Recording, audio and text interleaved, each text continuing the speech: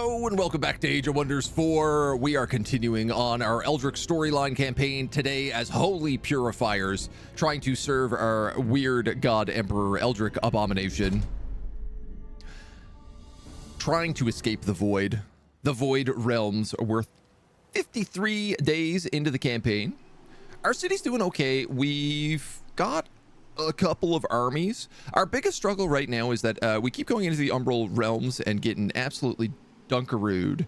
But I have discovered on this map that there is a bunch of wonders sort of situated around our city. And I think the game is clearly designed for you to go out, capture these wonders before you really start pushing into the enemy. We have made enemies with Chataks, and we are going to turn on Warlack, who lives up here. We just couldn't turn on him early because he absolutely destroys you if you try to do that. So that's going to be the plan for today. Going to be pick up all these wonders. We've just started bringing up our armies from here. So we're dealing with an Eldritch invasion. We're going to regroup all three of our armies here. Push this Umbral Abyss. Destroy it. And then we're going to split. Send one to Shatter Skull Keep. And then probably a better army over here to Bannerless, Lost Queens. They can probably clear out that Ritual Circle and Lob's Hollow. And then we start prepping for him. We don't really need to go this way immediately. And the Curse Tower is going to be like for much later game. So, I believe we ended on an end turn. We got no money. We can't recruit anybody. Those guys are vibing. Let's just pass the turn. Pass the turn, see how we do. We do got some chonky armies here. 900 and 1200. I cannot say that I am a fan of that.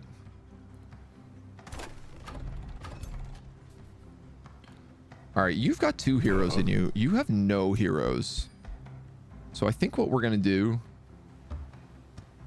is we're actually going to have all of our armies led by an individual hero. You're going to pick up a Mage Lock to replace that archer. So we have a Mage Lock, a Dragoon, a Zealot. He is a champion Zealot, and he is about to become a legendary Zealot. So he is almost a tier 3 unit. This Overseer is almost tier 3 as well. These guys are fresh out the kitchen. You're a bit of a mixed bag. And you're mostly new.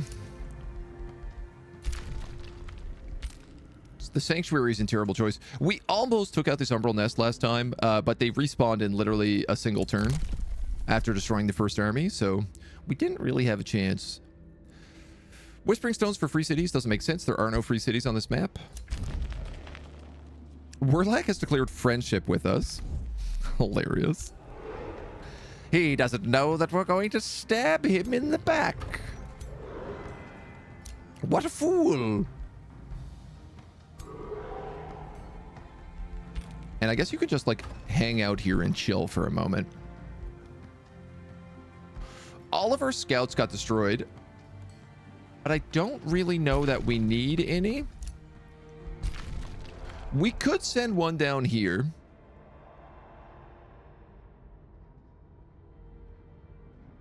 And try to figure out what the actual passage is to this location.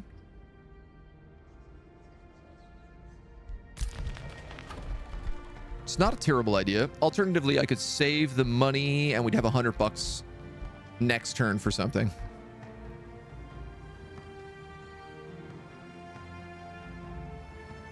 $56 for a stonemason. $100 for a mint. Let's save the money.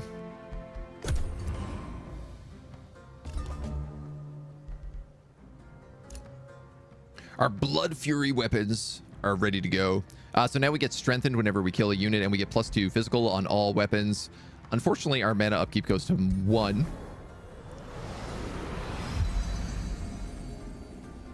So we have these like Righteous Zeal pistols and these Blood Fury weapons. And they're flaming. What a combination. What a crazy combination. Faye, your official diagnosis is post-concussive syndrome. Oh, man. Not fun. Not fun at all. You got to be careful with that kind of stuff, dude. On the bright side, not really much you can do about it now. One of those things that you kind of just go like, okay, well, I know that. Move forward with it. Now, we need knowledge in order to unlock our tier 4 units.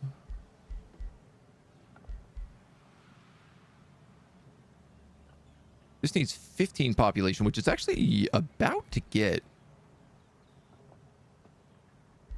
I'm going to need a lot of money for that, though. Let's get the mint. They took pictures of your brain to make sure it wasn't anything terrible. Ooh. Isn't it always weird whenever you get to, like, look into your brain? Inside of any part of you. I had a bunch of x-rays done for teeth recently, and it... Getting to, like, look at the inside of any part of your skull, I feel like, is a very strange experience. All right, we got quite the fight here. We got double dire penguins. We got Umbral Mistress. We got Umbral Tyrant. A couple of juggernauts. You undead. We're going in with 3 full stacks.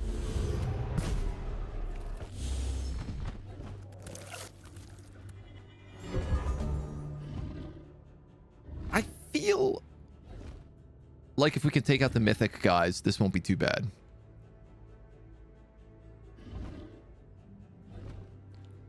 These Umbral Juggernauts are pretty chonky. Cruel weapons. Disrupting blades. Lightning blades. Mirror veil. Where is this guy getting all these buffs from? Where's it getting mirror veil from? Do they all have mirror veil? No.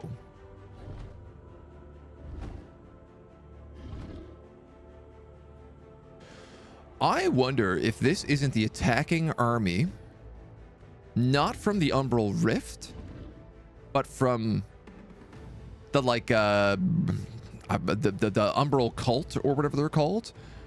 Because that guy was mad at us, and he said he would cause us some trouble.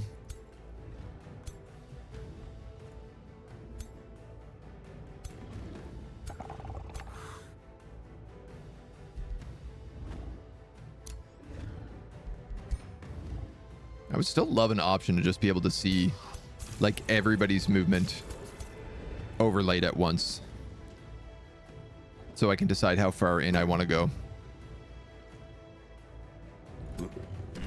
All right, we got double Dragoons over here.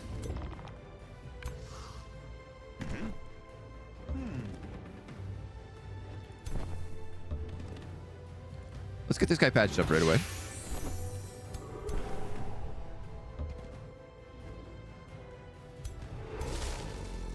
I don't know if keeping our units together is a good idea or a bad idea.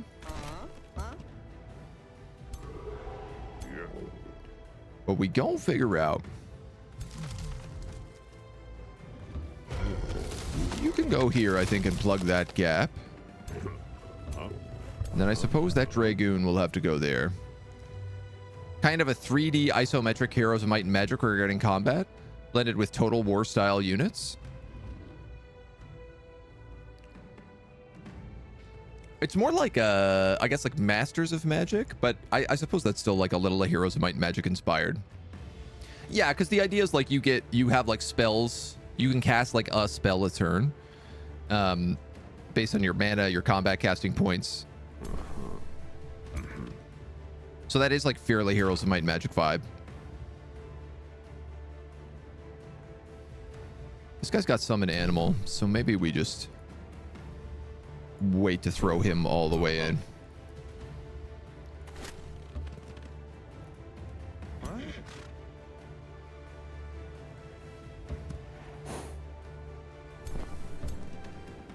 Get our casters over there. We got all these guys. I'm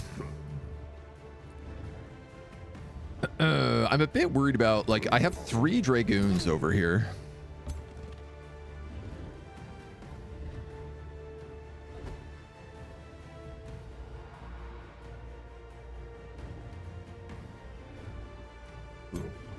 And part of me doesn't know, like, if I shouldn't just keep them together.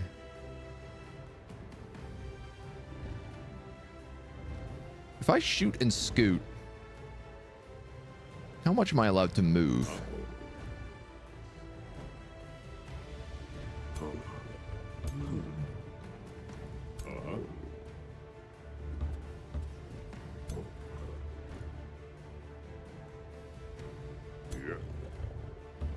These are fine to stand on. You just have to be careful about them exploding. Your first time watching combat. Yeah. Have I played Songs of Conquest? Yes, absolutely, I have. It's very, very good. Very good vibe. Yeah, so this is like, it's turn-based. It does end up in a little bit like Total War, but, you know, obviously instead of real time, it ends up being slow kind of turn-based combat. You cast spells. You have like your hero units that lead each army, or that add things to each army. Blessed Judgment. Condemn and sustain damage in a 2 hex radius. I could condemn that entire pocket of troops for the entire battle.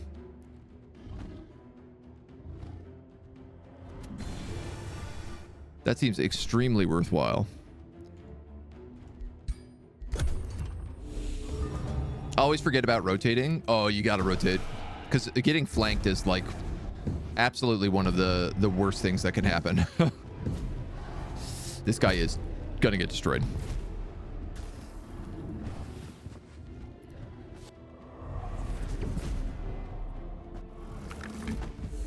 And foolishly, they ended up blowing up that mushroom there, and all these guys have decaying on them now, so they can't heal.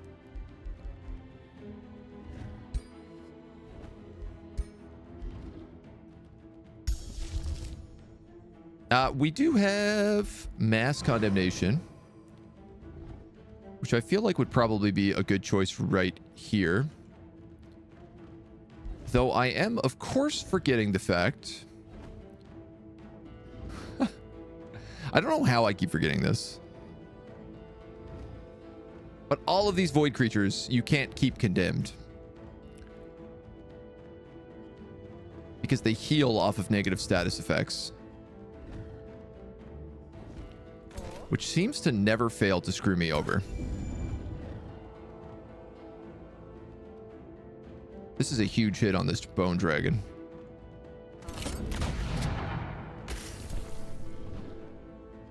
Methinks we'll be taking that right away.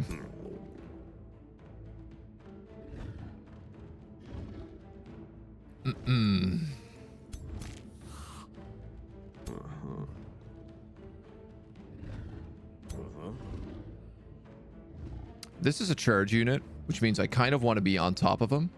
But if I send in a Dragoon to get on top of them, they're going to have a bad day.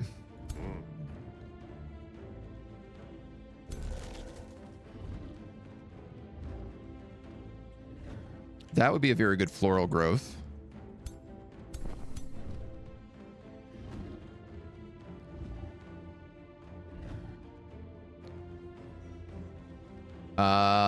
I'm not going to condemn any of them. I'll probably say that condemn for...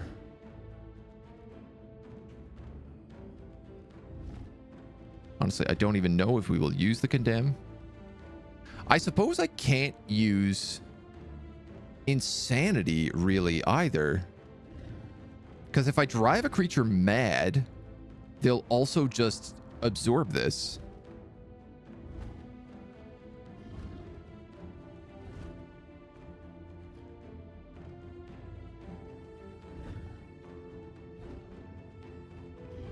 This lights everybody on fire, but again...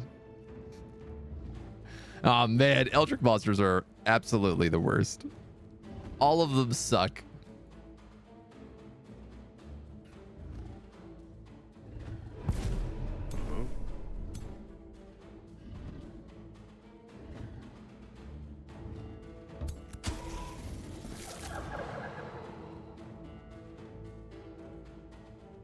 Decide who he wants to try and kill. The flanks are useful. This guy's got crushing isolation, but it's also like a low chance to hit. This guy has mirror veil.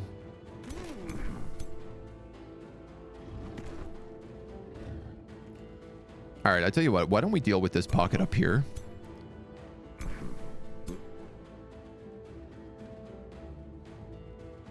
Just gonna have to be zealots. Zealots.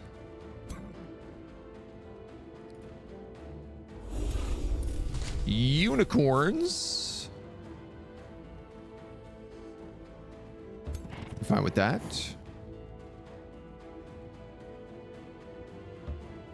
Cancel his retaliation. Hit him with the zealot with the condemn. Those guys are really weak to fire and spirit. As are these guys. Not enough to really be able to kill them. And these pursuers have like a terrible shot chance. Okay, let's hit him twice. Missed. Oh my god, brutal. I have another Dragoon here. And real talk, I think sending him up and then taking a shot at one of these guys is going to be the way to go with him.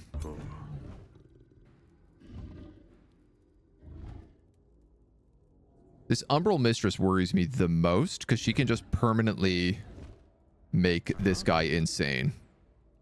He's currently enchained.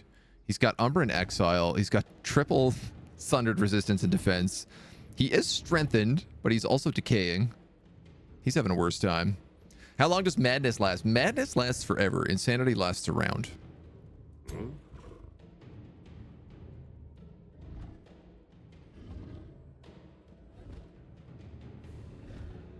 She also has the Tyrant's mark on her. So I think that's what we do there.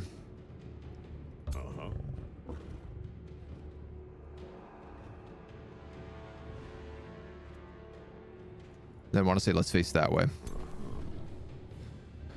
All right, so I could send a zealot in here, or I could send a zealot in here.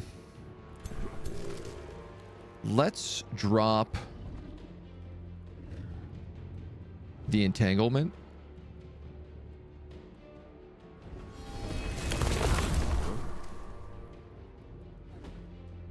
Ah, damn, these mushrooms.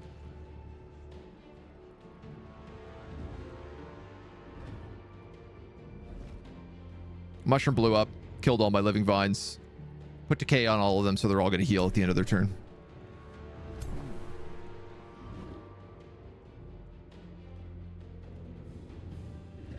If I move here, can you kill him? Unbelievable.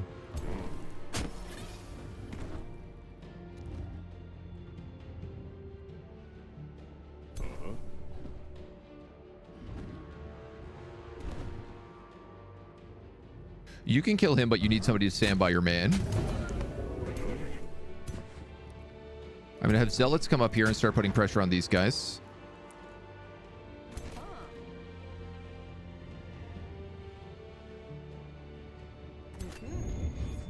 This mage lock can take a shot. It's a horrible percentage.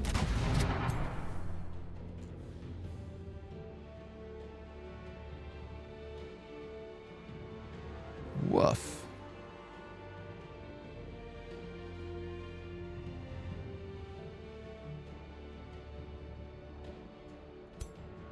We've got a Dire Caster, an Umbral Juggernaut, Skelly Warriors, and a Will Thief.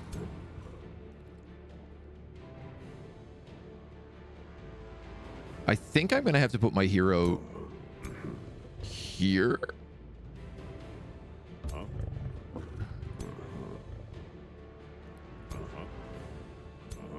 And then try to determine who we harry.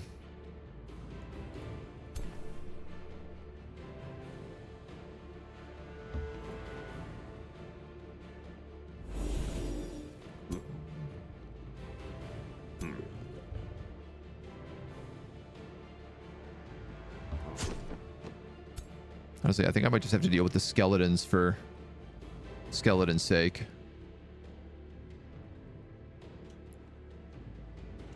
Yeah.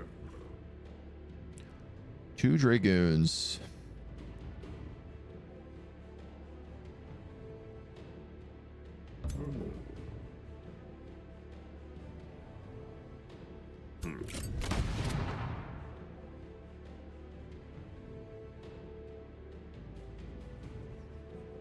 Part of me is like, I don't know whether or not I should just move closer to them or further away from them. Moving far away means this guy just gets to charge worse.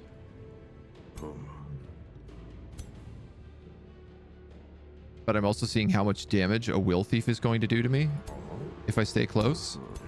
But I also need to kind of like spread the damage out between all of my characters here. This is the third part of the problem. All right, we can kill him easily with the Dragoon. We might just be able to kill him with him, though, and I think that's the better option. Good.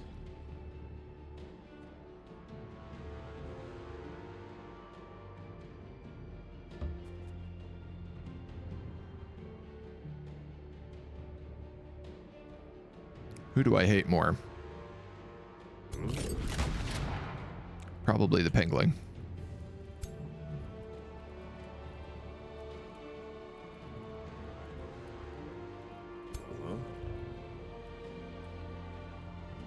I don't want to go through that Umbral Taint.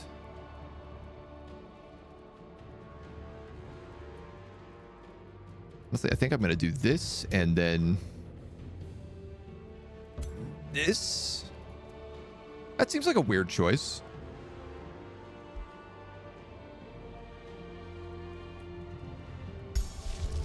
If I was to do something like drop a mass condemnation, it would not really do much for me. What about a baby condemnation? They only cost 5 mana. And I bet I could kill that guy with it.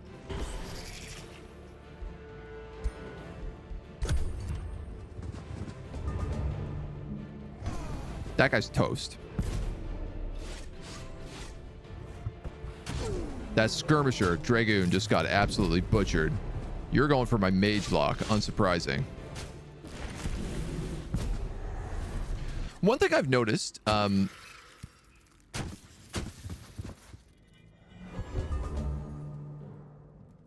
what just cast Weakened on all of my guys? Is that an Umbral Juggernaut thing? Oh, it's the Umbral Taint.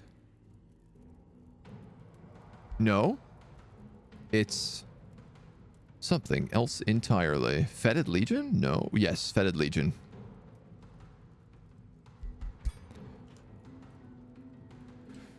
The computer with the new AI changes, I feel like the computer is much more willing to take attacks of opportunity in order to focus down units. And I find that both impressive and frustrating.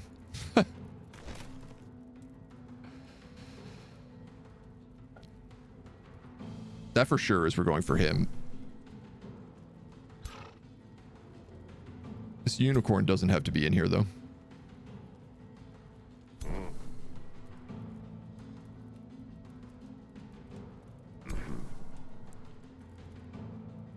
You have a heal. This mage lock is in a lot of trouble. Like, probably will not live if I don't do something about it. This Dragoon also in a ton of trouble. My other Dragoon got completely destroyed. This is for sure going to happen.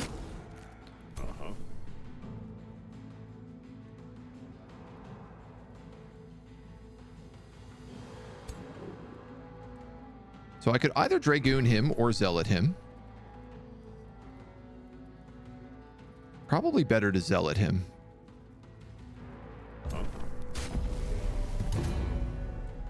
That gets rid of the Tyrant's Mark on one character.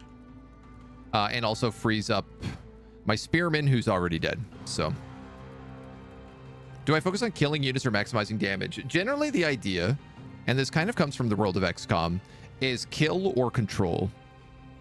So you want to try and either remove as many pawns from the map or make sure that they can do the least amount of damage to you through control means.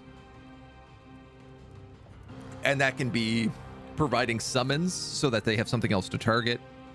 That can be blocking pathways with tankier units. That can be driving characters insane, mind controlling characters, so that you have a bit more of like a say.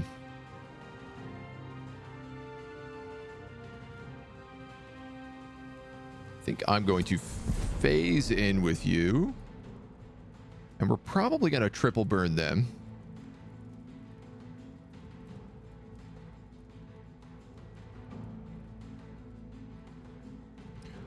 I could condemn this dire penguin.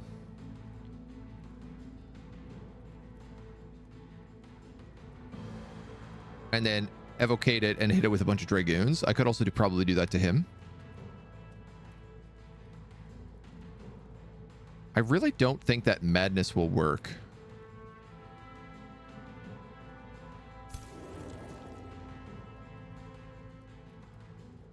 One random negative status effect.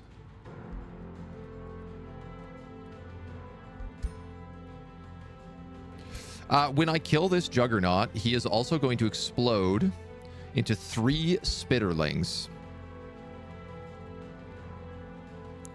Unless, and this is a bit cheeky, unless I completely surround him.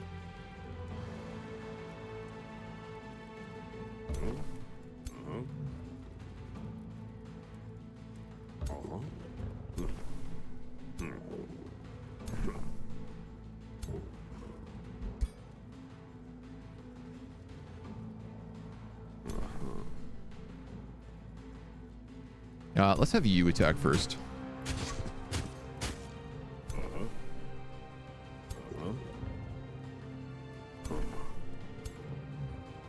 And then you can probably just finish him off. Can you finish him off with a harrying shot? Yeah, you can. Now, he's 1 splitterling instead, which is significantly more manageable.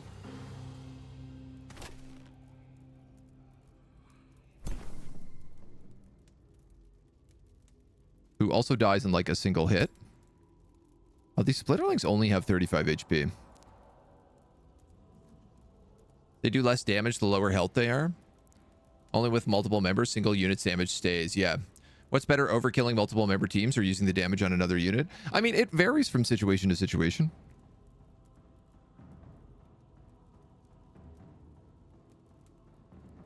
It all like also things like, you know, is this unit ability on cooldown, for example? If it's got like a 3-turn cooldown, I'm not going to prioritize it. It's already used its like big thing. Or I don't have to prioritize it, I should say.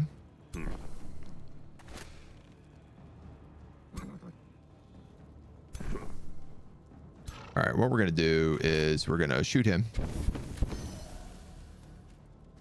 We're going to unicorn charge him to get rid of his retaliation. And then kill him with the zeal. Move my dragoon back over. All those guys have decaying because they were standing around that juggernaut when I killed him. And that juggernaut creates Umbral Taint. Now, I forgot about this. I have restoration.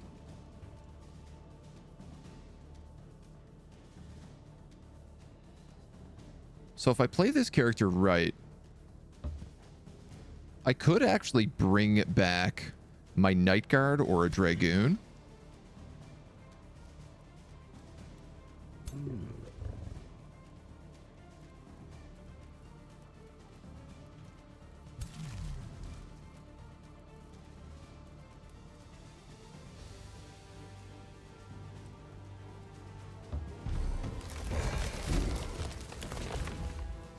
All right, I could heal this Dragoon.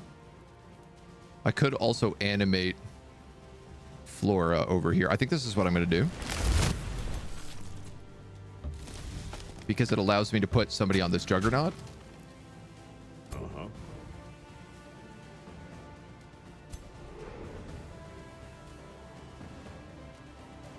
Now, these are all Umbral characters.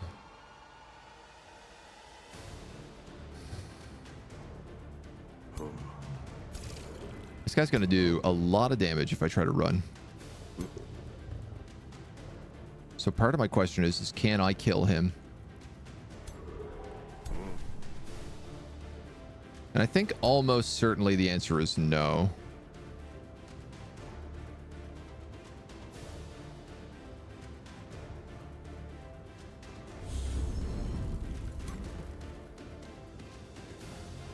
So I'm just going to have to do a bit of damage.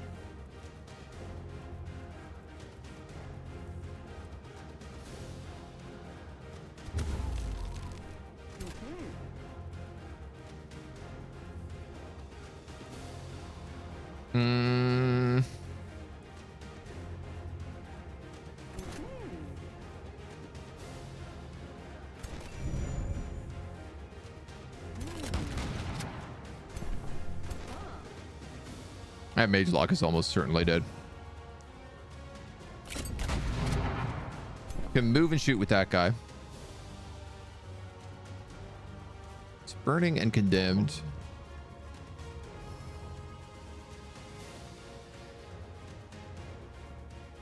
I could kill him. I could hit him with a mage lock pistol and then just drop like a condemn on him.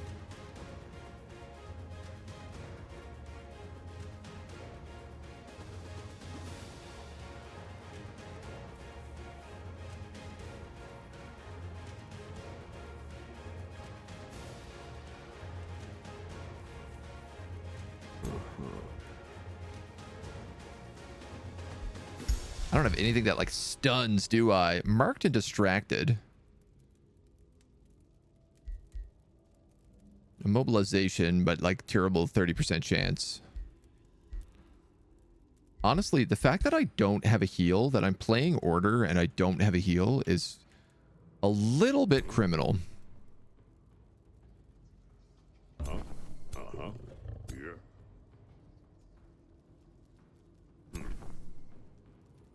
Oh, you also have a shot. All right.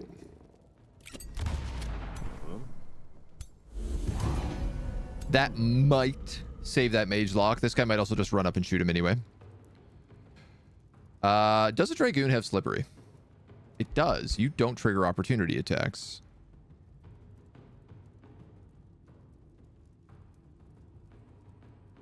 In that case...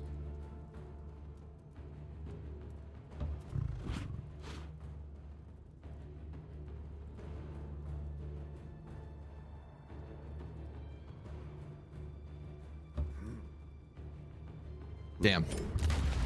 I really wanted to shoot that penguin, but it's not meant to be.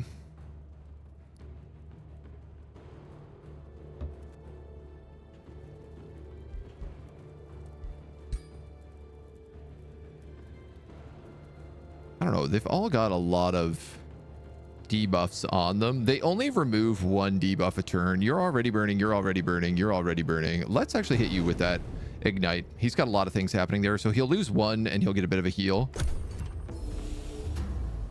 But hopefully it's not too bad. We take a ton of poison damage. Nice. Oh my god, that's so much damage on my hero. My Dragoon gets snapped. My hero gets snapped. My other Dragoon gets snapped. Oh no, sorry, that was a plant. I can revive my hero. So that's who we're going to save that for.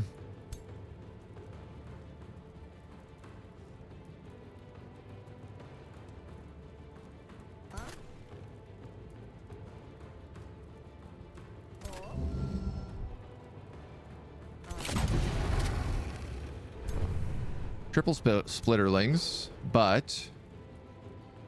Oh, damn. Actually, I don't have an AoE anymore. Oh, goddamn. I was going to try to hit them with like a big fire blast. And realizing that is not an option.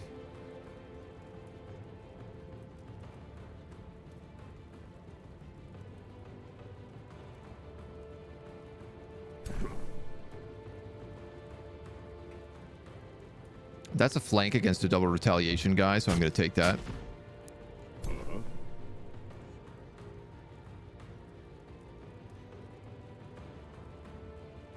I'm also going to take that. I don't love sitting in all this Umbral garbage, but I also don't really have a choice.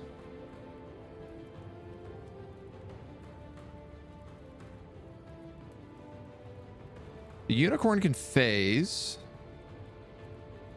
So if I go here, I can no longer phase. Okay, so you can only phase occasionally.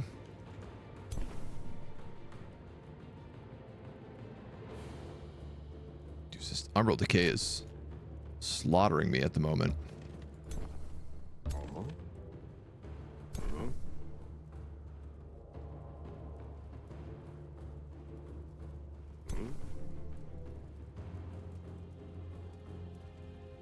Let's put him here so that he can at least provide warding for everybody around him. This deal is scary. Yeah. Better to overkill a Zerker, for instance, but overkilling an advanced trooper is a waste. Okay, I can absolutely kill either of these guys.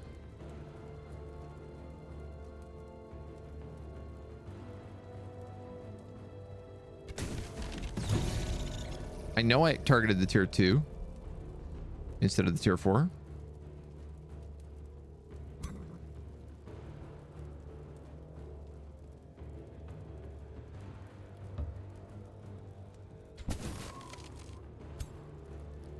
Which might seem odd.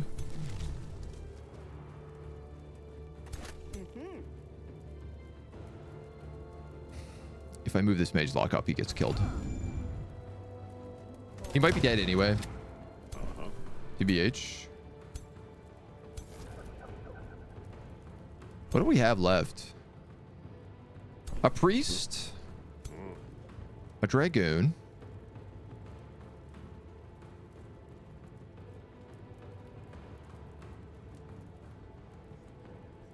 That is just completely blocked on all sides.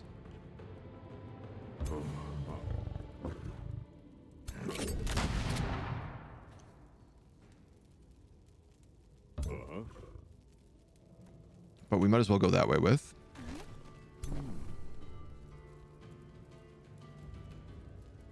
You can get in here and do some damage.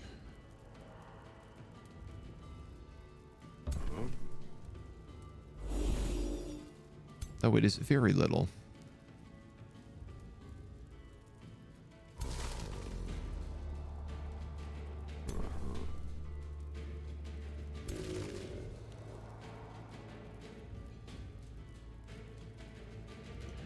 Part of me is just thinking about maybe coming in here and trying to block off all these guys.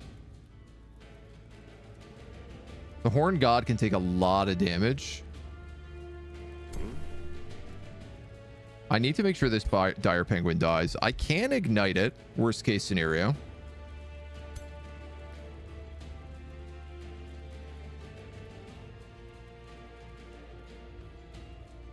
And I maybe can stun him.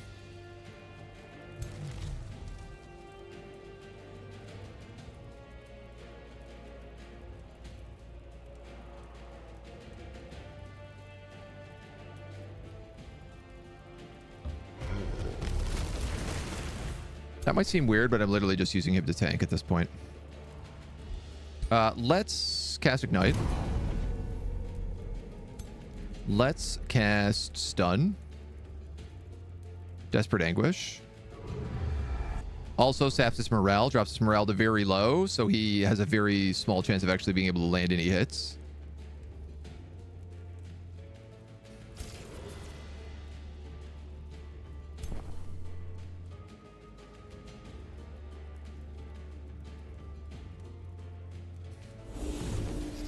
Okay. That worked.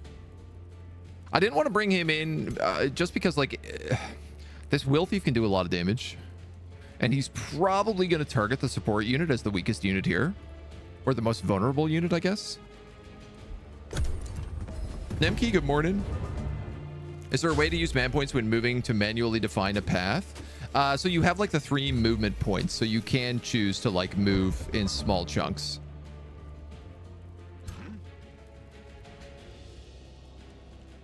Where is my hero? Akadak.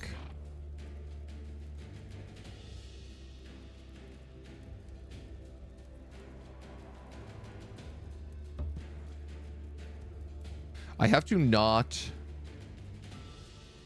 kill everybody this turn. This guy is trying to flee. He can't make it. So that should be fine.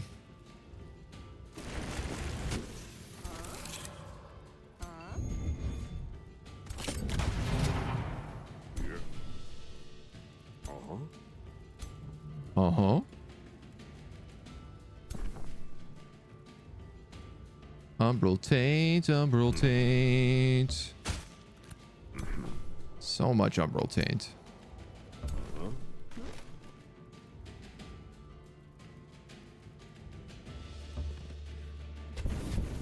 Two at 90, better than one at 43 at 45. Then you can finish him off. No.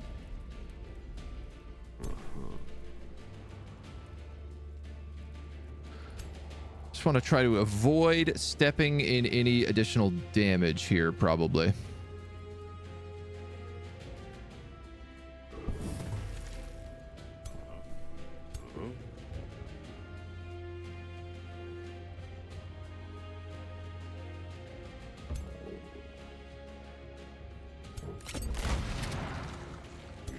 I gotta tell you, while they suck at doing damage, while they suck at taking damage, I love the Dragoons for how much damage they can do.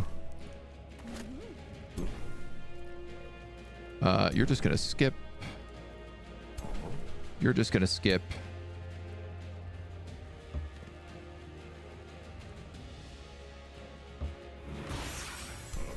Why don't you patch him?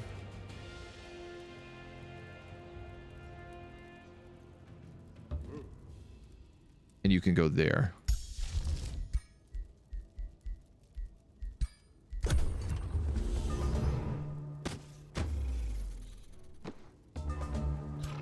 Unbelievably rude of this guy to do that.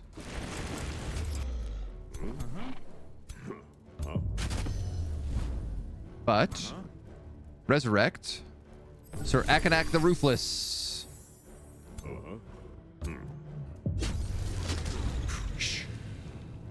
All right, what do we lose? 2 Dragoons. And then Night Guard finally went down. So we had these guys since the beginning. They were handy, but I'm not like too held up on them because also like they are not our race. They are free Cyrons, so they don't get all the benefits that we get. You can also reset your movement in combat if you don't take another action. Yes, yeah. If you were there when it happened, but did you notice the weird music issues? Literal silence for long lengths of time. I have noticed sometimes on the campaign map, there are chunks when there's just no music playing. And I'm not entirely certain if that's a cause of the new music manager or not. This guy really not get there. Barf. Barf. All my Dragoons gone.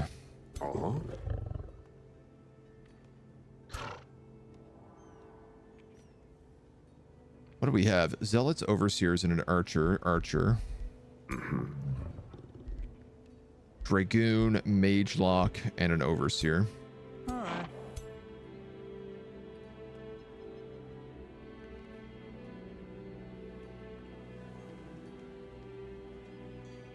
This guy actually needs more frontliners. So I wonder if I don't give the Dragoon over to him. I'm going to have to start pumping out Zealots again. I don't like it. But I don't think I have a choice.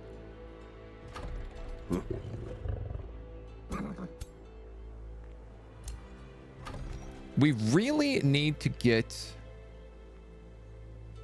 access to the high tier tomes to start getting the better frontline units, because right now like literally all of our frontline units are trash. You're working on the mint. You're gonna take damage here. You're not. For some reason you're still healing.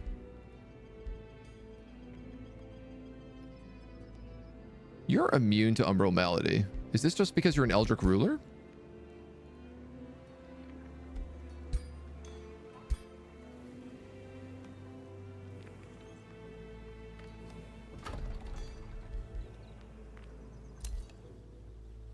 We could do a population boost. There are Pearl Reefs down here, which would get us mana and gold.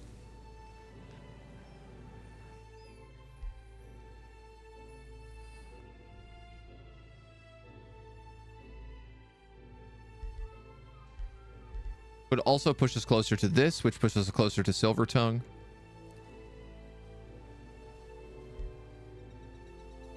Question is what do we need more, mana or gold? It's a hard debate.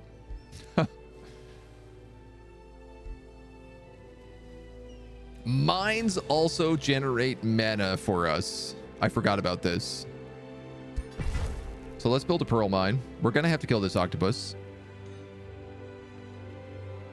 Have to press escape, leave it for a minute and reset it. Strange, strange, strange. No, I'm gonna have to look into that. I haven't tried to fix it anytime the music's bugged out, because it's just eventually come back online.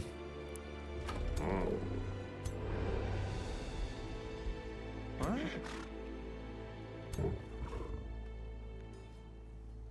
feel like I don't know if I want more mage locks or more dragoons.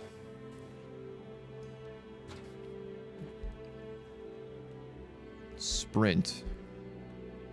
Eagle Eye.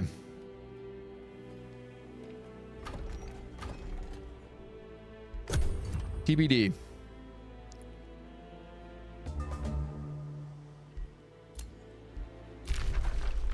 All right, Akkad sending a war party again.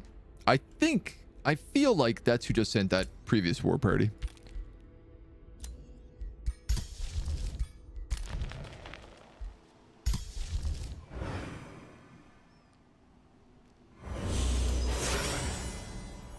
Your homies need to heal. This guy's homies need to heal. I continue to need more zealots. I can summon one zealot around. Yeah. Huh? I think because they have a roaming army here as well as...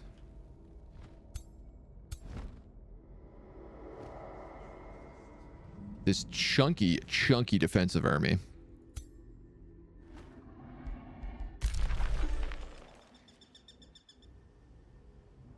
He's going to be a long time getting a war party to me. And I have a tower up here that should let me know if it's happening.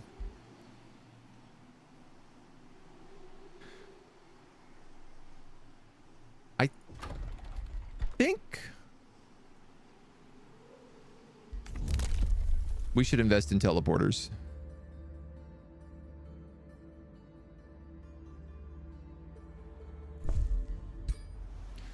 And the way I'm pushing this logic is that I'm gonna need to be able to teleport home in order to heal a lot of the time. And if I only have one home, I think that's gonna be important. Question, can I build teleporters in sanctuary outposts? No. I cannot.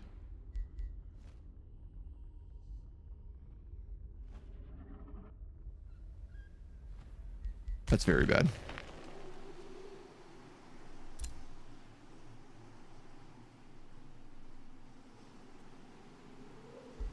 No, maybe I can. Maybe it just hasn't. Oh, I see.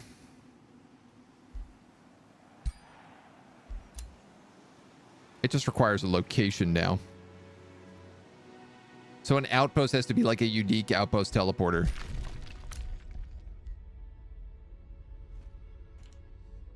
I could maybe, when I clear this Umbral nest, build a teleporter here. I just can't build it where the gate is because there's already something there.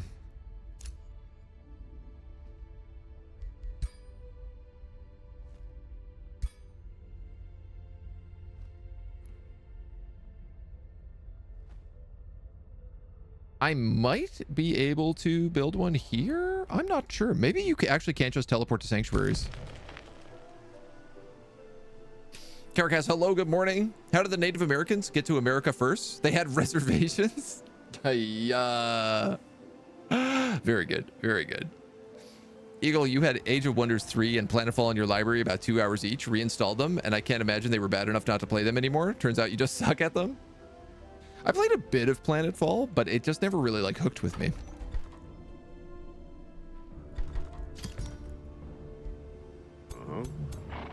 Yeah, I got no choice. We have to sit around and heal.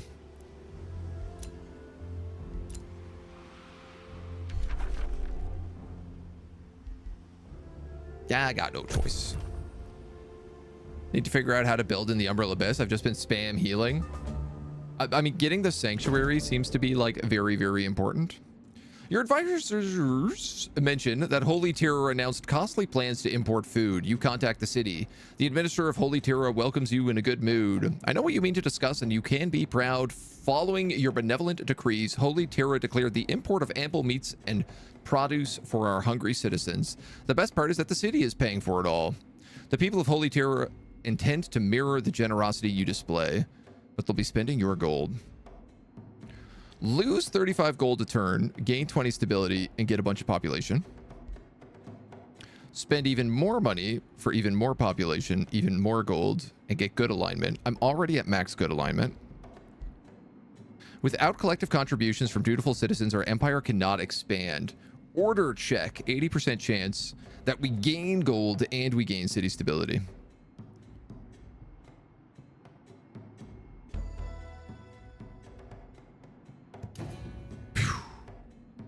Phew. Let them pay their part. They are denizens of this prison realm. Been like that since forever with teleporters on outposts. I could have sworn you just built them in here. But it's... I very, very well could be wrong.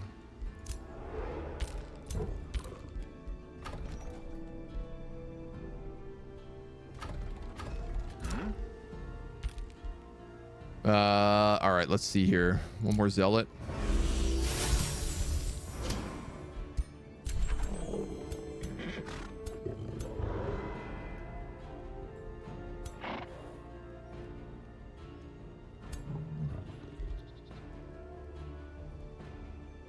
Yeah. Honestly, I think that's kind of the roundest army we could have. So we'll spend one more turn healing, and then we'll head into the abyss. Nope, we won't. Here comes the invading army. The bright side is that they're not that strong. They do have bastions on bugs. Bug bastions. Death beetle bug bastions. Earthkin obsidian weapon.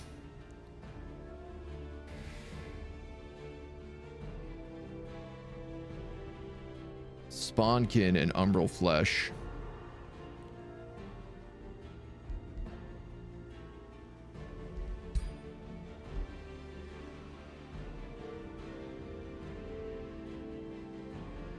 And they all have ceaseless cacophony. All right, they're going to be a bit of a interesting time.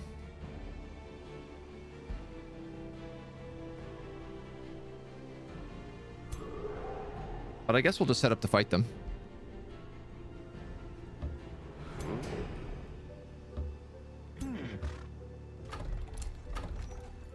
One problem at a time on this map.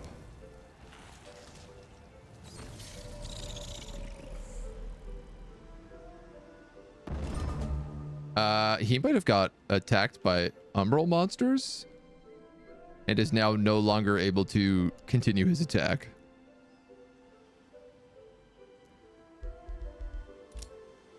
I think that's what just happened.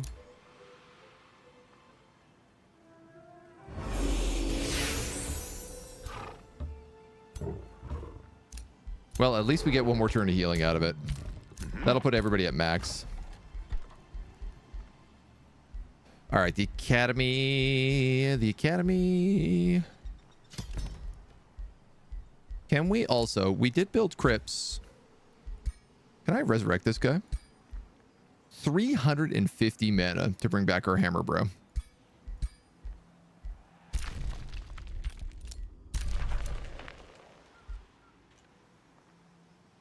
Well, I guess that is what it is.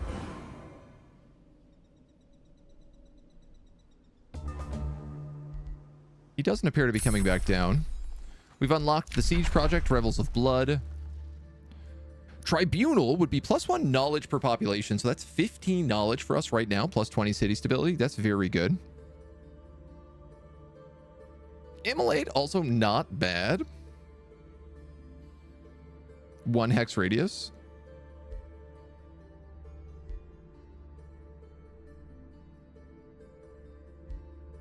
I think I'm going to go with the tribunal.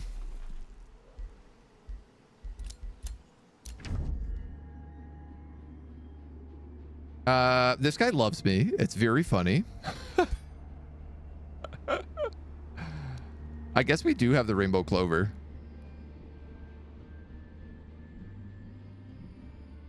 He also likes that my research is bad. Feels a bit rude to say out loud, but, you know. Uh-huh. I guess. I suppose.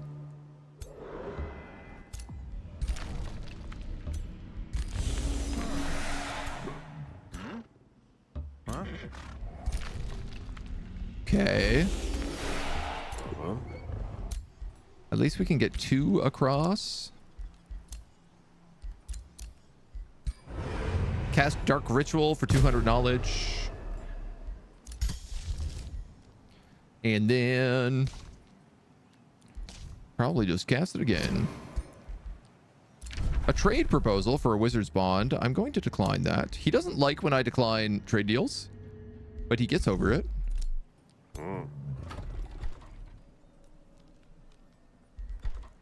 442. I can build an ironclad citadel next turn if I don't spend any money. And that will give us access to tier 4 units.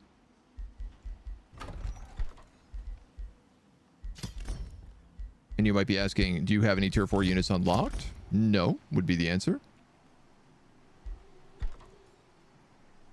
But it's a step. Zero, hello? How we doing?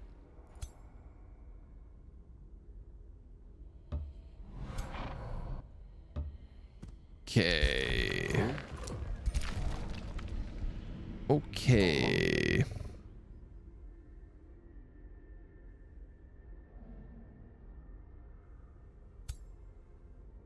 A thousand.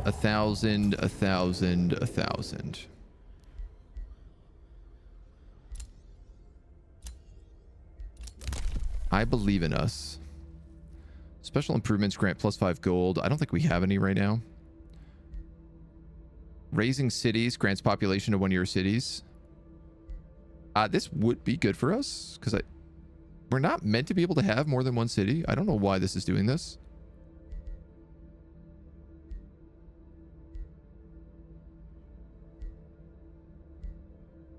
Vassals, rally lieges, vassals, grievances, valley lieges, vassals. Wow, order really is vassal focused.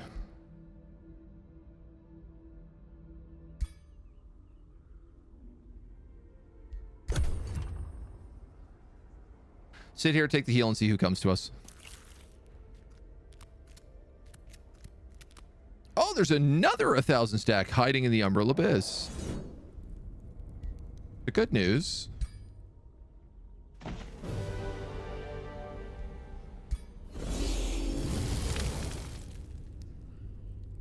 Is that somehow they're fighting us one after the other?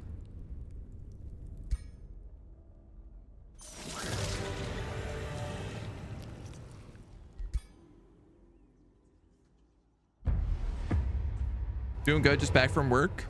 The game nice with you? The game has been being pretty nice with us this morning. We're finally, hopefully, going to be able to kill this Umbral spawner and get a bit of a breath of fresh air from these dweebs. At least, that's my hope. Yeah. Huh? This guy is weak, but he is also a legendary zealot, so I'd kind of like to keep him alive. If we can.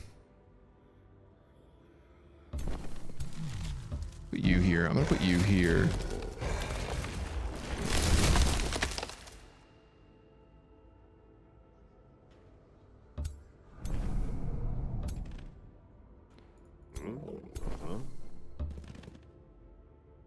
This guy is a rookie zealot, so I'm not going to worry about him, but I will heal this guy. Honestly, I should have fought that last battle.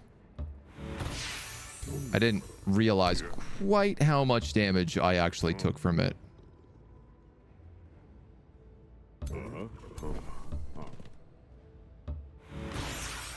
Definitely more than I would have liked. And mage locks. I guess you guys can move in there. Cannot make another town. Yeah, this town is meant to have... This map is meant to have mega cities. And, I thought it meant you could only have one. Because I think if I look at my outposts, I can't upgrade my outposts.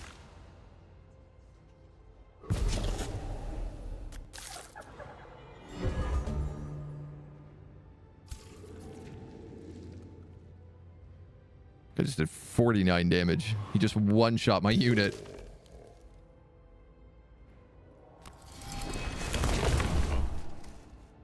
Summon those guys so they're not surrounded by Umbral Taint. Can I mage lock this dude? Very low chance of hitting. Why is that so low?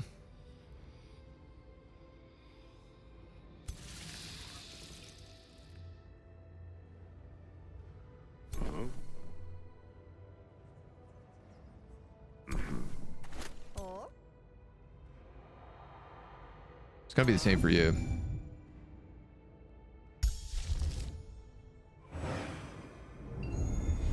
If I put 2 marked stacks on you,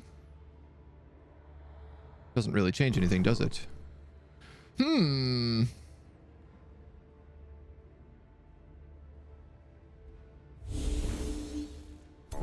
What about 3 marked stacks on you? That gives us a 55 chance.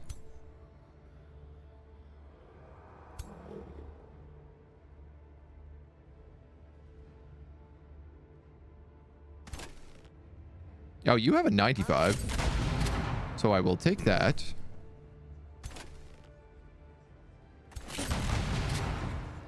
Shoot him with that as well.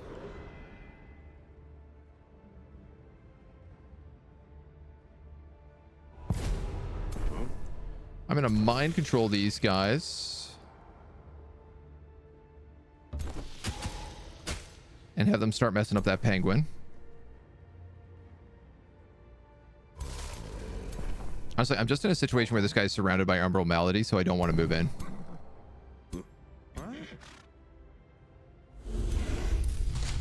Caustic Worm.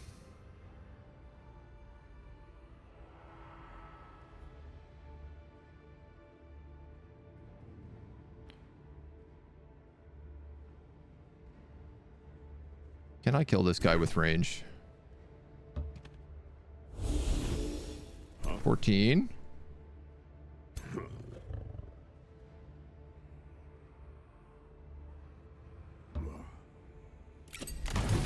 Mage lock pistol. Caustic Worm moves in. So this is all summoned creatures or not my creatures. Meaning we got a pretty tasty little wall of distractions here.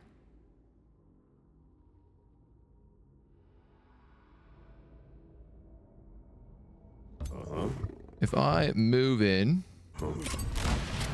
I could pop a harrying shot onto him and at least move back into cover.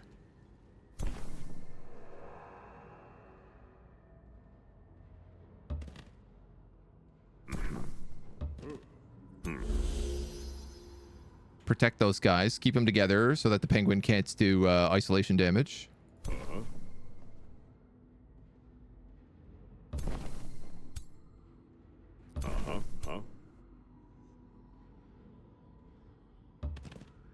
And I think I'll just creep these guys in little baby steps. We have a wall of zealots here, so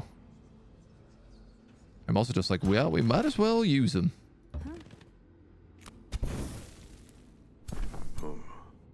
Except this guy. I don't really want to use this guy. He can stay in the back. He's too valuable.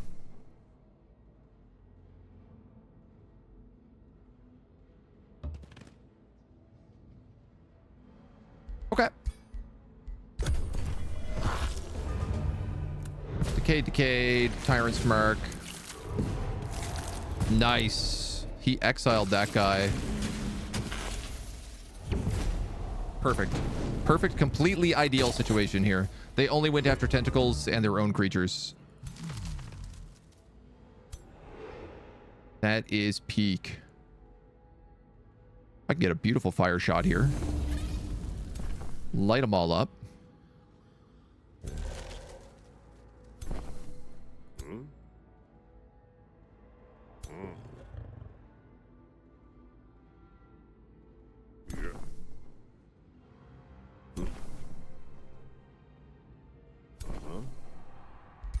Let's have these zealots move in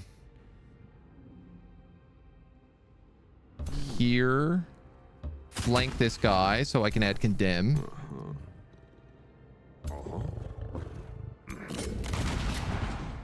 And then hit him with the harrying shot. I guess they're going to need a little bit more.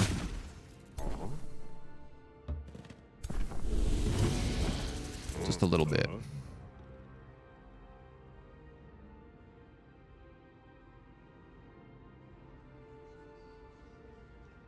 This is Umbral Taint, but it's not saying you're going to take damage from it. Are you immune to Umbral Taint?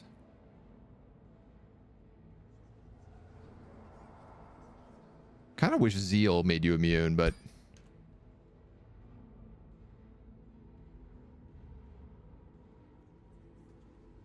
Become decaying for 3 turns and lose 5 morale.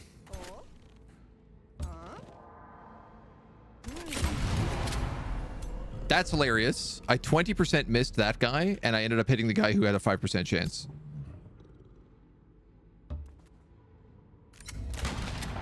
What a dream. What a dream come true.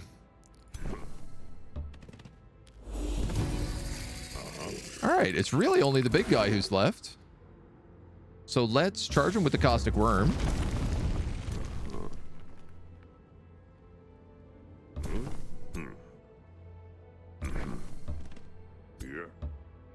And then start moving some zealots up.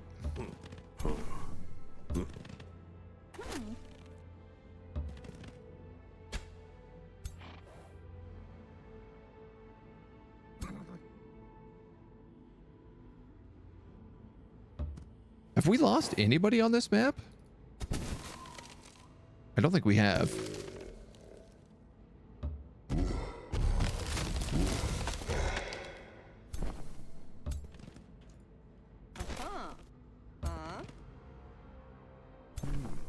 Those guys are chilling. Do I want to cast anything on him? I think no.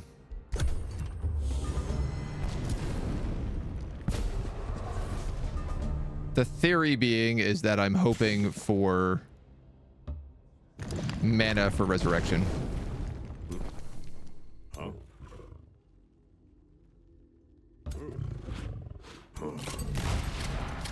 Man, Dragoons are absolutely nasty. Perhaps the nastiest.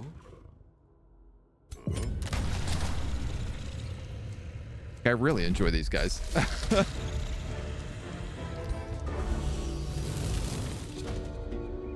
A merchant of the Emberkin from Holy Terra, widely known for his depraved feasts, has come before your throne pleading for absolution.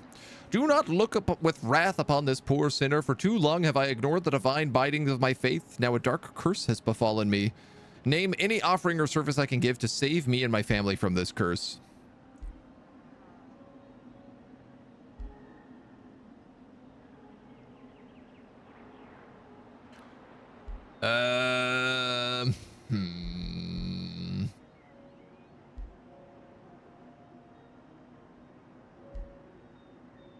It's not a lot of knowledge. It's not really a lot of gold either. I think I'm actually going to take the order boon.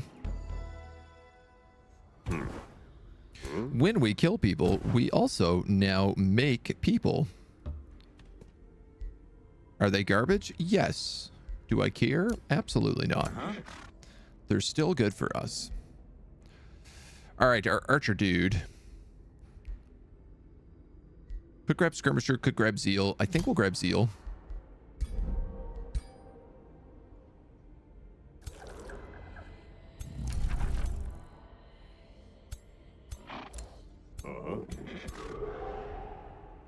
Everyone here is looking like pretty good HP.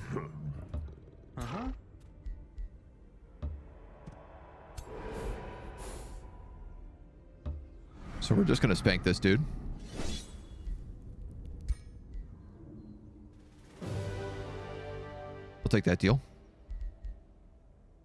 This unit has been captured by the enemy.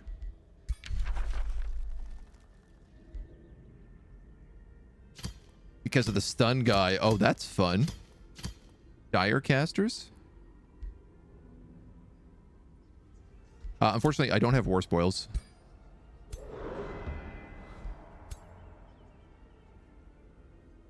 This is a 1,400 point army. Uh-huh. That is honestly just quite nasty. Uh-huh. I'm going to focus on that after I've dealt with the more pressing problem, which is the Umbral nest.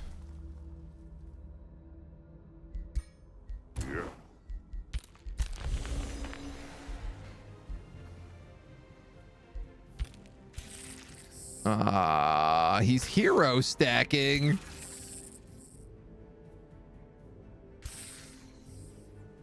And he's on me in 2 turns.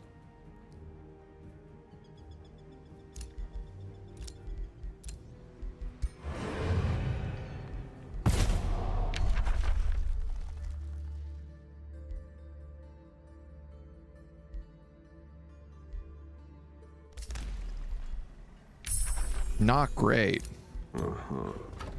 Not great at all.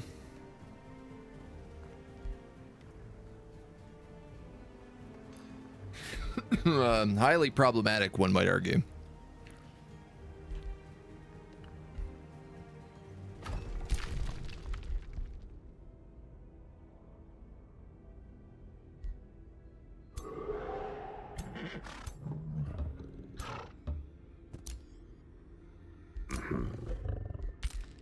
Okay. Okie day. It really depends on what they do right now. He's fleeing backwards. He's moving 3 units forward. No. He's also got an ironclad.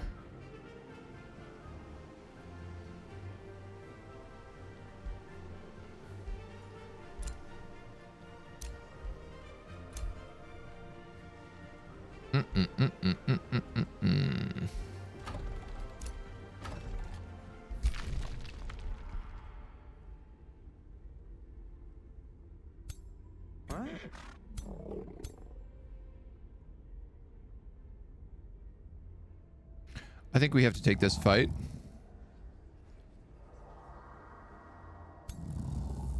One Magebane, a Dragon, an Umbral Tyrant, and then the rest is tier 1s and 2s. We're a little bit wounded, but only just barely.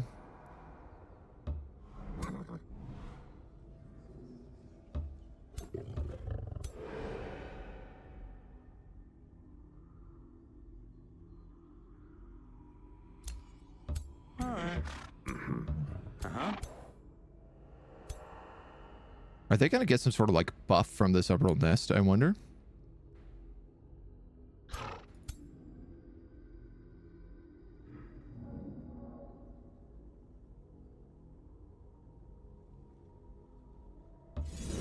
I guess not if I attack him here. I also can't reach the Umbral nest for some reason. It's a risque battle. Out of curiosity.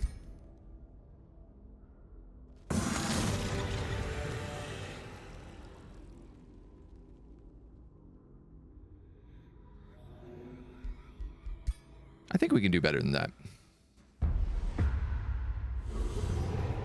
That was mostly just summon zealots, so I was thinking, maybe I take it. We've got the Spelljammer as well from the Magebanes. And there's a lot of really weird terrain on this map.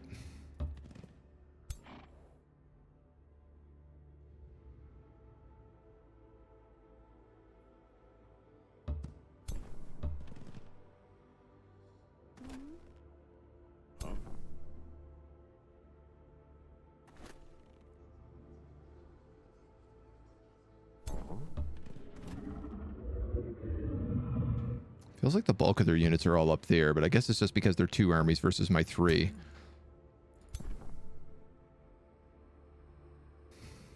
This cell is still not in very good shape. But we could heal him right out the gap.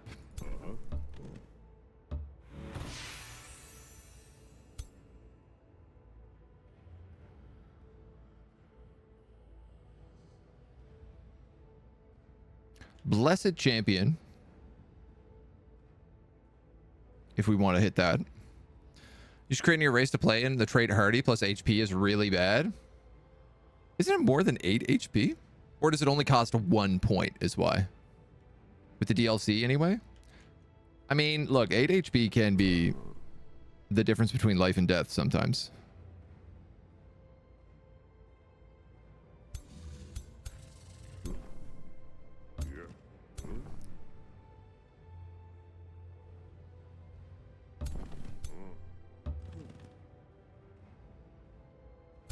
Make sure these guys are facing good directions.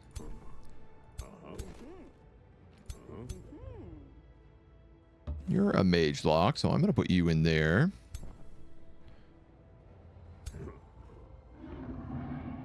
These are both double dragoons.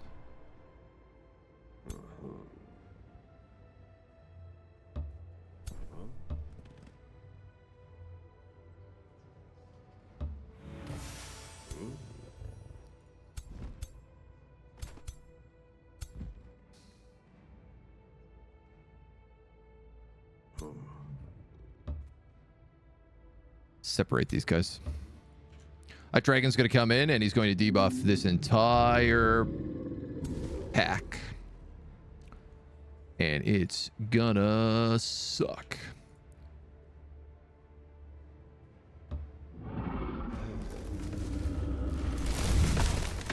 Unless I can somehow convince him not to.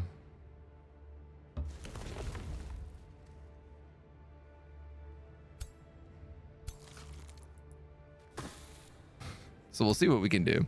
1 point, but still. Yeah, okay. So the 1 point stuff is like pretty, it doesn't really do like a lot of difference, right? Because if you think about it, like 1 defense is generally only going to be like, take 8 HP, right? And take 1 defense. 1 defense, say you're being attacked by like a triple unit. That's got to get attacked 9 times. Like, it's got to get hit 9 times by a physical attack in order to be worth the same amount as 8 HP. If it's like a back row creature, you know, that's a lot. 3 full attacks. Not a lot of things are surviving 3 full attacks anyway. So adaptable 20% XP is the most interesting with the rank changes. Yeah, honestly, I think adaptable is probably the best, at least for right now.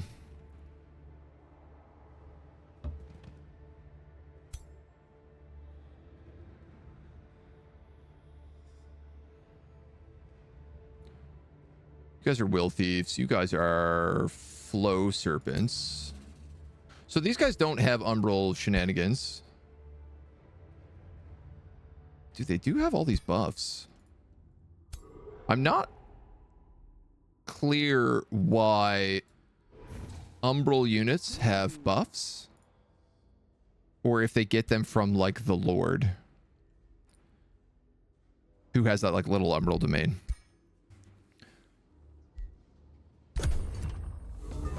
What do we have? We're playing with strong,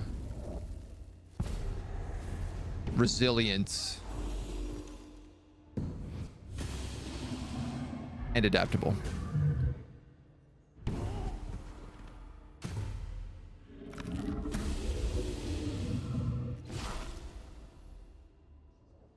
I loved how I was like, I'm out of range of all their attacks. And then I forgot that they all have teleport, apparently.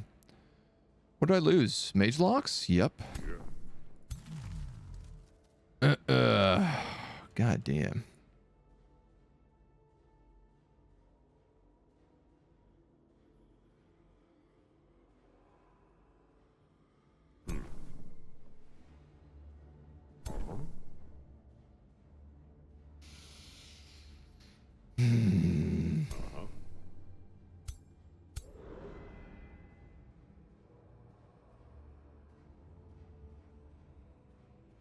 have to kill this, or I can't cast any spells.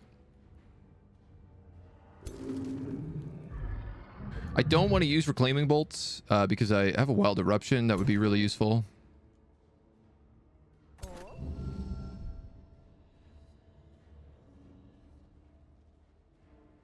That feels like a waste considering how much damage you can do to other things.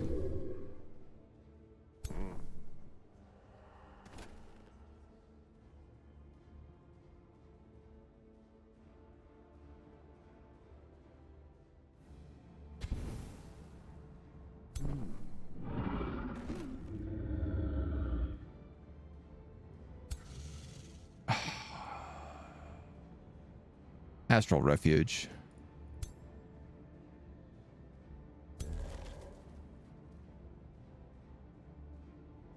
All right, before we get into that, who do we mind control? Is he just the only one within range? Oh, maybe he is. Oh, you have control loss immunity. Oh, God, I didn't realize that. At a tier 4 unit. I guess you are mythic. What do we have? I believe was directed at me. You've been suffering from COVID. Ah, is it official? Yeah. That sucks. That sucks. Is it your first time? It's not fun. It's not fun.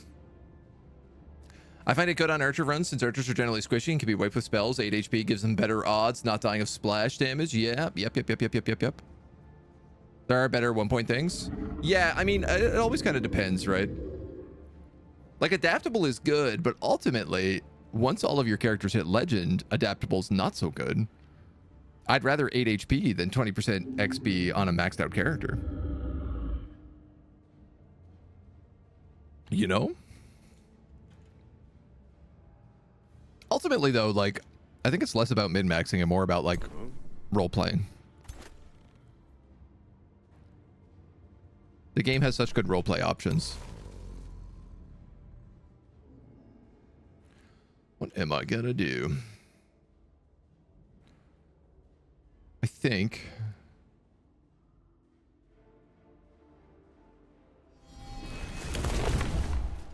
try to create some stuff to keep them busy.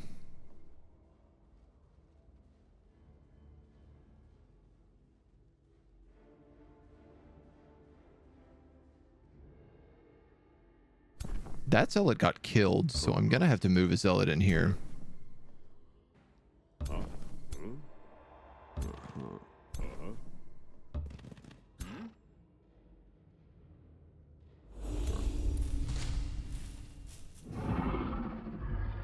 Damn, that sucks. Vortusk Matriarch was like the worst possible thing I could have pulled here.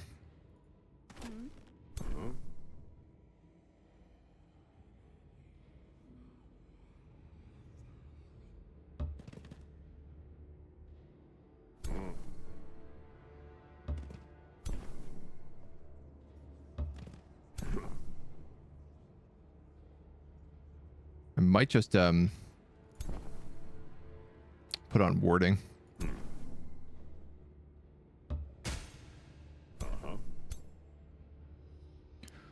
Don't really want to take the damage from that dragon.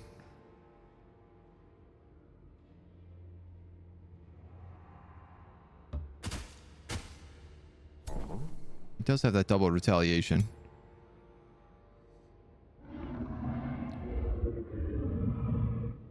So you, I assume, also have control loss immunity. Yep. Astral Serpents. Will Thieves.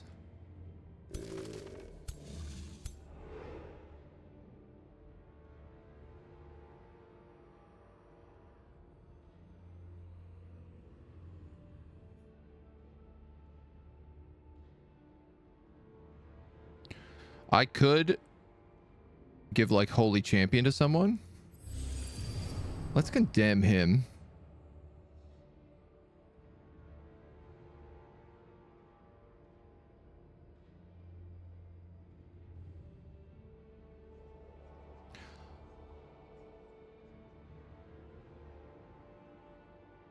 Okay.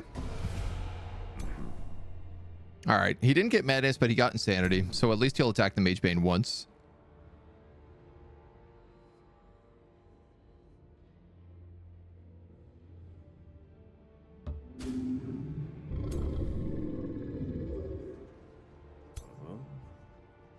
There's all these guys coming in here who are all sorts of other problems. Because also, if I let them in, they're going to just smash these troops.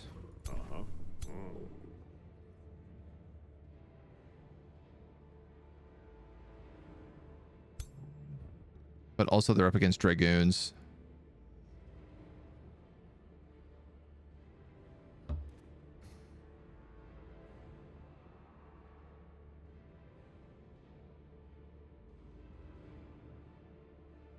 Woof.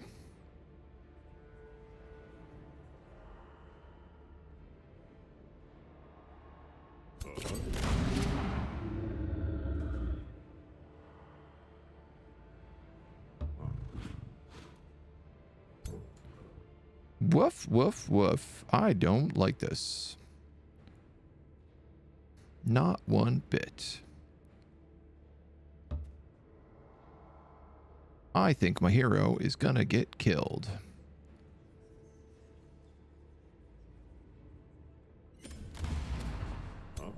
Praised?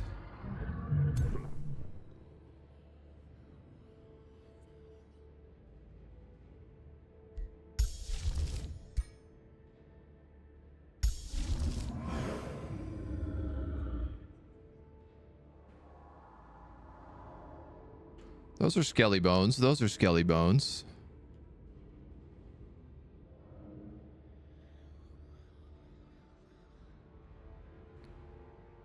Mass condemnation here is not terrible. Is it what I want to cast? Yet to be determined. You'll get kind of destroyed by that mage bane if you attack him, so I think you're just going to go on defense.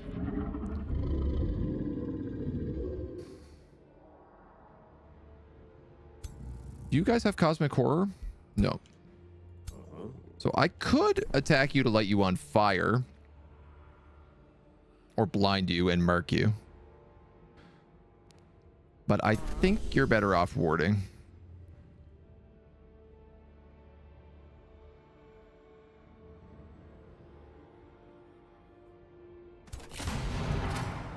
You might as well go for extra damage on him. You're for sure going for a ward. And then that's it. That's all I got, right?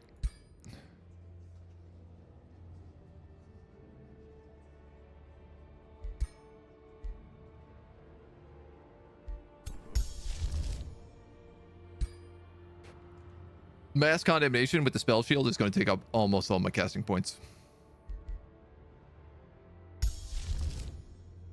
Oh, they're all so expensive.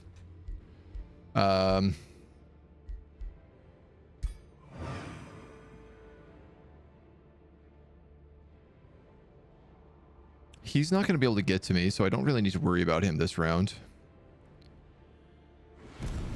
I'm gonna light him on fire because I want him to take burning damage. First time with COVID, didn't catch it during the big quarantine. Have fun. It sucks, but, you know, just sleep a lot. That's pretty much all you can do. Toll of Seasons happened? Not in this campaign, not yet.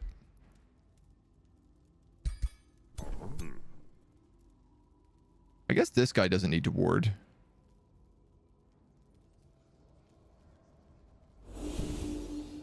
Blind will be helpful.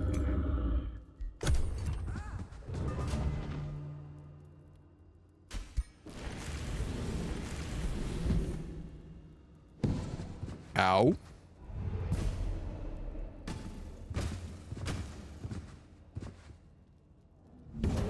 Ow. There's another zealot down. Couple tentacles down. That's fine. That's what tentacles are there for. Oh, my mage lock. Oh, all right. RIP mage lock. Also is now a zombie.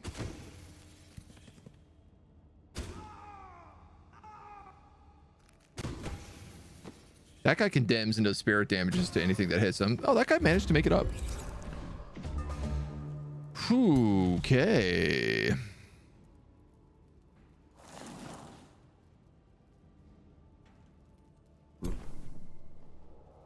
We got a lot of spicy pizza pies. Kill this guy. These teleporting characters that just get behind me and do a ton of damage are really... I'm not stoked on them. Some nice Zeal flanks. Dude, goddamn. This guy literally... Summon a pig, and he's not going to be able to reach a single character before he dies. Alright, take the fire damage.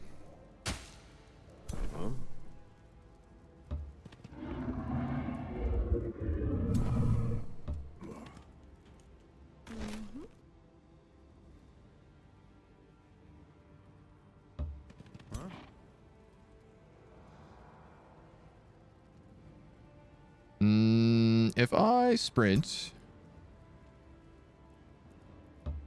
I could get to there. All right, at least the big bad is down. I'm very sadly out of movement, but...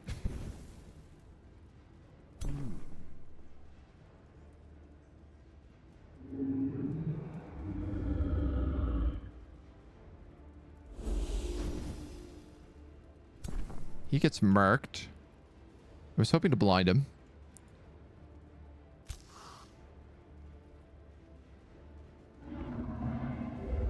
Oh my god. Skeleton mages, tier 1 skeleton mages have Curse of the Reaper? Are you kidding me?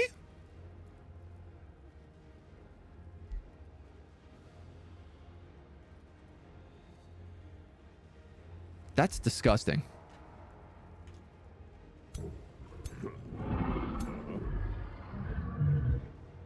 That is beyond filthy.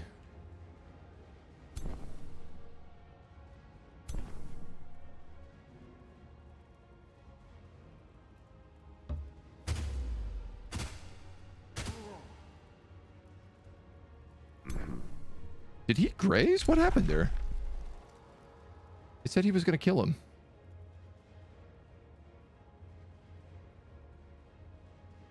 Fumble. Fumble.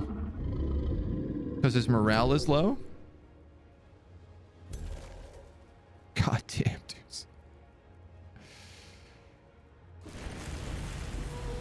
Okay, at least he's dead now.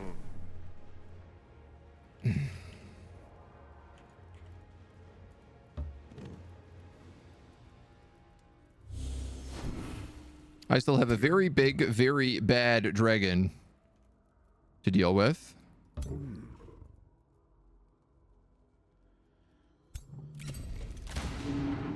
That I think is going to have to become the target of my dragoons.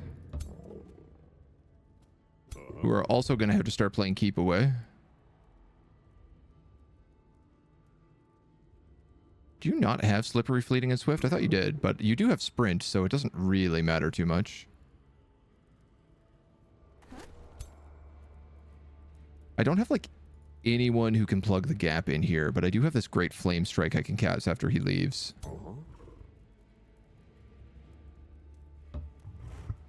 I guess that zealot. Oh, wow, you one-shot.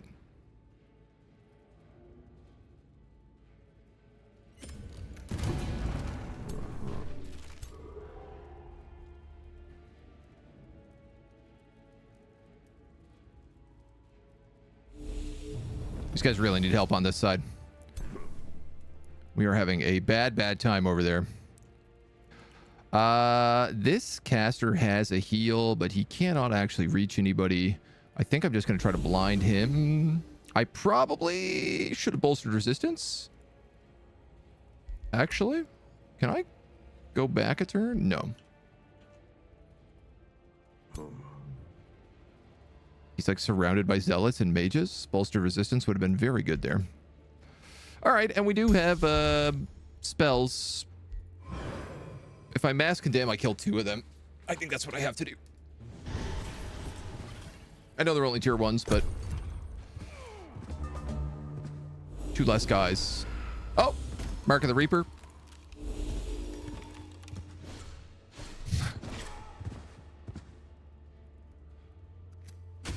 This guy's just getting flanked. Rip. You know what? That auto-resolve Looks like it was pretty on the mark. In fact, that auto-resolve might have given me better favor than I'm actually going to manage to pull off.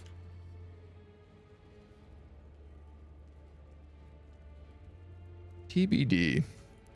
You shooting that astral serpent would absolutely be a good kill. I don't have to think about that.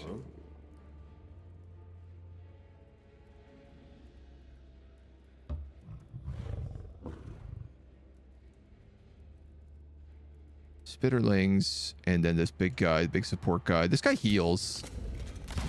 So it might be smart if we could get rid of him a little bit. I am wary to go back there because all those guys have Curse of the Reaper.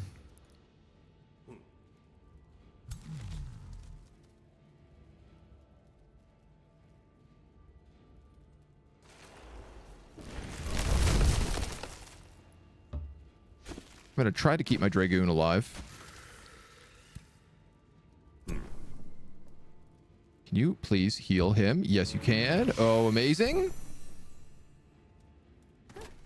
All right, we ain't out of this yet, folks.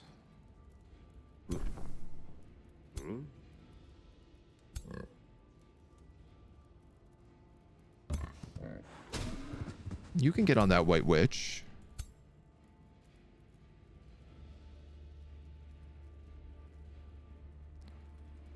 Honestly, kind of funny.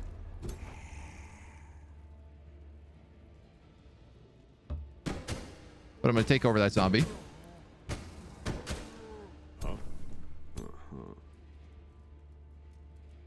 Partially so that he takes those retaliations. This is a weird little bridge here. I can't get over it.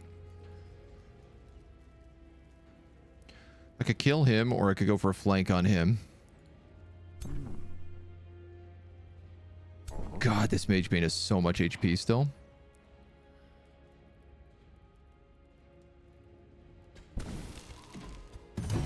That's very good. And you get killing momentum, which is ever so fun. So let's hit those guys with the Burning Weaken Condemn.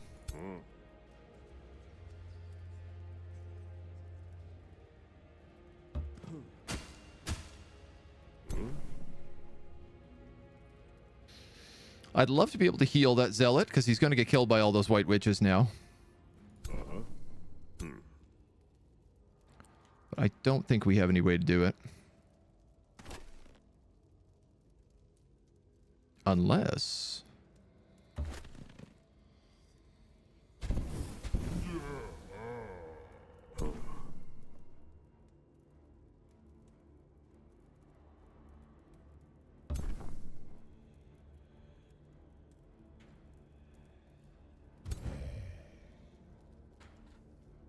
That was dumb.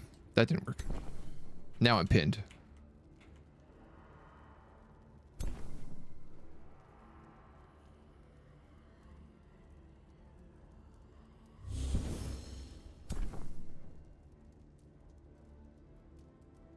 I wouldn't have been able to heal him. I couldn't reach him with the heal anyway.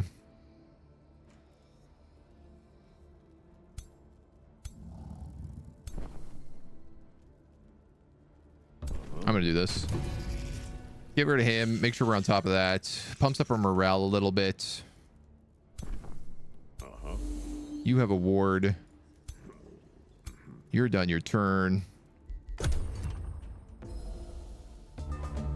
My summon gets destroyed. He kills his own zombie, which is great. He did have bolstering resistance, which I was hoping might make him survive.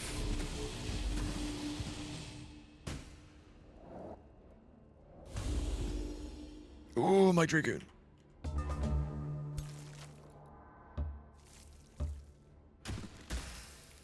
Okay.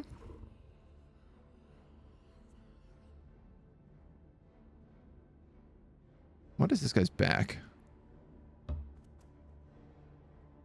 All right, my Dragoon's down to 1 model right now, so he's doing very little damage. Do I...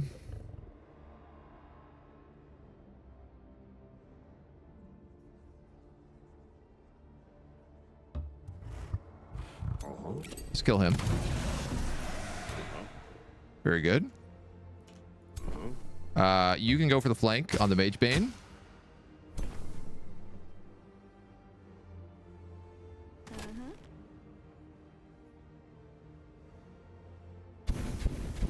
You just get to start filling him with arrows. I think you also just get to start filling him with arrows. Yes.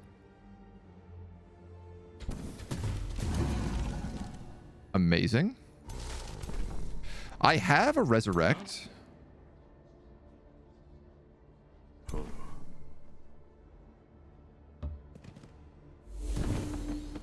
Though I ain't sure who to cast it on.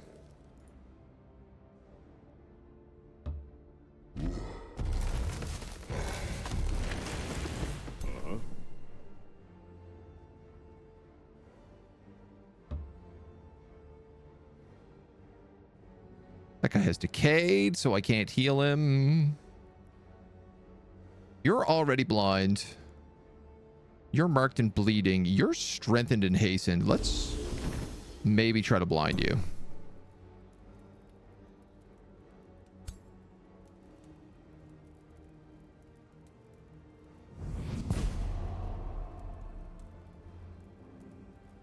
And then we can teleport up. I have a renew.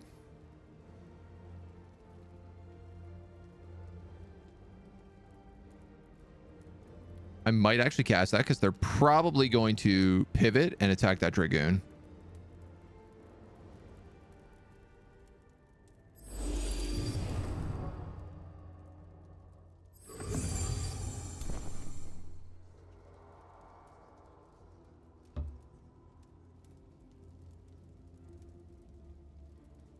Barf. Barf, barf, barf.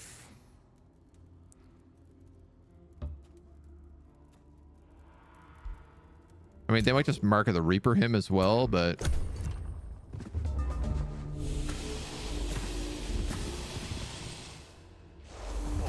Ah, my zealot, no.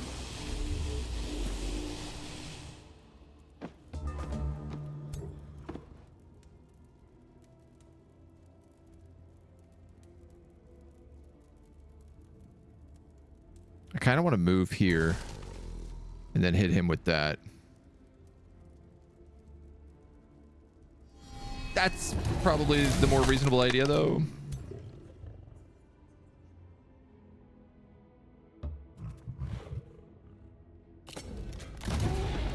And then we get you.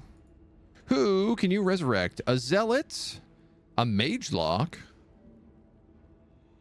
Overseers. Who else is over here? Zealot, zealot, zealot.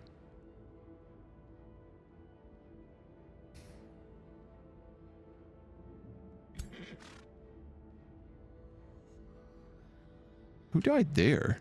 A summon? Floral Stinger, yeah. Okay, so thankfully you're actually in range to summon the Mage Lock back. Who's the character I would want the most?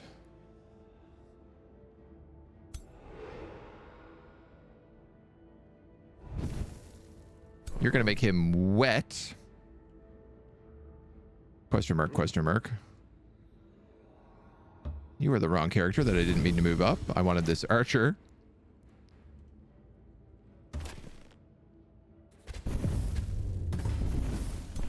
Okay.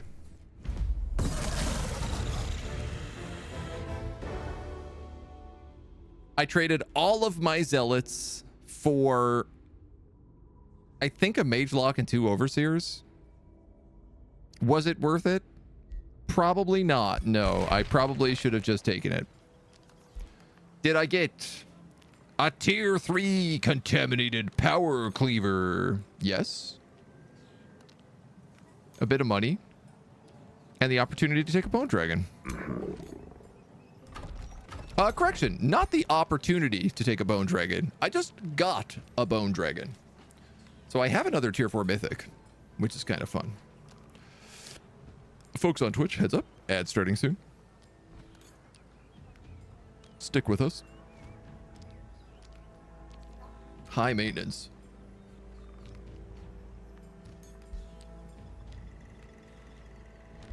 Yeah, but he's pretty good. And considering I am being attacked by a big army of heroes.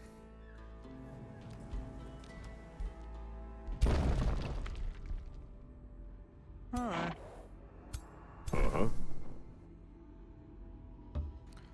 That might be worth dealing with.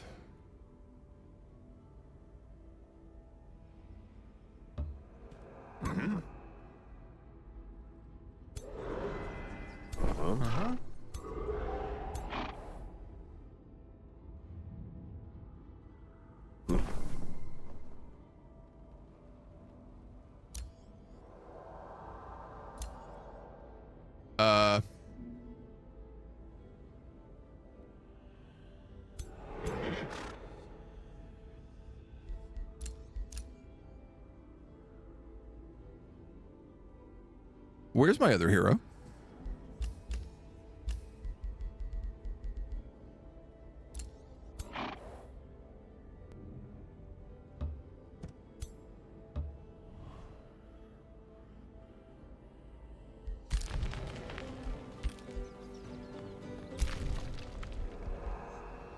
My Dragoon hero is just gone. As is his entire army.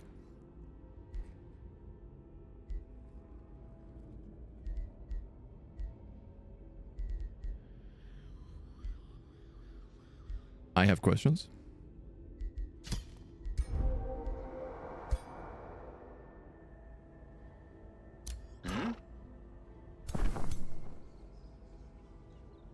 Yeah, his whole army just turned into a single overseer.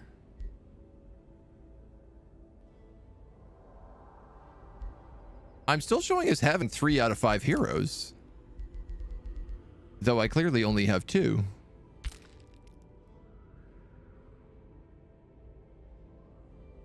I'm going to end turn, but we might have to go back and just redo that. I guess I would just auto-resolve it, but...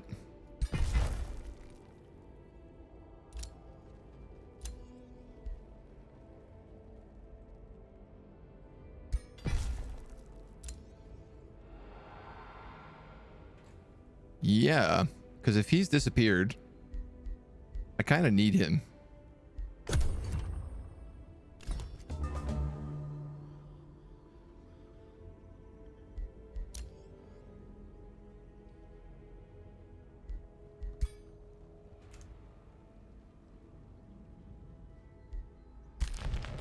Where did he go?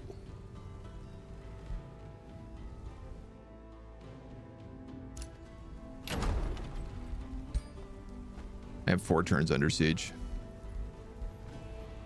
Can I get back there in 4 turns? 1, 2, 3, 4.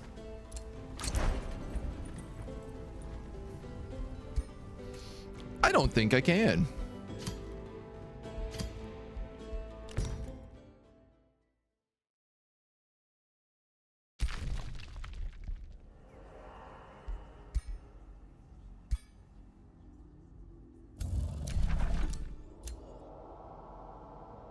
Which means I don't think we're taking this Umbral nest. There are actually roads there. You can see the road path. The problem is that everything still has gloom as well. Oh, no. There is a road, though. I think that counts as a road. Regardless, if this guy's army just vanishes, that's frustrating.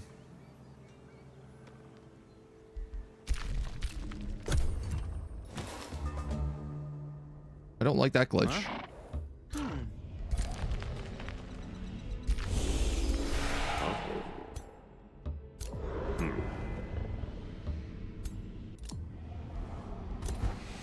Okie dokie.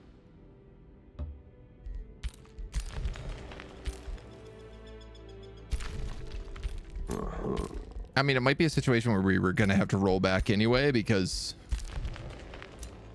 of the invasion. Uh-huh. Can you make anything? More dragoons, I guess.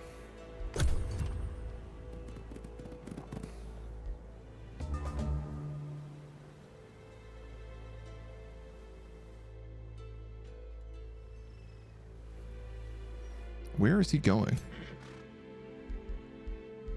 Just in case, I am going to turn on road building.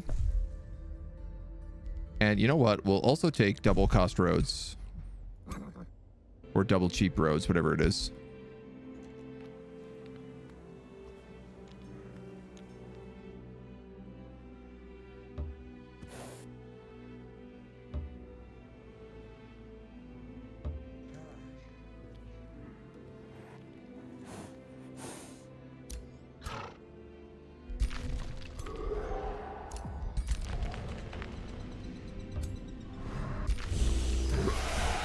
Okay, clearly this road improvement is something I should have done a long time ago.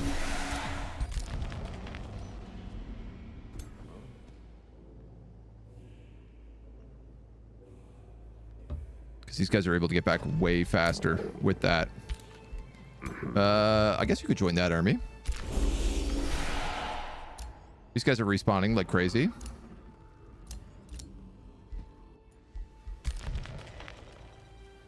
I'm not sure where he's going. And I don't know where that battle barrage just went. But if he's got 3 armies...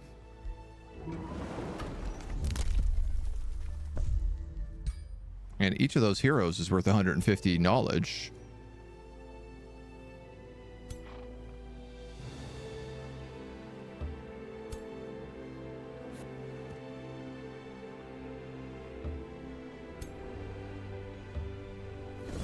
let me tell you, I'm gonna murder them all. 450 knowledge and 130 war spoils. I can finally build a mage lock cannon.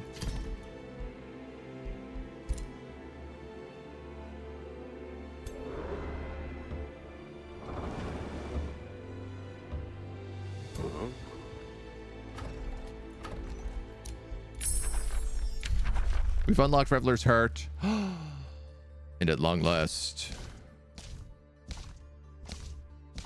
the Tome of Cleansing Flame. Utilize the zeal of your troops to bathe the battlefield in cleansing flame that punishes the condemned and blesses the faithful. We get pyre shrines, giving gold and bonus for foresters. Units produced in this city gain +1 rank. Okay, well, I'm definitely going to build this. Cleansing Flame Herald. Gain Flame Blessed Champions. In combat, apply Flame Herald's consecration to the battlefield. Base melee attacks have a chance... makes base melee attacks of enchanted units 60% chance of inflicting burning. If the target has 5 stacks of burning, create Cleansing Flames on the target hex. Non-zeal and faithful units suffer burning. Condemned units lose a positive status effect. Zeal and faithful lose negative status effects. All burning ground becomes cleansing flame. Slain enemies create cleansing flames. This is going to be huge. All right, what are the actual spells here? Zealous Ignition grants zeal until the end of battle. If the target already has zeal, grants 2 strengthened. Enemy units in a 2 hex radius suffer condemned. Create cleansing flame on the target hex. All right, so this is kind of like you target on your frontline super troop. Pure flame staves. 60% chance of inflicting condemn. Create cleansing flames as well for support units and battle mages. Temple of the Pyre ignores income and city stability penalties from being under siege. That's pretty nice. At the start of combat in this city's domain, enemy units suffer condemned. In the entire domain, also very nice. So anything that attacks me, fully condemned. Flame Blessed Champs. All of our zeal units now do burning. As will Shock, Polearm, and Shield, which is all the tier 4 units we're about to get. Consecrating Firestorm. Target non-friendly province. It's raised. Everything suffers 20 spirit damage. For 3 turns, everything is condemned. And it creates random cleansing flames. That's super cool. And what I really am excited for are the Pyro Templars, which is our tier 4 frontline units. Zealous polearms whose sweeping strikes inflict burning. They get Fire Cleave, which does a 1 hex cone polearm attack. And Pyro Cloak. Enter defensive mode. All adjacent enemies suffer fire damage, have a 90% chance of being burned, and we create a cleansing flame on this and all adjacent hexes for 3 turns. That is so spicy. That is so spicy. Blessed be the light which burns inside the heart of the zealot, who channels the fire within and smites the wicked with wrathful flame. Fear not the scorching heat, for it purifies the corruption that resides within all. Wield the blazing sword, cast an inferno upon your enemies, and behold, where the flame has passed, only the faithful remain. This is definitely... That pretty much sums up this campaign, I think.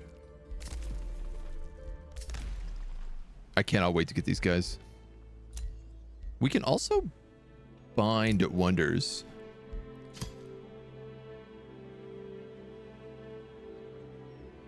I assumed that the only way to win this was Pantheon quests. And I'm also realizing there are other ways.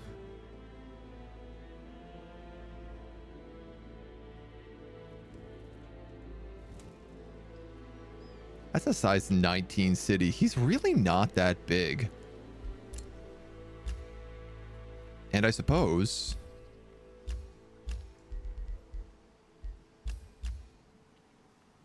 I just fought 3 heroes, but only 2 are in my crypt. I hate this. The inspect button is broken. So I can't tell like what items they have anymore. They're currently giving me 6 mana though, and I only have +7 mana. So maybe I gotta chill. This guy's getting killing momentum for sure. He'll get 2 mage lock shots. You were getting Eldritch Influence.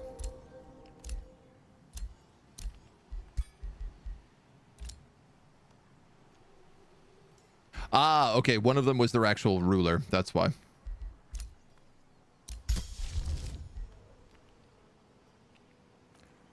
Now, I want to take Reveler's Heart. But at 250 mana, I think I'm going to have to wait.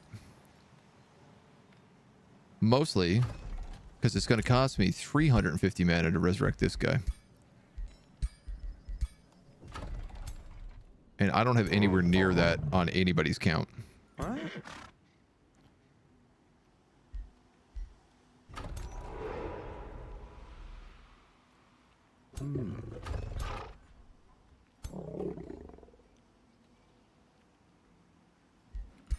Let's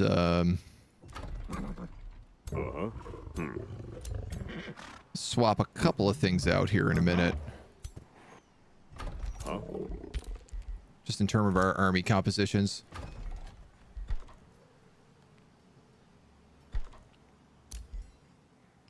Okay. Back to the Umbral Abyss, I suppose. That tier 4 is coming up soon. I think I'm going to knock a stone mason in there so we can start getting some faster building. And then, yeah, what I think I want to do is probably remove Zealot out of here. Put the Mage Lock into here. Give this guy the extra Dragoon.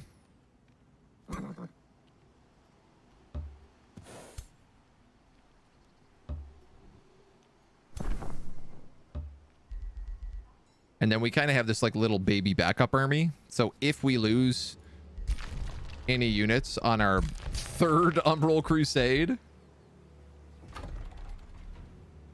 then we could be in okay shape. Oh, that's a whole other square away still? Oh, man.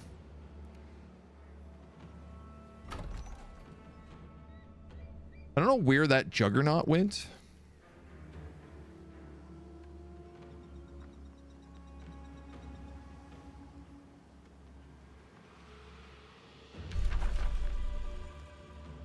Conduits give extra mana. This one we don't have yet. This one says 2 mana per quarry in the city domain, but I am actually curious about something, which is, does that affect my quarries right now? No, it's only for the outpost. I still get the 5 production, but everything else doesn't really move over.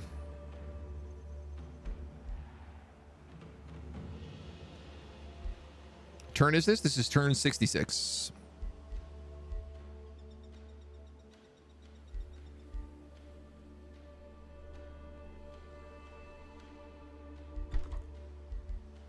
What would we need for boosting? More foresters. Honestly, I think I probably need to start looking at special improvements at this point. We just picked up this ritual. Circle of Zealotry? What did we just unlock with that new book? Or is it that we can't cast it until... we might not be able to cast it until later. Until we level up again.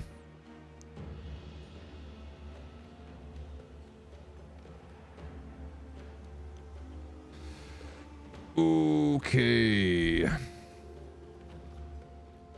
If I put a farm there, I could put a tithe collector there. I could put a carnival there.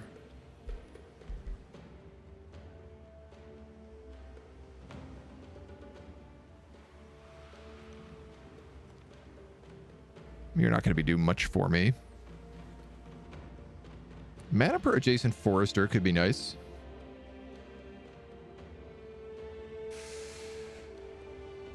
Plus 10 mana and plus 3 mana per adjacent forester. So I could build that there and then just go forester. It ain't a lot, but it might be better.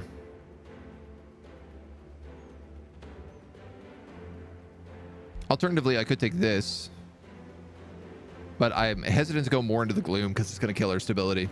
Things go way slower when you're stuck to one base. Looking forward to playing this later. Yeah, the one base is definitely a bit tricky. This map as well, like just because of the design, you're really kind of meant to go out and pick up a bunch of wonders before you expand too much. I also need this teleporter. Okay, we have to get something that gives me mana. And if I can't build any conduits, I think it means I need to build a ritual pyre somewhere.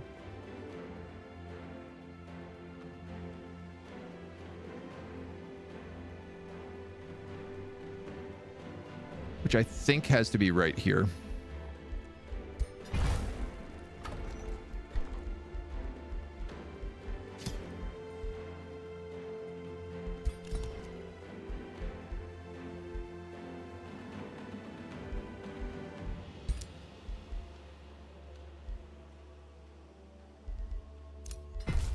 You know what? Let's get started on that right away.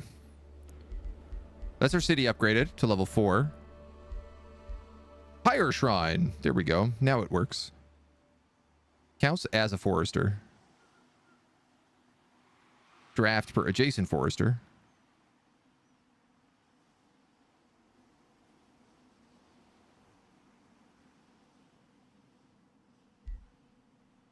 I could build that there. And then just continue expanding forests down. It's not a bad idea. Mines. Mines also give us mana, yeah.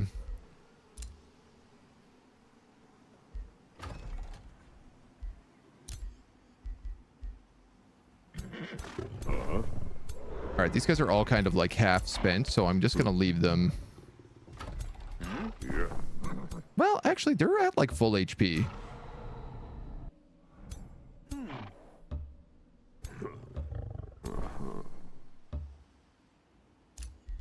So let's move them.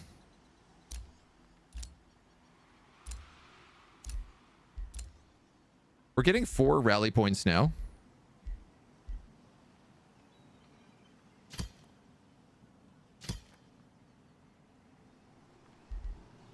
I guess if I get attacked, I could rally an army. In case of emergencies. You send out brave warriors to fight wars, but will their numbers suffice? Your council has a suggestion. The milestones of wars continue to grind. We would benefit from augmenting our recruitment efforts. We could send more troops into battle against Reich. The sooner we claim victory. We caught wind of an enchanted substance that quickens your warriors' training. You should claim silver tongue fruit. It does not do that, but okay.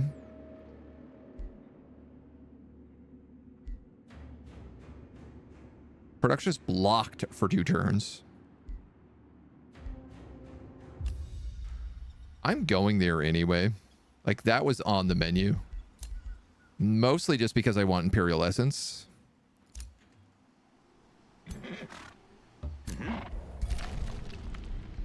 Oh boy.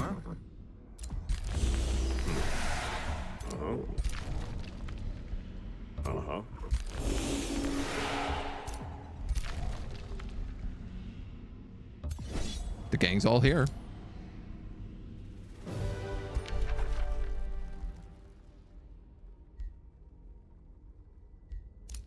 Tempting.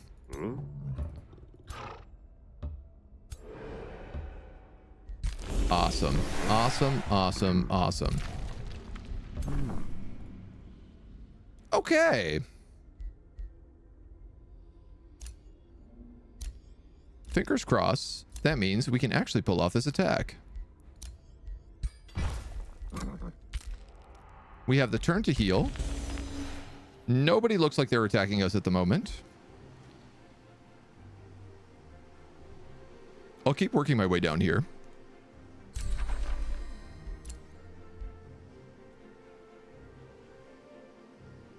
Forster.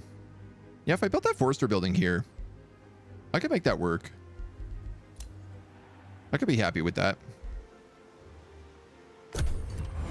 I have 25 turns to get it. He is attacking me with both of his armies here and leaving his base undefended.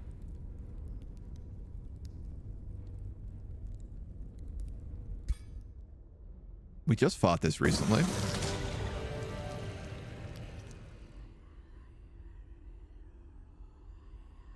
I'm willing to take that.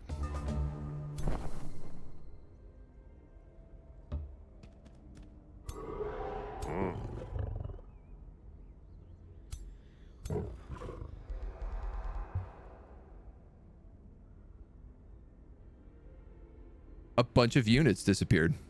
Again. I think. Maybe I'm off. I might actually be off. Waste no time. Let's wipe these dweebs out.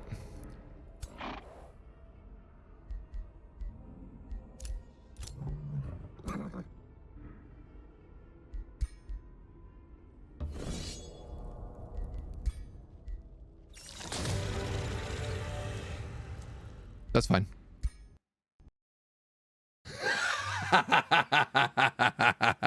The game crashed. Ah, mercy.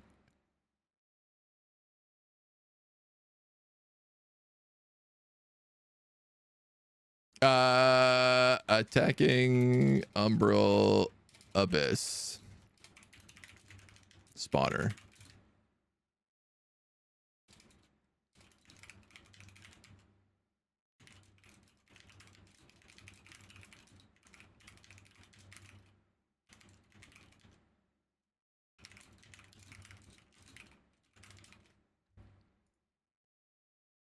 It's the first glitch we've run into. Honestly, it's the first glitch I've seen in a very, very long time.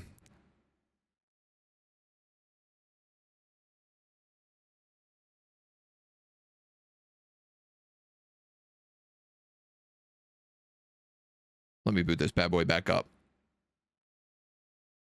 And we'll carry on our Eldritch purging.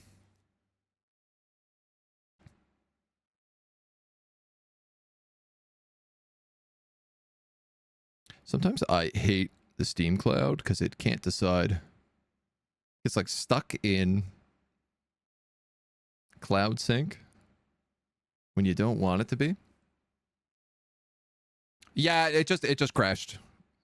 I'm literally booting it back up here right now. We had our first crash, which ain't too bad.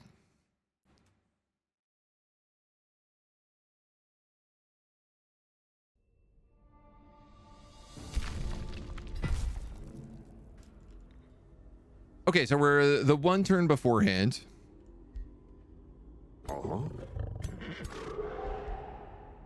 Waiting to heal.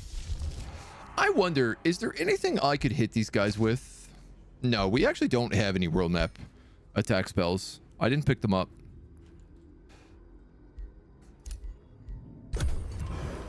So we'll pass that turn. They attack us with both armies.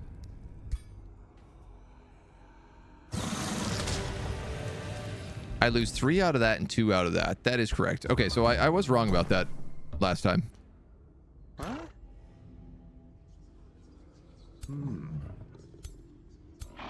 And then we move you, you, and you.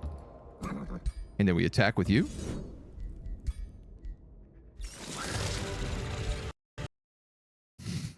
God damn. You gotta be kidding me here. Please stand by. Technical difficulties. Please stand by. I wonder if it's because I'm moving that archer out of, or I'm moving the hero out of the army to attack with them because they have like bigger range.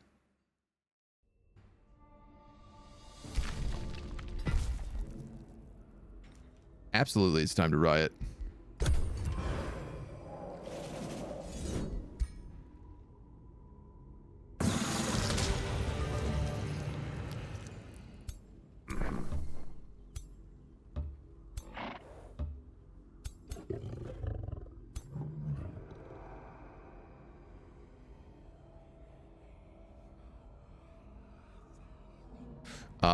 Right, because these guys have different range. 32. 26s. I'm going to see what happens if we skip a turn.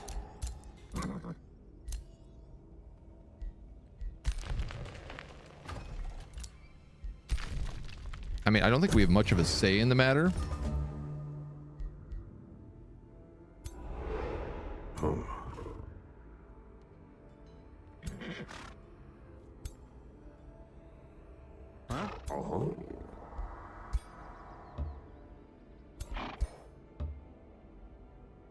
Alright.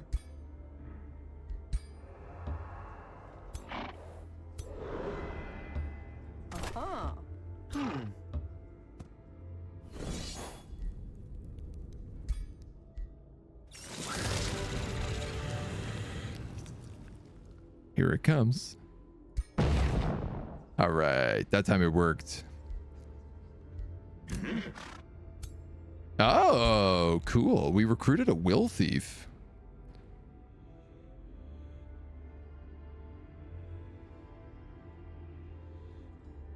Fetid Legion, Legion of Zeal, Lightning Blades, Searing Blades.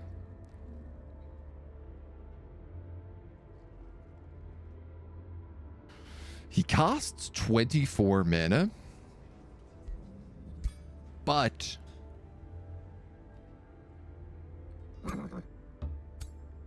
it's kind of useful having him with the whole Umbral immunity thing.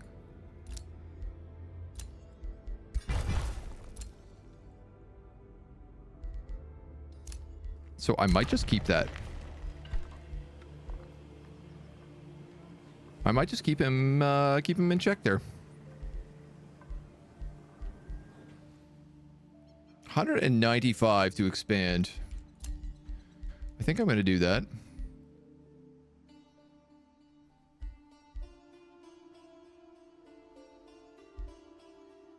I will temporarily build a gold mine there. But I'm going to put the Pyre Shrine in. because it boosts off foresters. And this counts as a forester and boosts off foresters. And then I can have foresters here and here as well.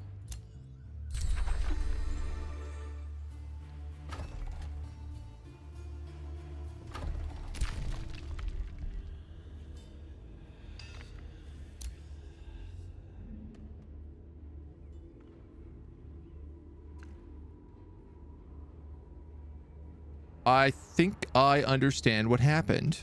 When I took over this province, these two tiles disappeared and became void.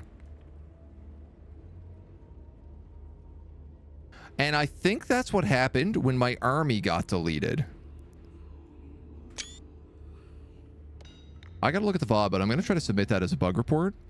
Because clearly I just walked right across this last time, and now I have to walk all the way around.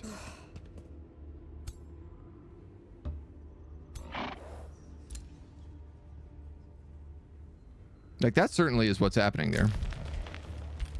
Oh.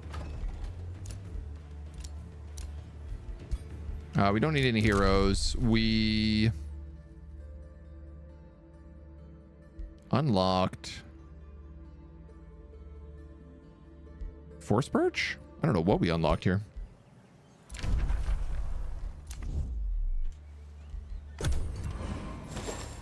Just carry on. Keep cruising. Dragoons. Akkad sent a war party. A bounty has been posted by Werlak to destroy the city of Akkad in 20 turns. I mean, I can't do that in 20 turns.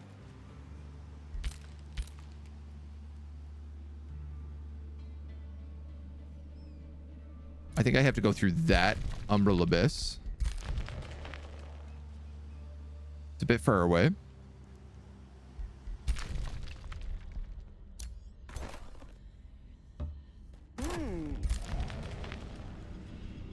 But at least we're no longer being attacked all the time.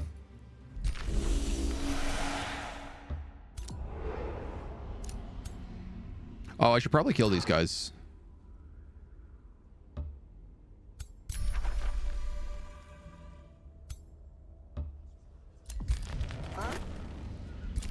Yeah. Yeah, we should probably kill those guys. Let's...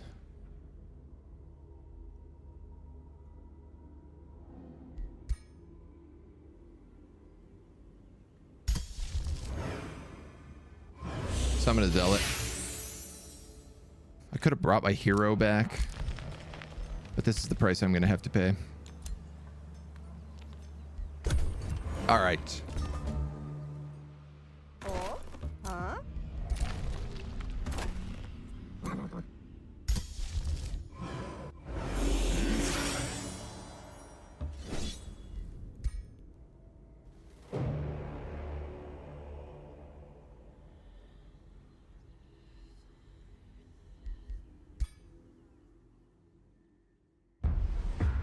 That auto-resolve did not do what that auto-resolve said. The attacking units find themselves speaking in ancient unknown tongues. At the start of the attacker's turn, every attacking unit adjacent to another attacking unit has a 30% chance of suffering insanity.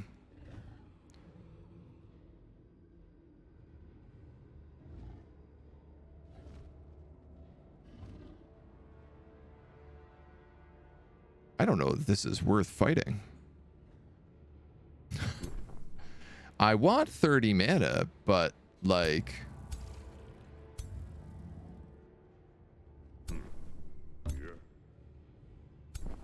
that's a bit pricey.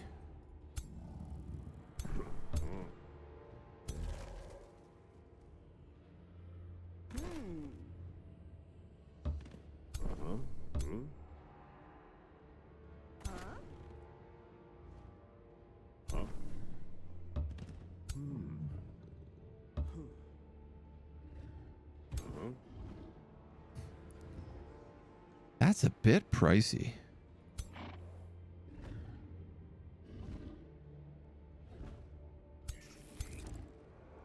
Let's wait a turn on them.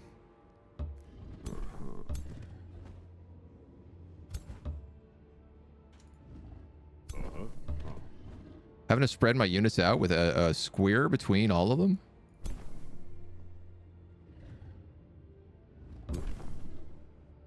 Very bizarre feeling. You're going to get mage baned, but that's okay.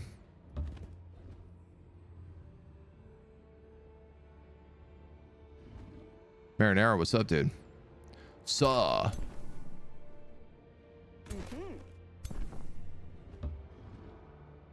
Just in the old Umbral abyss, you know, fighting our way to victory. You know how it is.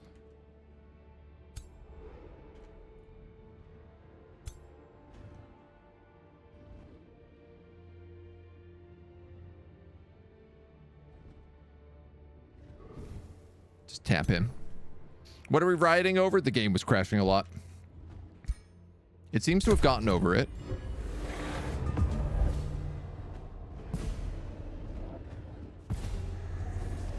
Ow.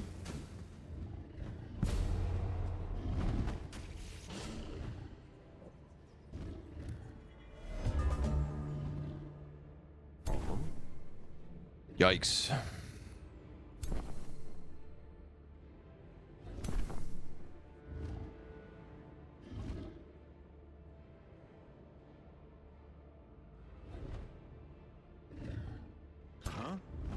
Yikes, yikes, yikes, yikes, yikes. I mean, part of me just wants to shoot, but having extra animals on the dance floor tends to be helpful. Let's see.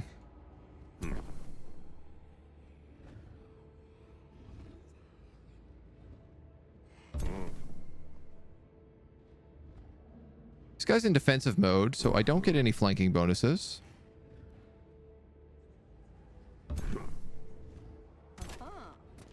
And I don't have anybody who can charge him. There is a chance for blind.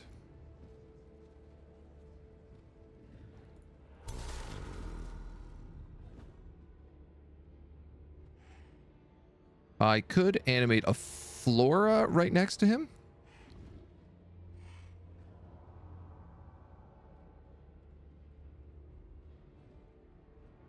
Or like right here.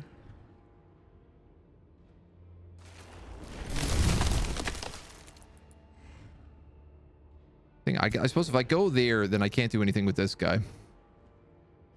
Easily. I need to attack him twice to take both retaliations.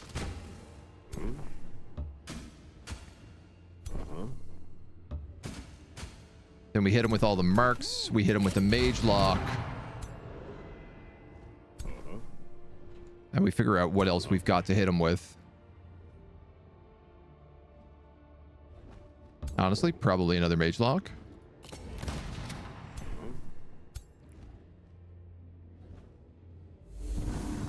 Very good. Okay, one mage being down. Excellent. Quite the riots we're having today. Hitting those guys with a bunch of Blessed Judgments isn't really going to do much. That'll thin out the Splitterlings. Which is probably not a bad idea.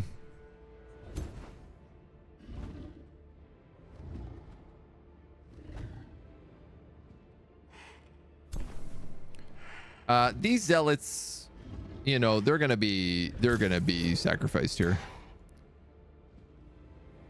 Very likely there's any other way around it. I could do a nice big zap with these guys. My only concern is that it leaves all three of these guys in a 30% infection insanity chance. You know what? I'm gonna do it.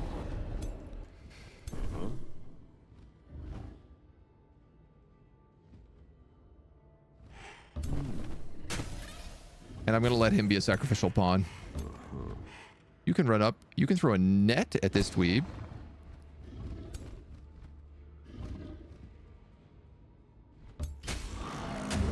And apparently with the condemn, that's enough for you to kill him.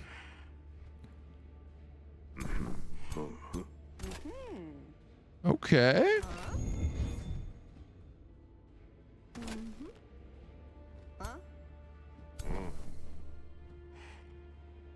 can't get a flank. I can get a flank on this Mage Bane. Puts my Zealot into a tricky location.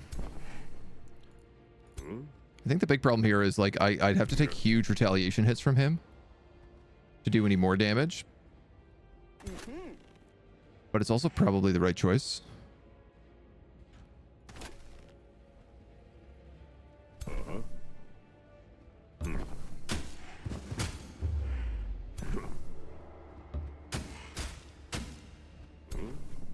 Hopefully adding some marked and everything else. That would add marked. That almost just kills him though.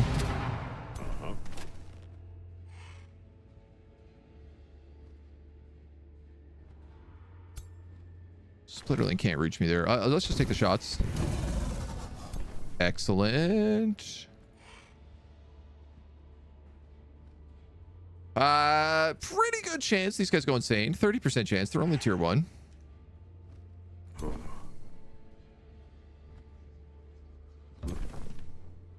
Let's have the other zealots move forward in this crazy formation.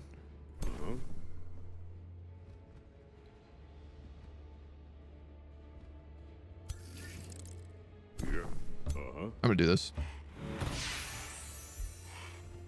That's a bit of a weird gamble, but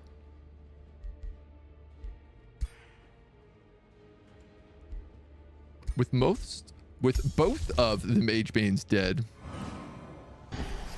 spells are cheap, so we'll nuke him. My Zealot dies. You get Tyrant's marked. My other Zealot dies.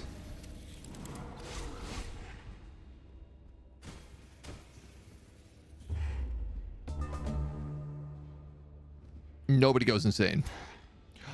I think something I have to remember is also that my build is literally designed to make it very difficult for status effects to affect me.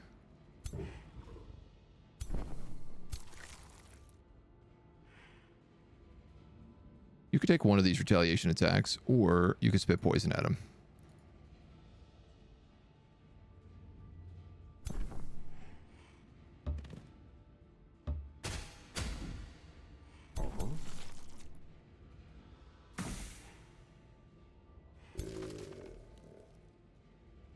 I think I know my answer. He's toast.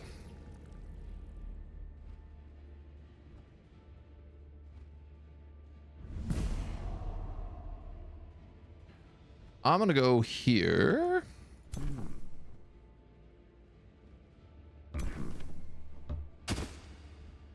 We'll start moving these zellies up.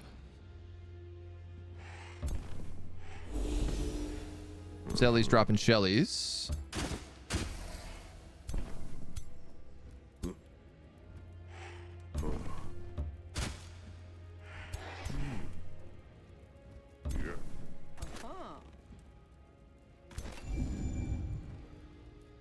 $55.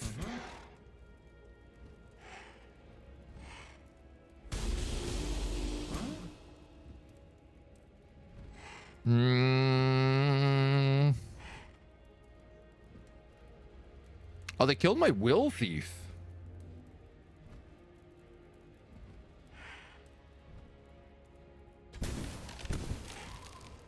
You know what? I'm going to believe that we can probably get them back. I'm going to choose to believe.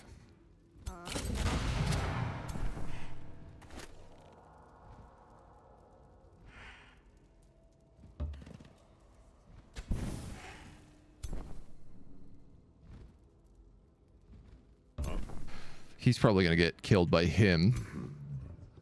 That's okay. You can definitely finish him off. Pick up the killing momentum that you can't really use.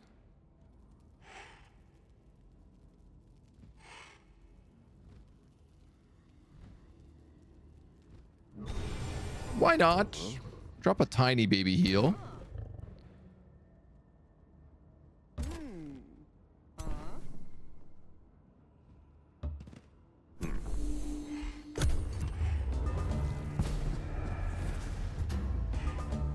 He lives. Miraculously, he lives. All right. I think this is now just full charge.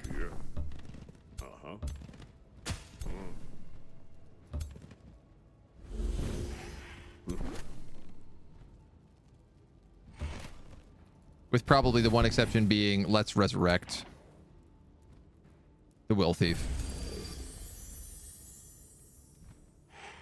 Because it kind of seems like a shame not to do that.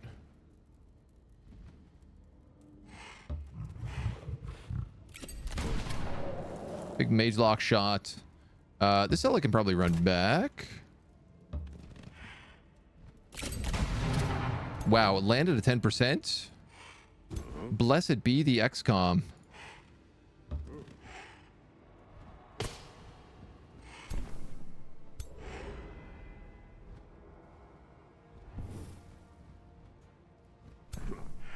Please tell me.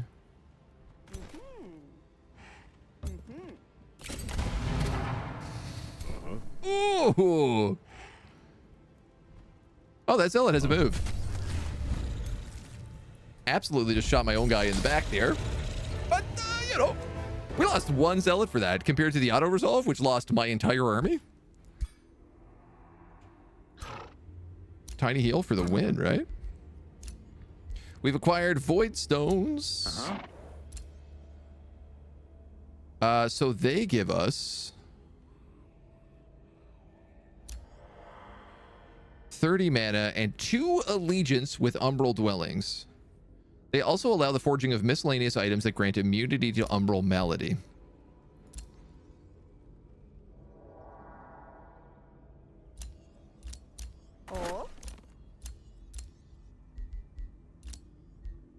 We also got a few level ups.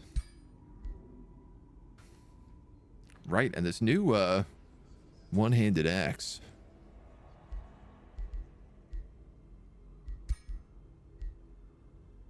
We'll grab you, skirmisher. Even though you don't really skirmish that much. I'm gonna grab you, Eagle Eye. And your level 8 skill.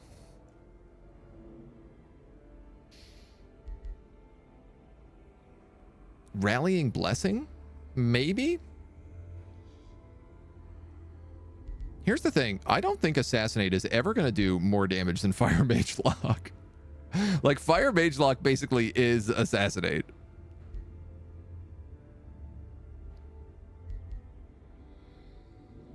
I'm going to take Rallying Blessing. I love the way that these guys are looking right now. These, like, holy flaming pistols. It's quite a vibe. We have completed building something or other here. 15 food from a fishmonger. Would help us get to this quicker.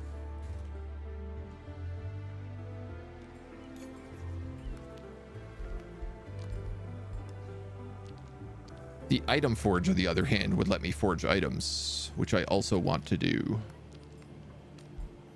The tribunal would get me 17 knowledge.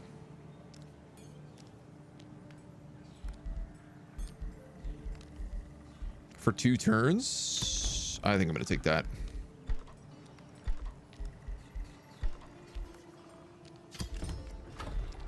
And I want to say we need more dragoons.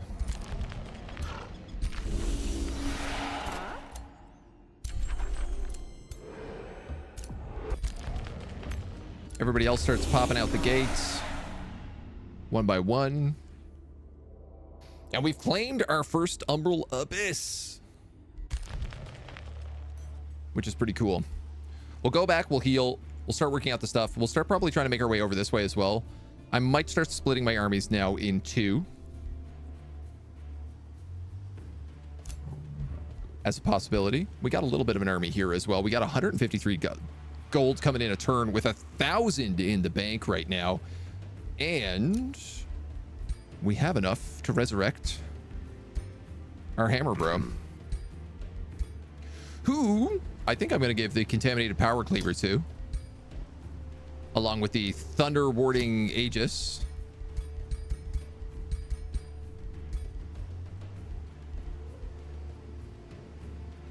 And martial expertise.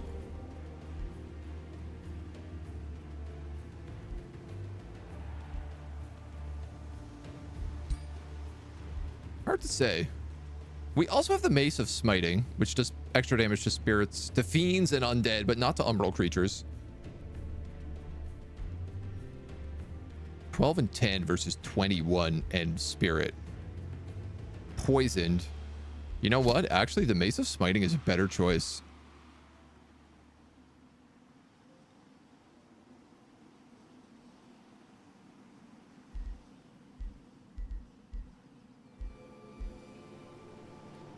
We're 37 with pushback and bonus damage.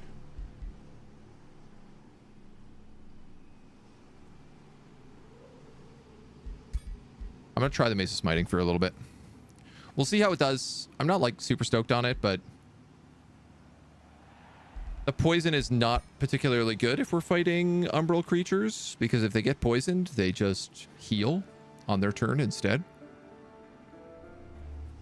What tomes are we on? We just unlocked the Tome of Cleansing Faith, and we are about to unlock Pyre Templaris, which is going to be the beginning of our power spike. We just hit tier 3. And things are going to start getting real. So, DLC, very, very good so far. Is it a different game from yesterday? No, this is the same map as yesterday. We are still playing as Lycor the Purifier. Our big Eldritch skeleton god. So, where were we? We were ending our turn. Where are you going?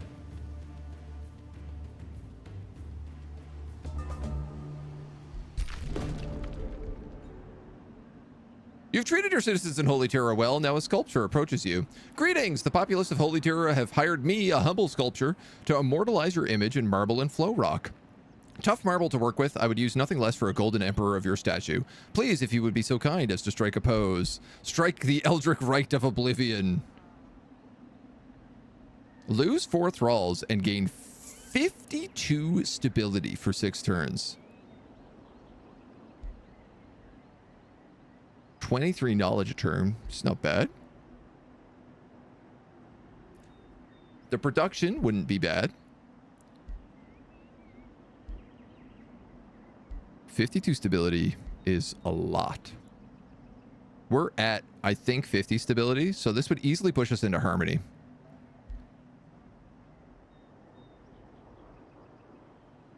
Assumably, it's an extra 5% production, draft, and food.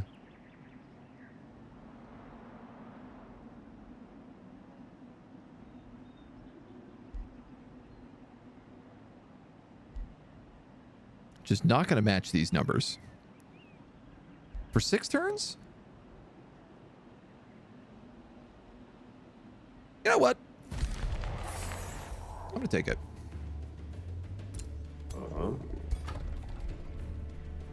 105 city stability.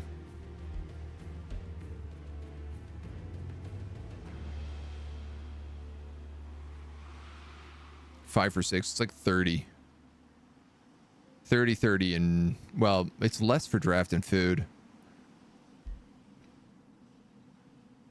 Mathematically, I don't think it checks. I think it is the worst choice. This guy is trying to get, I think, into his old army. It looks like.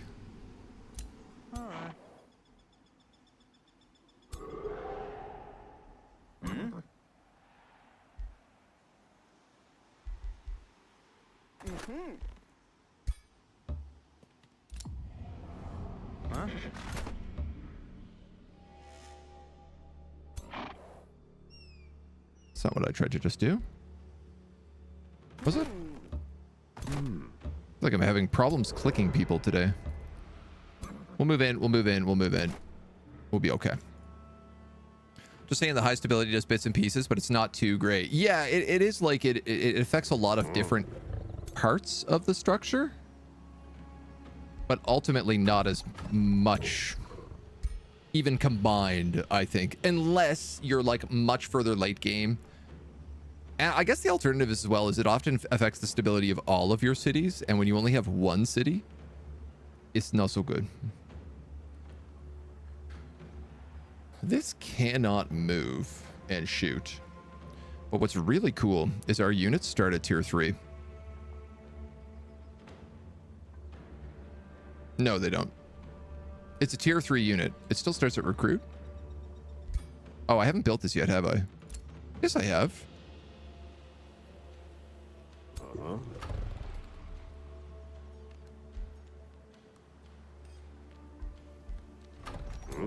It just didn't affect that. Or him. Because they were built afterwards.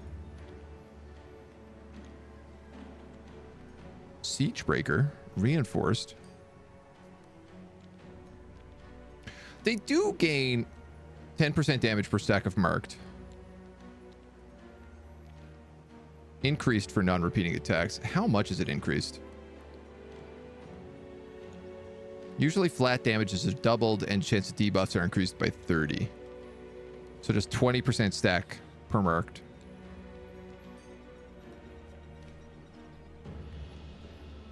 Cannons have control loss immunity.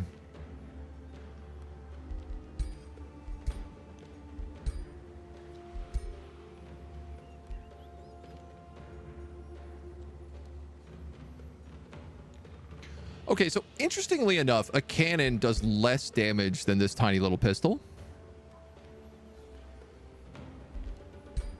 But it hits 3 units in a row.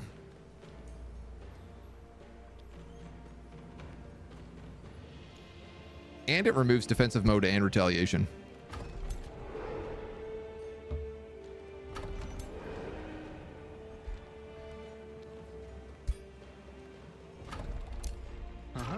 All right. All right. Recruitable in cities with Town Hall 4, which we've just recently got. Yesterday was the endless spawning maps. That was Monday. Overwhelmingly with monsters. Yeah, no, that was the Monday map. Which we'll probably go back to eventually. But I wanted to check out the campaign story mode and the Umbral maps as well, so. These are bad selections. I'm gonna shuffle.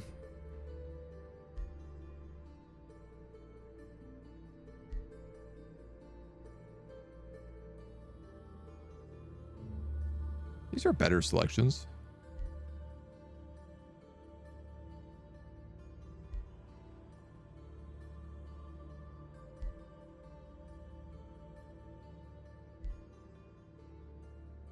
I am tempted to use a Scald. But I just feel like it sort of defeats our build. If we're going to be like these like holy celestial guys, having a literal demon in my army feels like it's cheating, even if it is wearing a mask.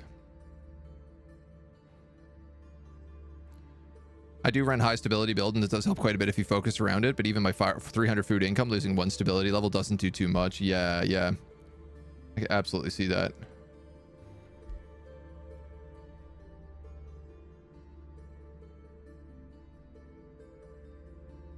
I really like the idea of enemy units all suffer condemned. Let's take it.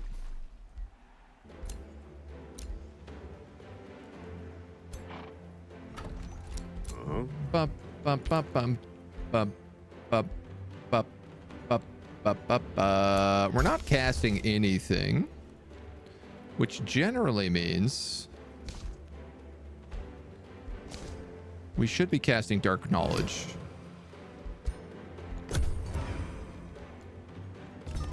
Figure the most of the impact is the -20 plus 10, 20 range. 50 income event can help you cross like 3 to 4 threshold.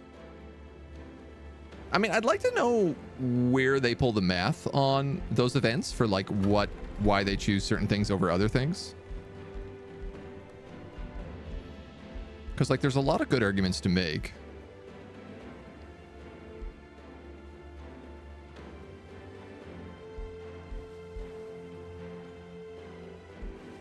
I'm going to build a fishmonger.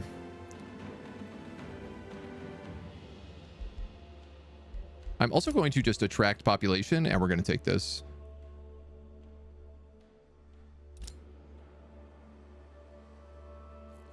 +5 draft per forester.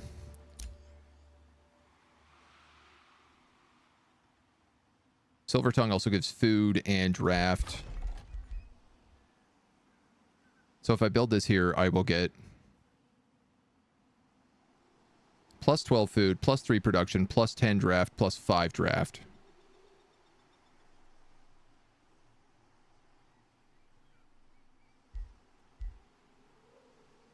I have a lot of trouble not building conduits and research posts because I'm addicted to them. But I think given everything... How dare you miss a day? I know, right? Outrageous. It's not even up on YouTube is the problem because it didn't render in time. So I have to upload it after, finish uploading it after stream. Your alchemist Berber excitedly learning that you added silver tongue fruit to your stores. The council congratulates you. A sea of warriors will flood the battlefield. Our enemies will be unable to escape our might. My golden emperor, this substance is so potent your mages and alchemists can extract a secondary application. In addition to boosting recruitment, what other bonus should your alchemists draw from the silver tongue fruit? 2 levels for my hero. 400 mana. A transmuter.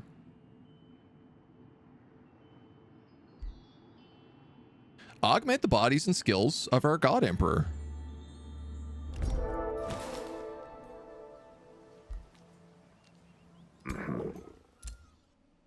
Hell yeah, dudes. Absolutely hell yeah.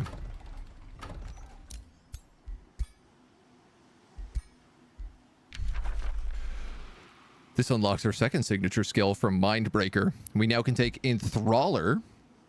Eldritch Truth becomes Enrapturing Truth. So instead of 70% chance of madness, it is a 70% chance of enrapturing domination.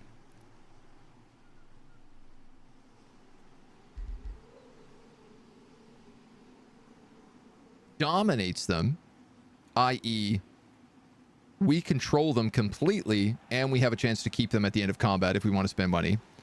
Gives them Berserk, so they become uncontrollable and always attack the closest enemy target.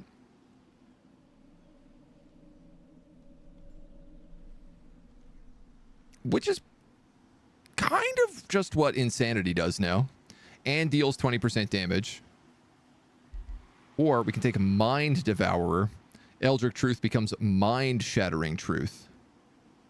70% chance of madness. 20 physical damage. And the damage cannot be reduced by defense or resistance. And Mind Rend. Deal 70% more damage against targets afflicted with madness, insanity, despair, berserk, or other things. I think I'm going to take Enthraller.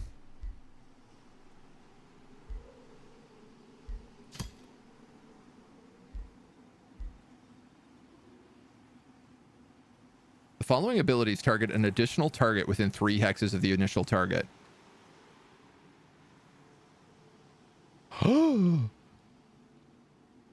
Oh, absolutely we're going to take this. We now also cast... Oh my god. So we have a Berserk Dominate. We have a double Mind Control, double Insanity, and double Stun. Oh my god. We also have a Halo now. And... correct me if I'm wrong, but did my wings just turn whiter? Like they're more of a gray instead of the black that they originally were?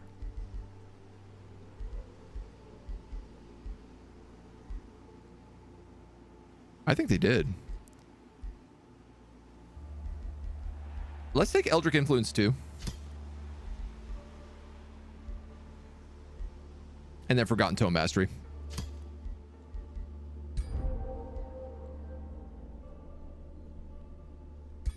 I can't believe we have a halo. That's so funny. Especially because we're going to be getting the celestial transformation later.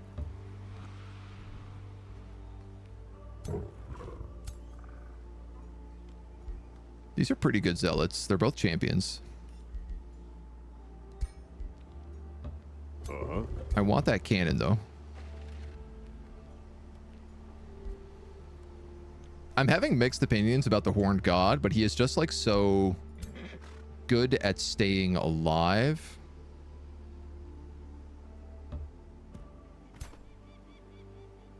It's really hard for me not to use him.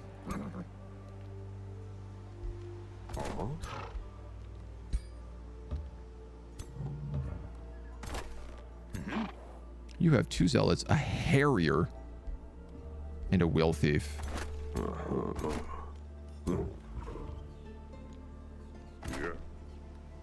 You have 2 zealots, pursuer, a mage lock. Can I give you the other mage lock?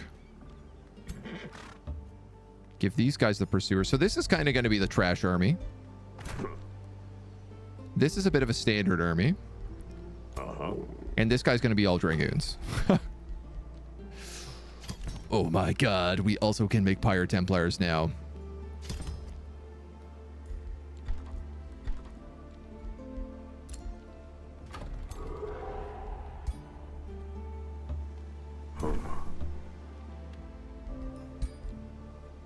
Look at these dudes. They rule. Oh my god. They also are veteran. They start veteran because we built that Pyre Shrine. Champion gives them 1 extra retaliation attack. They cost Imperium.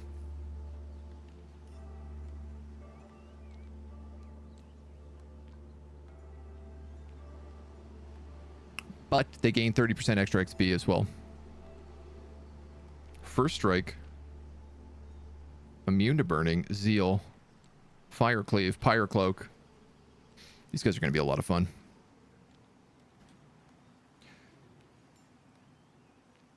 I feel like I got to change this army up.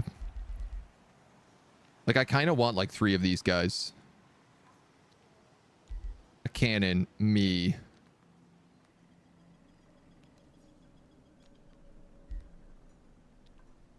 Kind of want like 2 cannons and a bunch of these guys. The bathhouse bonus, oh my. Always a good one to take. All right. Okay. Feel good about this. We've completed the Imperial Essence as well, so we're getting an extra 15 Imperium here. We're up to 75 Imperium, which is super tasty.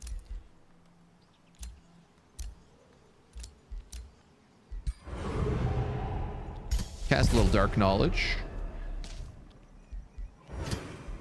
We gotta start saving for Reveler's Heart.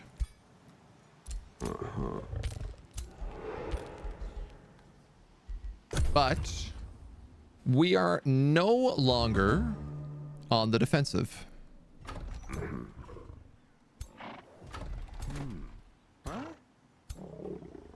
For the first time in what basically feels like forever. Are there hidden octopuses here? Yes.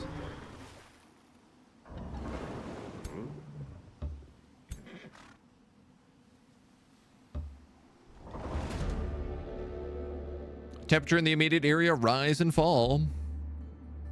We can thrall them. We can take a bunch of mana, or we can let them go. Let's actually take a bunch of mana. A Cloak of Starblades. When a friendly spell is cast, this unit's base attack gains +1 damage on the affinity of the spell, so either spirit or fire damage.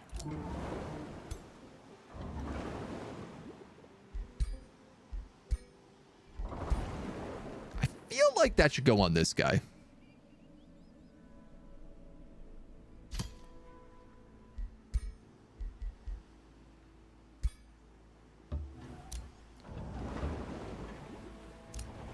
The main reason I blew those guys up, because we also now have a Pearl Reef, giving us an extra 7 mana, 7 gold. You guys have that. That gives us brewer ogres.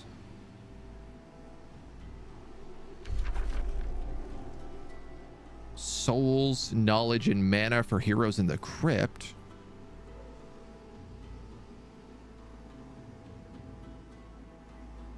So here's what I'm thinking.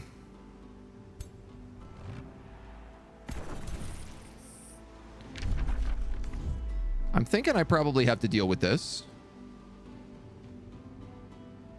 It looks like this spawner has been destroyed.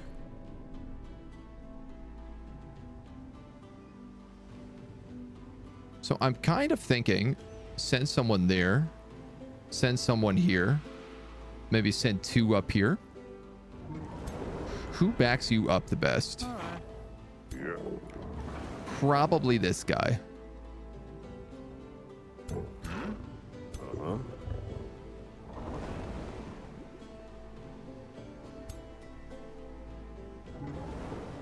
I think probably this guy.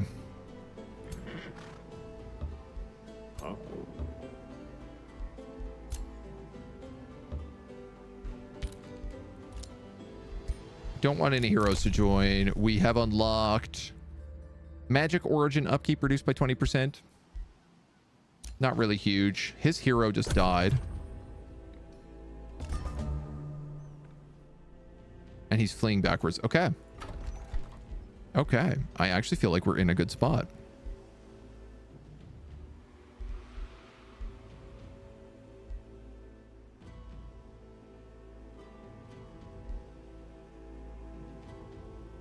First quarry or mine.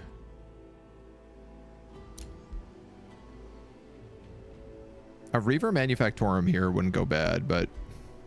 Oh, I guess it would screw up the Pyre Shrine bonus. Thinking about it.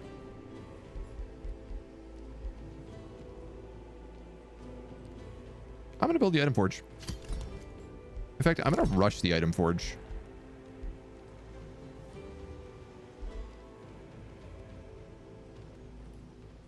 +1 starting rank to every tier 1 unit. I forgot about this.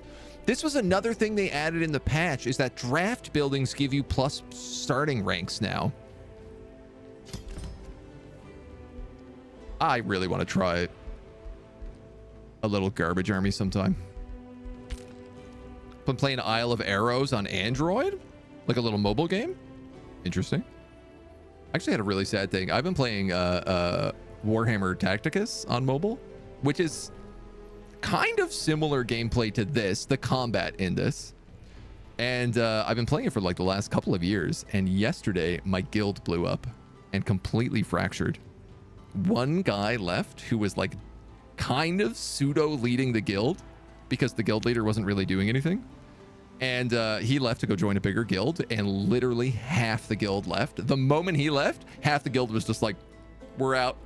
If he's not here, then this guild is completely falling apart. And it completely shattered. It's really sad. But also, I don't know, kind of funny. Mostly sad.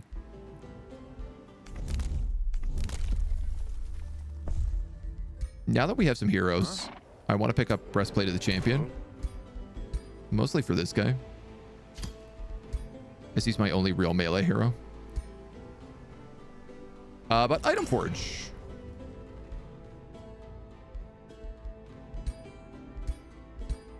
I got lots of stuff we can break apart. A PC game that they brought to mobile. Okay. What's it like, Oxy? Been tempted to get this game. It looks fun. It's very good, Alex. I can tell you. It is super, super good. Super fun. Generally can recommend. Mage locks disable mounts. Okay.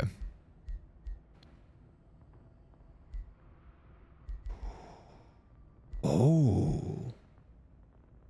I can create new Eldritch relics.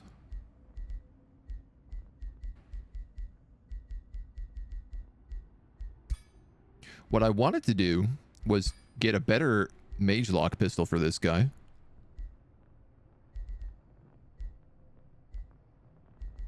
I could do spirit or fire. Steals boons. Cleansing fire requires void stones.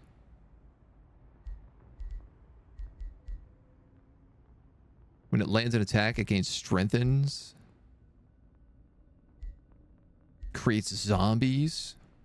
Heals.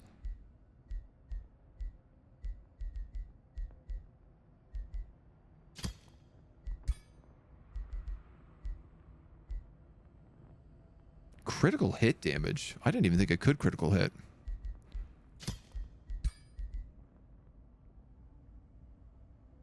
I don't think Assassin or Provoker are anything he needs. I would need 300 points for this. It would be a tier 4 item.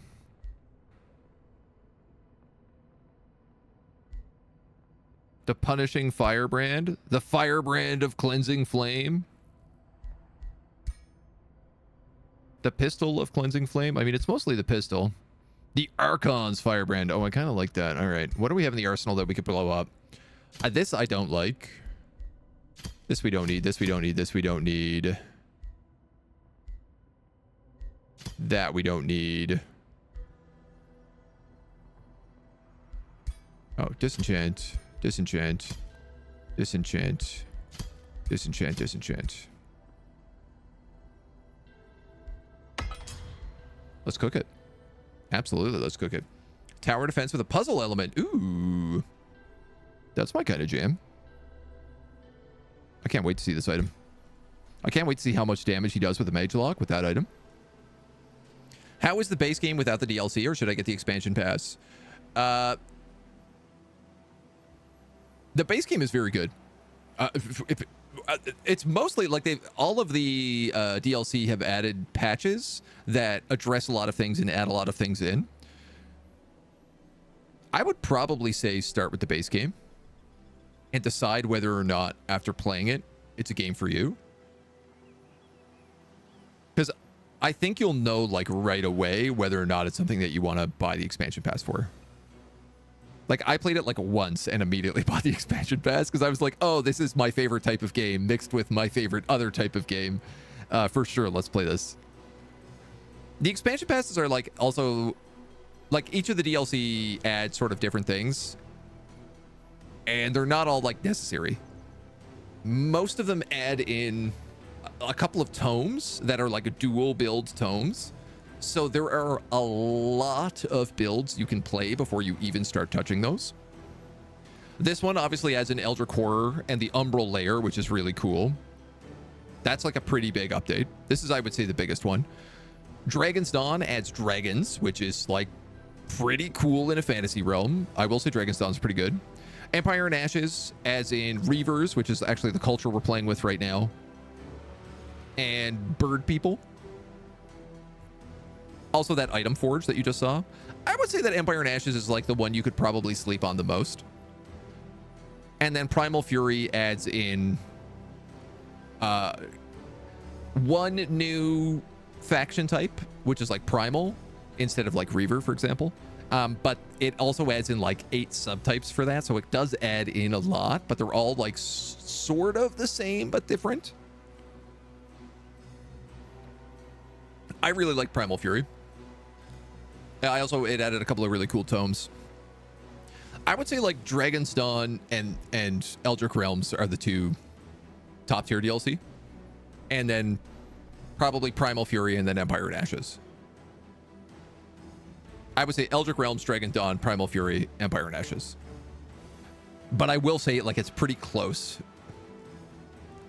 So yeah, honestly, I think if you have the base game, there's so much content that you can easily get 100 hours plus out of the base game and like still be exploring. And then at that point, you'll probably be like, oh man, I have a really cool idea about like water-based Nega Cthulhu that I'd really like to do. And you realize like, oh, wait a minute. If I get this DLC and that DLC, I could do that.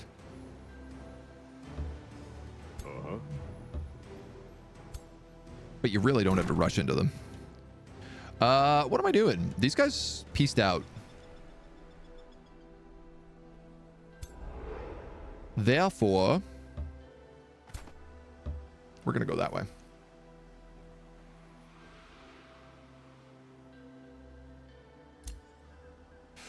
Oh, cool.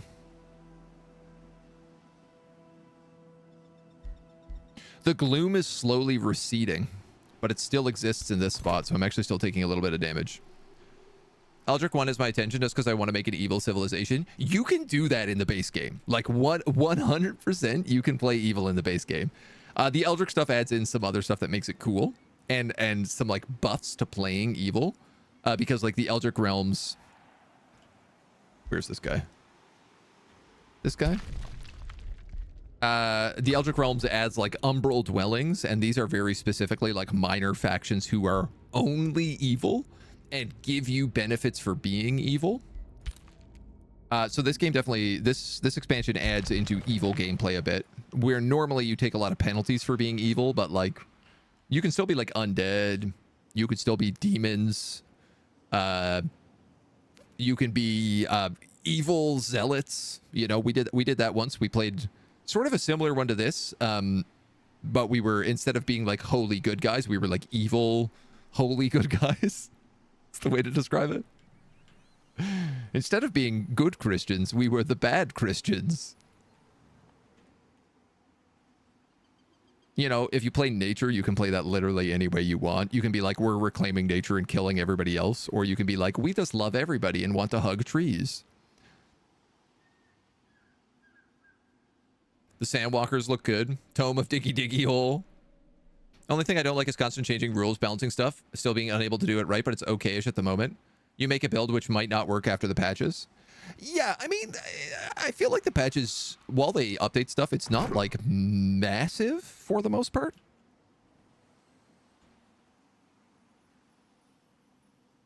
And unless you're playing on brutal difficulty, like, you don't really need to build min-max builds. For the record, and this is on YouTube, I won on brutal without attacking a single time. I did a peacekeeping build where we only did retaliation attacks and morale damage to things that stood next to us, and I literally never attacked another unit the entire campaign. So, like, you can do some pretty crazy builds, but even on brutal, like, brutal is really the only spot where you need to start looking at, like, min-maxing stuff. And to a limited amount, I would argue. Always knew I was a Cthulhu agent? Oh, absolutely. I am a cultist through and through, right? Base game easily lasts for 200 hours. Yes, you'll know whether the expansions are worth it at that point. Absolutely, I agree. 100p, I agree. Starting to run low on thralls. Doing all this dark knowledge. Dork knowledge. Okay. But evil is good. My friend the devil says so. I mean, you can play as devils. There's literally a demon transformation, and it's really good. Despoiling barbarians? Yeah. Relentless crusaders, like... And what I like about the game is, like, the Pantheon tree that unlocks a bunch of stuff as you play more. You unlock basically more play styles that you can play.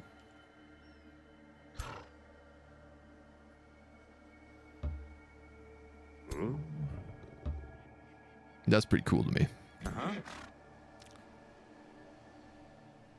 These armies kind of suck. I think what I'll do is I'll probably move the two of these guys in here. An archer and a fighter. And I'll use them to take things like Lob's Hollow.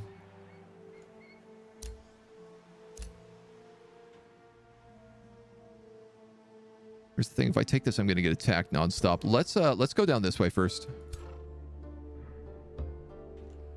Grab the Lost Queen's Crypt instead.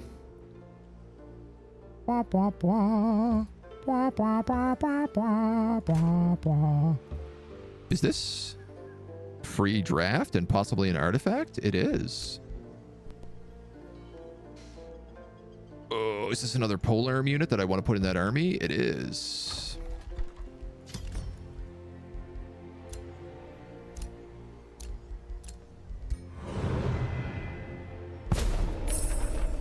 Battle of the Pyre complete. I don't want these guys.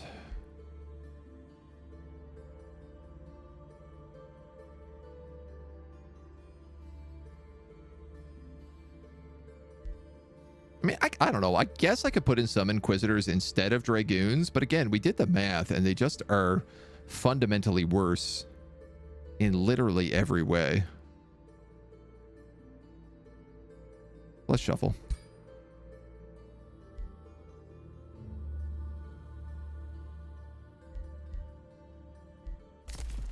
Yes. Yes. Yes.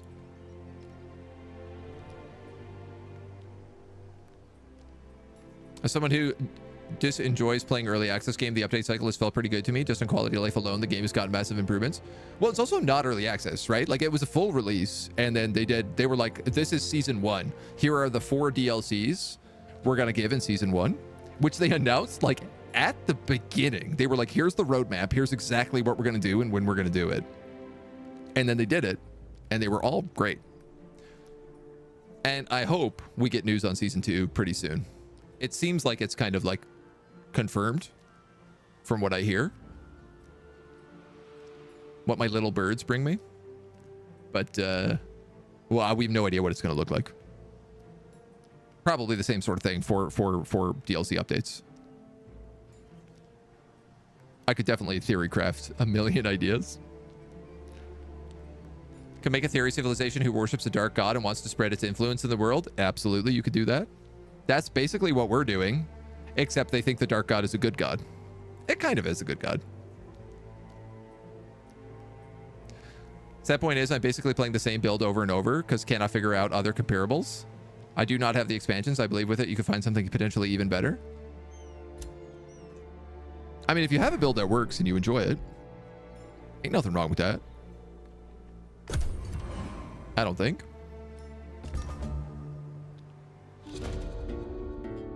Yes, I am purposely not reading the the questionable religious talk in the chat. Yes, I am skipping that deliberately. A company of tyrant knights have arrived in our court. The chaplain proclaims, "At last we found you. We are the torchbearers of the Iron Pillar, who discovered the virtuous communities become enlightened when liberated from their faithless. Their focused zeal may even elevate a goateer such as yourself. In a dream, I received a quest to aid a new paragon of order, Golden Emperor Lysor the Purifier. That paragon is you. Order us to purge your cities of heretics, and their sacrifice will elevate your faithful people. Lose 1 population for 33 stability. I don't want that. Lose Imperium and gain a free Tyrant Knight. I do want that. Lose 3 population.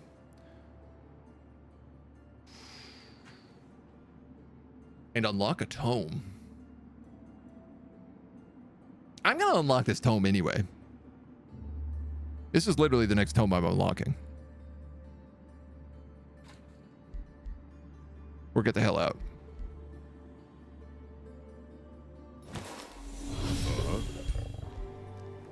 Hell yeah. So these are our tier 4 shock troops. They ride lions into battle. They look crazy good. They are also career soldiers. They also have blood fury. They also have zeal. They also do fire damage.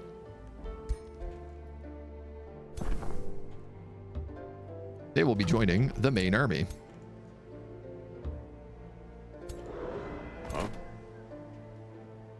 Let's pick up this battlefield weapon.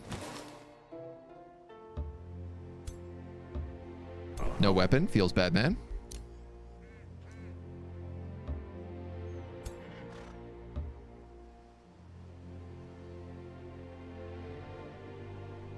I guess I probably should be blowing up all of these armies en route as well, but I'm stupid and I didn't think to do that. Lay out for wall. Oh, wow. Yeah. Okay. So the first draft building gives +1 rank to tier 1. The second draft building gives +1 rank to tier 1 and +1 rank to tier 2. Yeah. All right. There's some really cool There's some really cool horde builds you can do now. I think when we play the insect spider queen, this is what we're going to do. I got to figure out exactly how it's going to work. But there's some really nice stuff in there, I think. Okay, what are we building?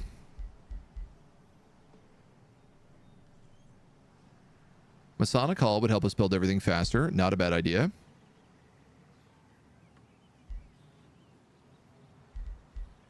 We'll go with that. We're mostly on guilds now, which is a bit tricky because we only have one city, so we don't really get to specialize in anything.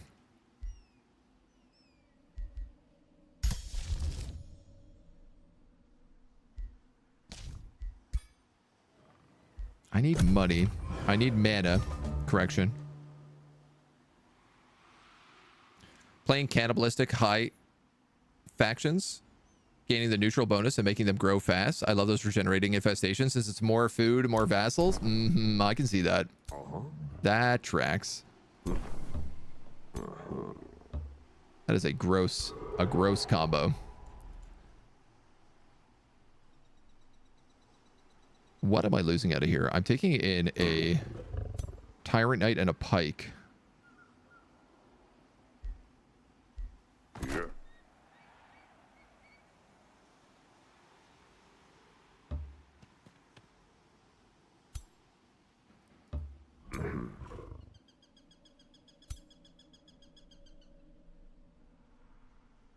A Tyrant Knight and a Pike. So the Zealot...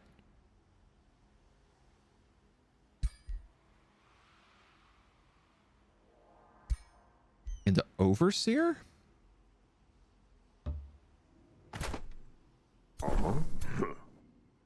Yeah, I guess so.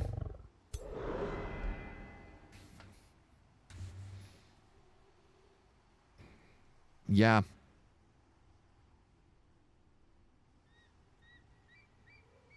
I guess eventually we can replace the Horned God with a Shrine of Smiting. Which might make some good sense. All right, you and you have to go in this army.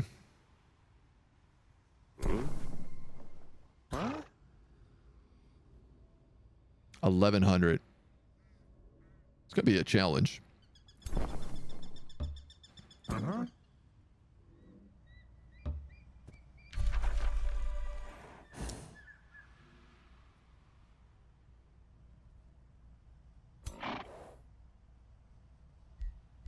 Forgot to build the outpost.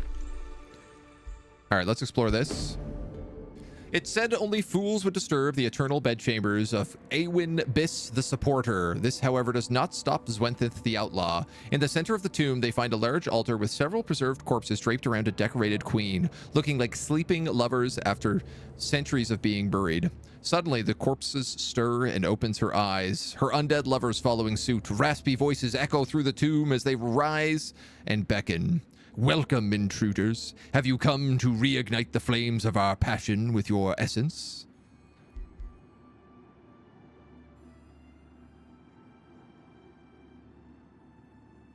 Really? That's very good. Undead Servants is active. All defending units resurrect one turn after being killed for the first time. Destroying the hero instantly kills all enemies.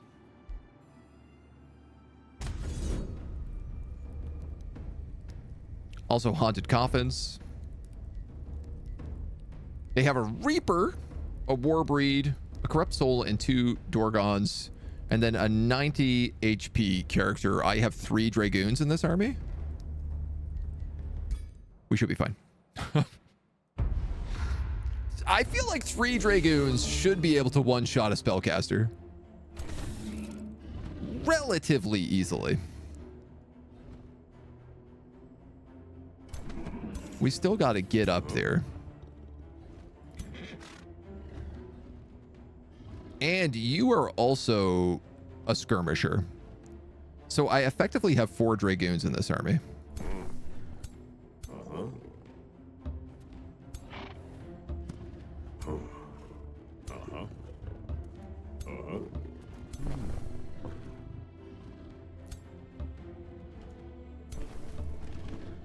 think I'm going to try something like that. Let's make sure we're all facing forward so that we don't get punished.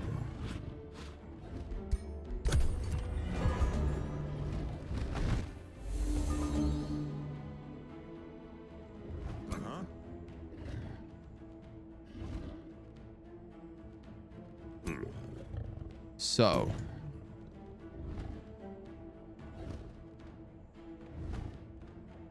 I can't quite get close to her yet.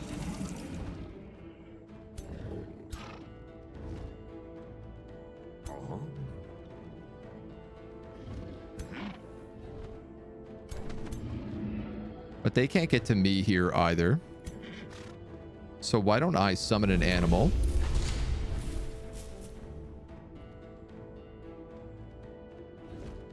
Now here's the real question. Do I charge with this guy to do damage, or do I just plug here to stop anyone else from being able to get over to my guys? Then I could move forward and attack this corrupt soul.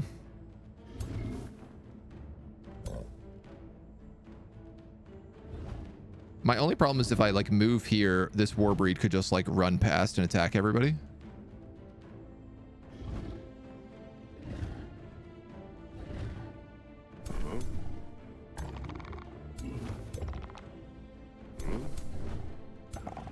These guys don't have breath attacks. The longer I wait, the more of these coffins they're also going to open, which we cannot forget about.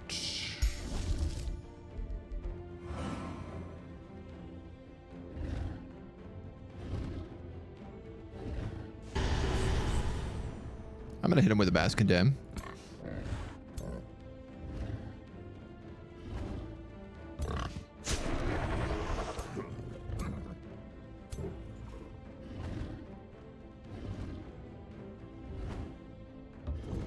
This guy has bonus range.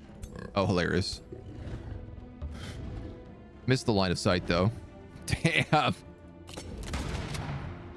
40 damage right off the hop.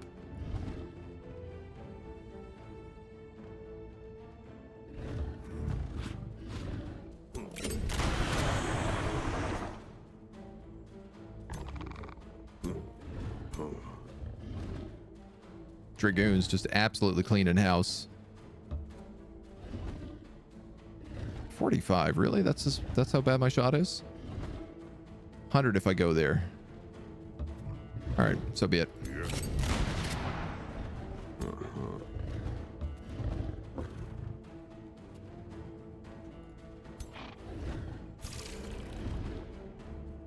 Do I want to move you guys in?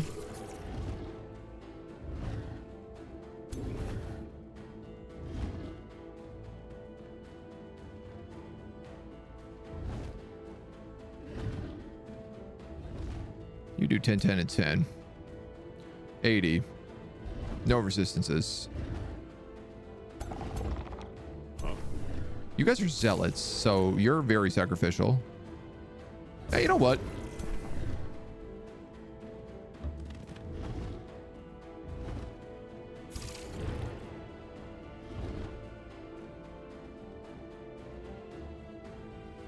Displace and replace.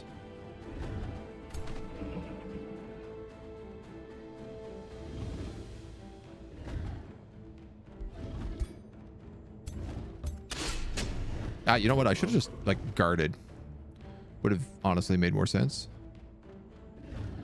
We're going to put you up here just in case we need you to pull some shenanigans angle.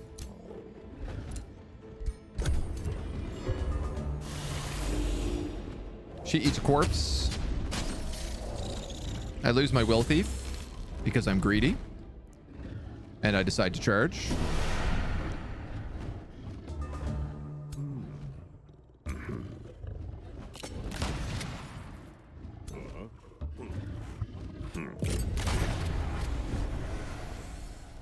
Oh, well.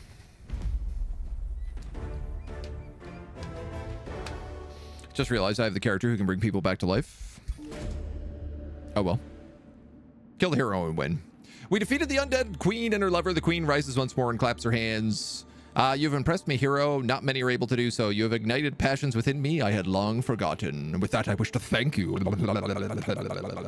I am yours, as is my wealth. I don't have much need for it. Recruiter? No.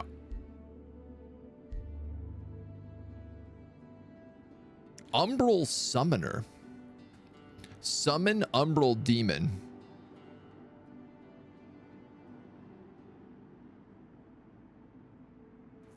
It's a tier 2 staff that summons tier 2 to 4 Umbral demons for 3 turns.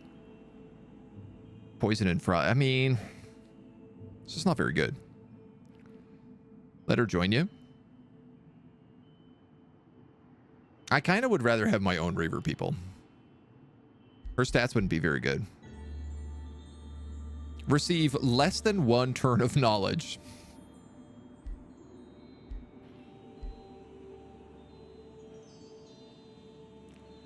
I could break this down and make better items out of it.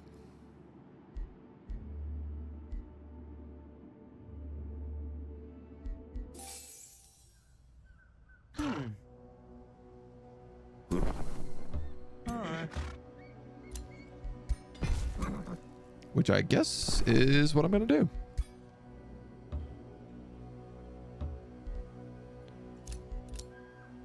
Why not? Give you different skill points. Yeah, it's just that I don't want a character who doesn't have who isn't Emberkin. Right? Because these guys have all my buffs. I suppose she would have made a good spellcaster, but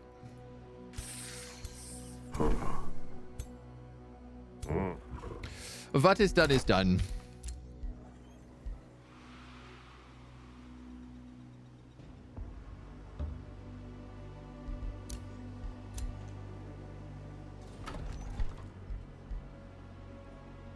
Do I keep recruiting Pyre Templars?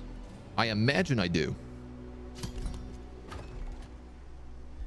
I like that we have enough draft that we make one of those every 2 turns. Wow, that's so human of you. You hate everyone that's not you. Listen. She was evil. Don't you understand? She was summoning demons.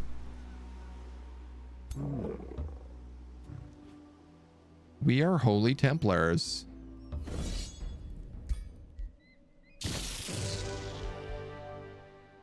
Fine. That zealot can die.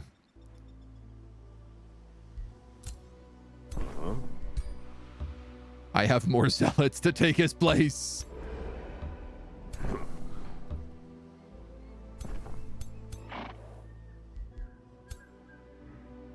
This unicorn is probably a good event.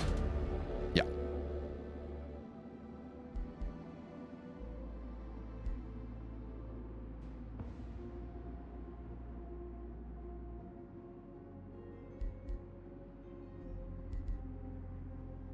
I don't really want a unicorn, though. It's only tier 3. Tyrant Knights are tier 4. I mostly just wanted the mana.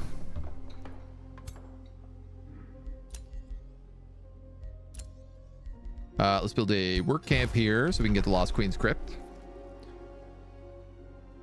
And then we'll make our way to the Bannerless Keep. I suppose let's have 1 turn of healing just for that Dragoon's sake. These guys got the Mason's Hall.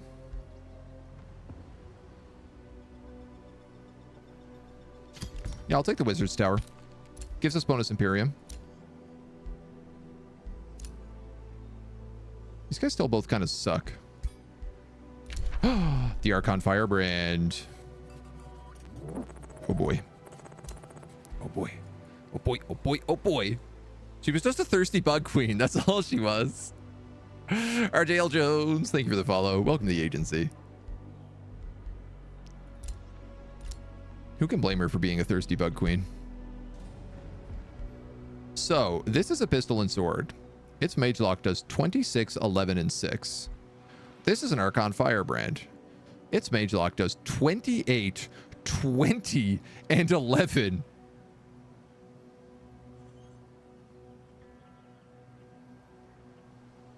Is that almost double the damage? 40, 59 damage versus 32, 44. Okay, no. But it is a significant jump. Ha ha ha. Meow, meow, meow. We can also get rid of you. You. Disenchant. You. Lightning Strike, Umbral Demon.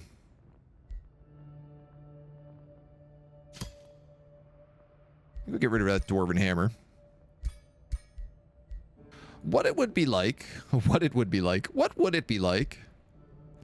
I built a better one of these? Cosmic.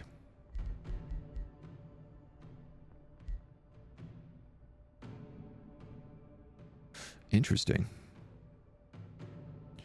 I could change my relic to be spirit damage, but I do feel like fire damage is kind of this guy's thing.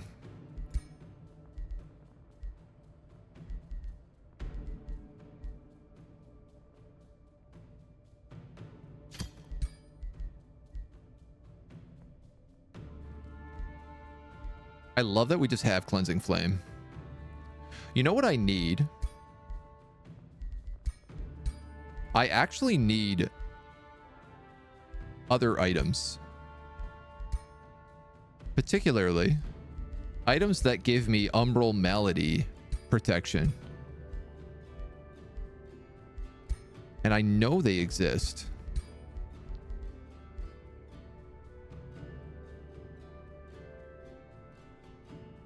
Oh, boots don't work with a mount. Do they?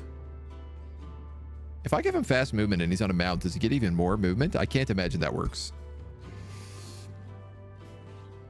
Hello, hello. The new weapons come with the downside. You'll always have the smoking gun in your hand. This is true. I think we already kind of have the smoking guns, though. What do these rings do? Vicious Killer, Inspiring Killer, Wind Barrier. Okay, there's some very good stuff in here, though.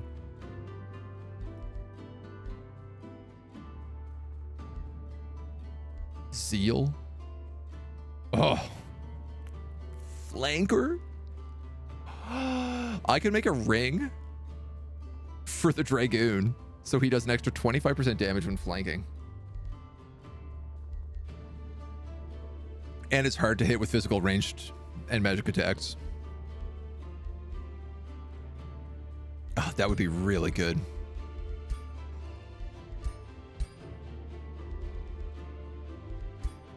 Wands ain't doing much. Necklaces. Army. Umbral Malady Immunity. This is what I need.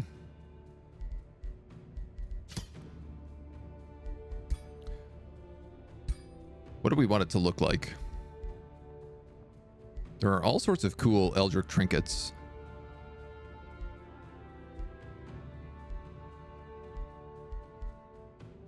That they've added.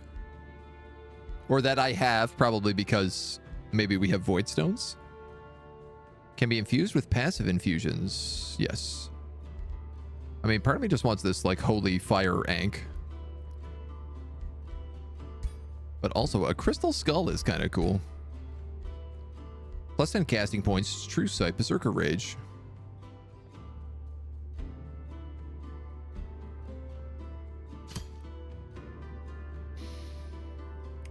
$275.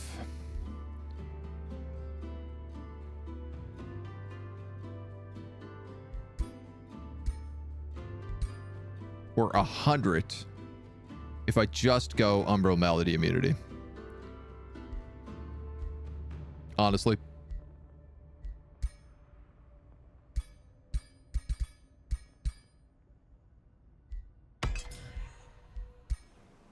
Let's just make that.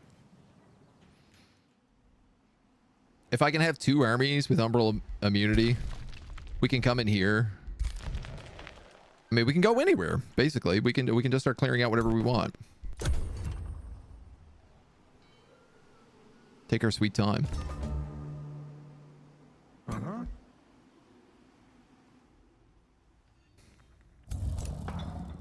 Now, see, if I kill these guys, I get a bunch of mana.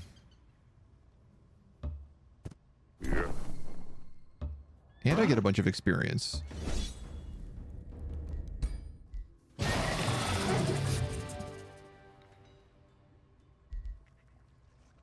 That pursuer was legend.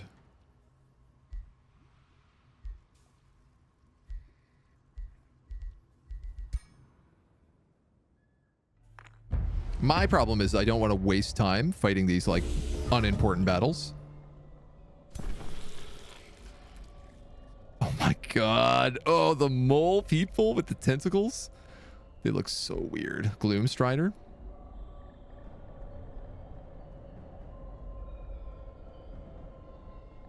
Oh man, Gloomstrider gives you Curse Eater.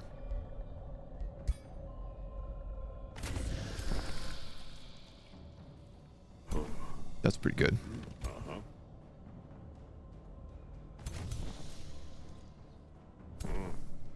Can you not go that far in?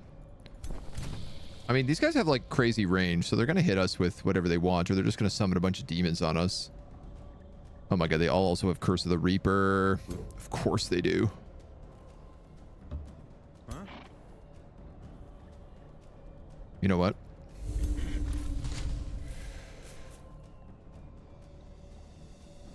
Damn it. My unicorn can't reach anybody. I got ahead of myself.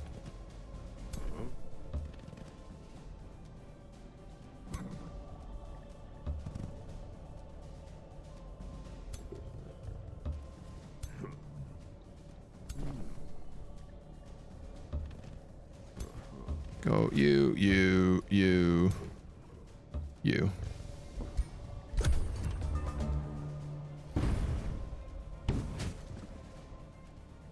Lousy teleporting buggers. He's going to heal him up.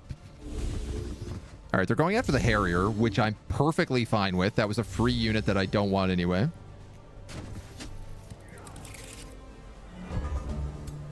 That guy had a lot more movement than I thought he did.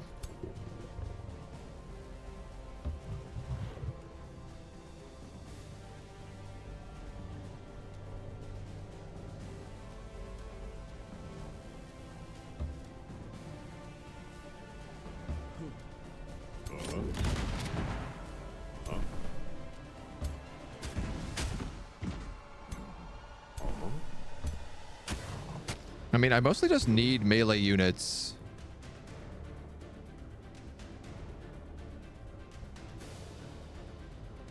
On these characters.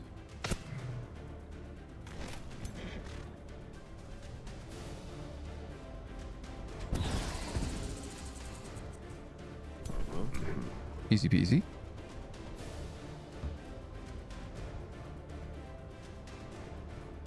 This guy's a gangster. He does 78 damage.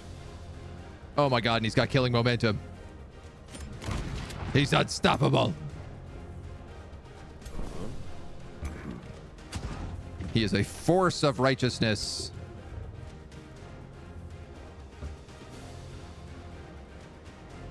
That guy has refuge, so I can't hit him anyway.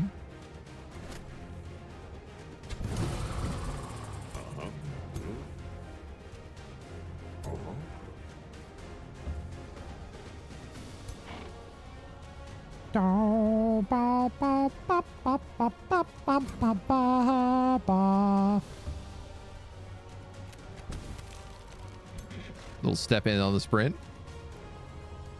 You know what? Let's phase behind him.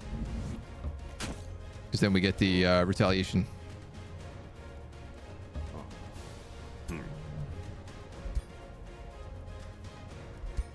That's good. I said retaliation. The word I was looking for was flank.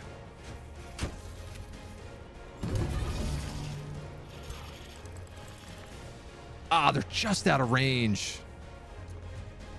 Oh, well. Cat.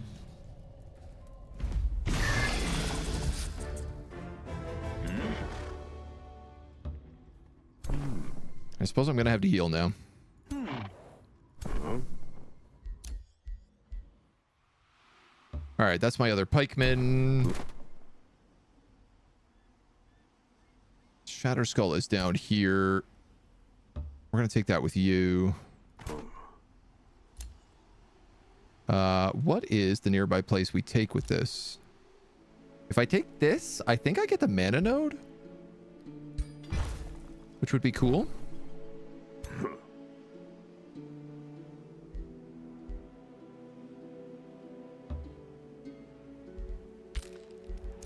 And then he can just do some scouting.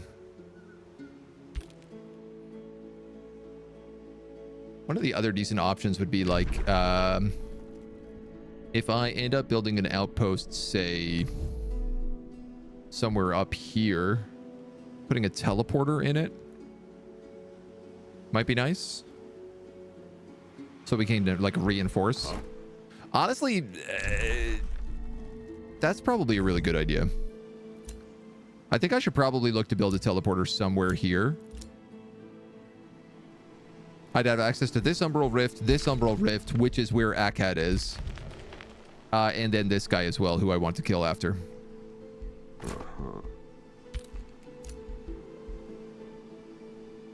You guys have more pikes, so I think I'm going to send them this way. The Wizard Tower level 2 is up.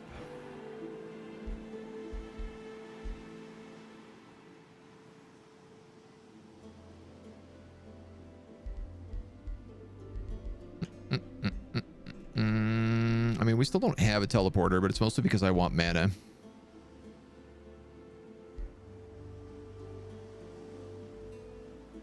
Oh, we get the estate hall for more food right now.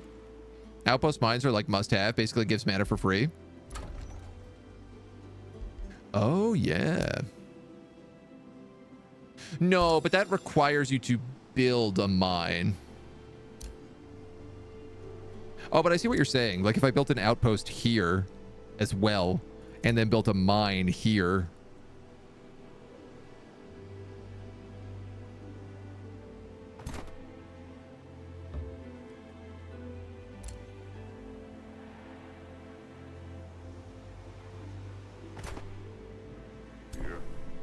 Built a mine. If I built an outpost here and put a mine here, you're right. That would generate 10 gold from the mine, plus whatever it is, 5 gold for the gold. 10 gold for the mine, 10 gold for the gold vein, and then 10 gold for... Sorry, 5 gold for the mine, 10 gold for the mine gain, and 10 for the mana. Minus 10. Yeah, you're right. They're literally free money. Oh my god, we have to start building outposts everywhere. Does that mean that's what that means, right? That's 100% what that means.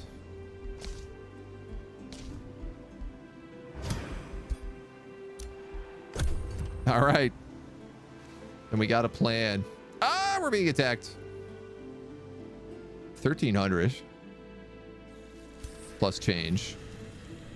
He's hero stacking again. Okay, he's actually bringing in quite an army.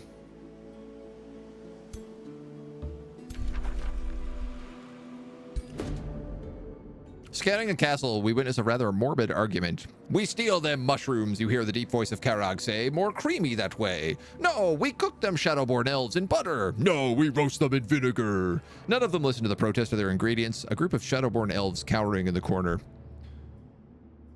We have a chaos affinity check here. Making them all berserk.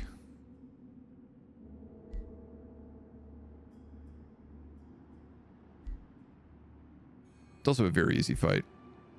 I'm going to fan the flames of the battle. Nice. Berserk defenders.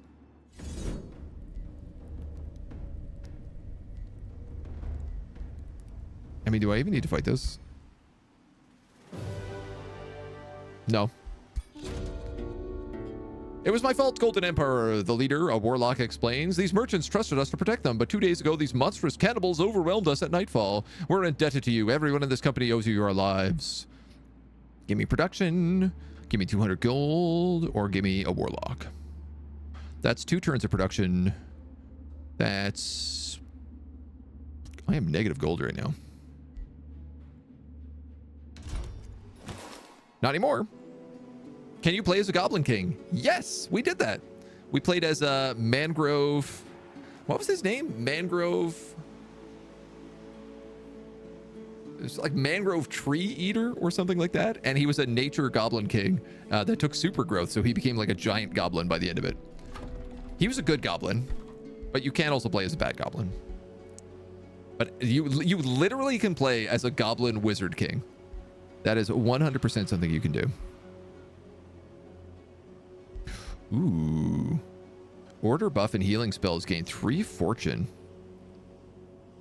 Or chaos buff and healing spells grant 3 strengthened.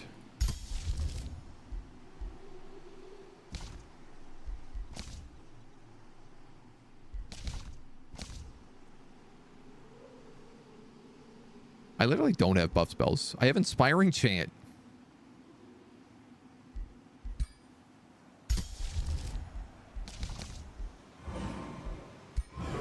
Lunch. Oh, I guess we also have Zealous Ignition.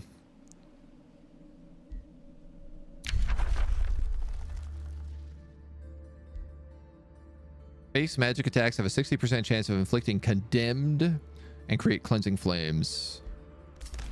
That will be the next one. That's a lot of armies coming in. I think we have to get there. Like now.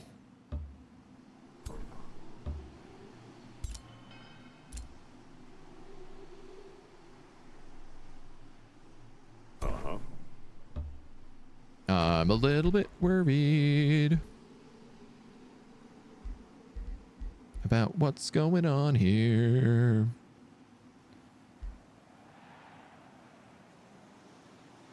+1 starting rank to every tier 1 and tier 2 magic origin unit. Ooh, okay. I am going to not rush that building because it costs 574 gold.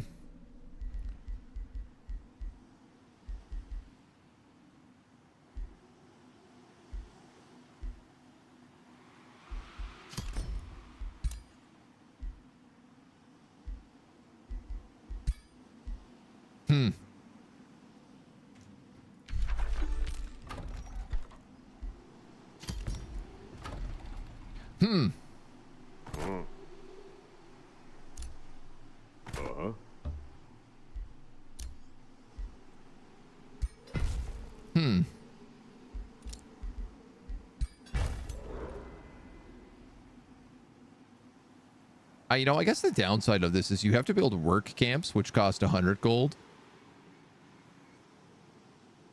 So it takes 20 turns to pay off each one of these outposts that you build.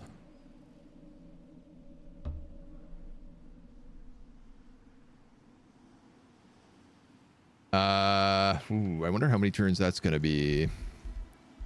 We're going to have him start building roads. Can you build roads? You actually can.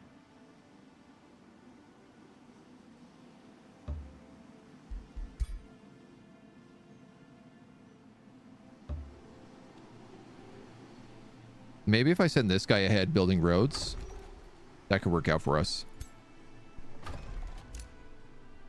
I mean, once we get onto this road, it's like 1 turn from like here to here almost, so. The outposts have been affected even on those iron ones. Park in the tree to get it for free. Industrial tree, of course.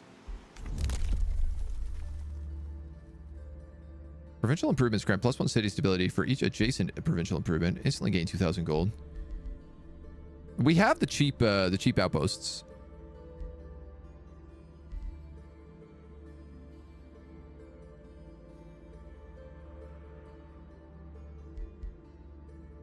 We're still building everything else up here. At the beginning. Yeah. The cheap outposts, 25% less gold.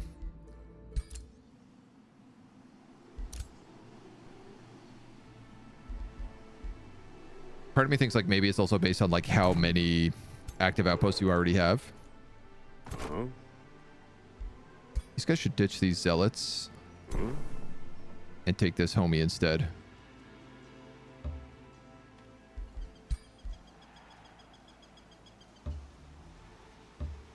We should also build roads. Oh.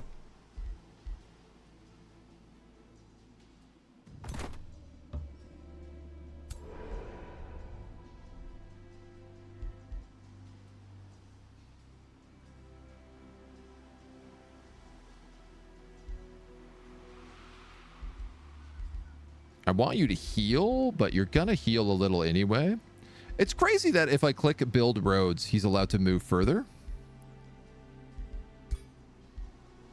That feels glitched.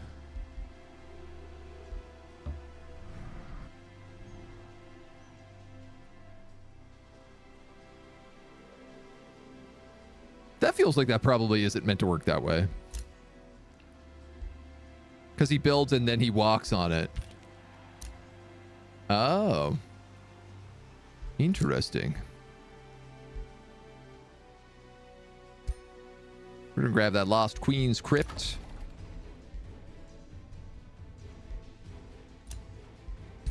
Heroes want to join. We have new Empire development skills. We also have the Dawnbringer's Skull is up and running.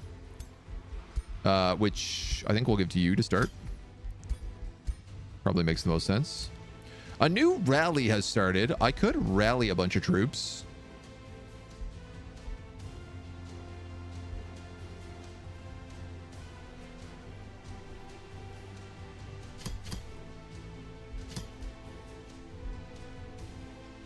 What are these guys weak to? Lightning damage. So honestly, a Stormscale Serpent and Astral Keeper is a good rally for us. Building the road might make you get to that siege in time. Yeah, I think so. I mean, we have the road to here. 1, 2. It's going to take him a bit to actually do the siege as well. Oh, with these guys, they could also... I see.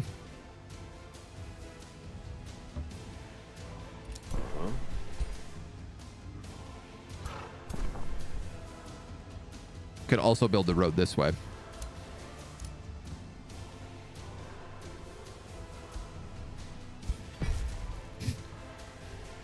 Outposts everywhere. I hope I don't accidentally bankrupt myself.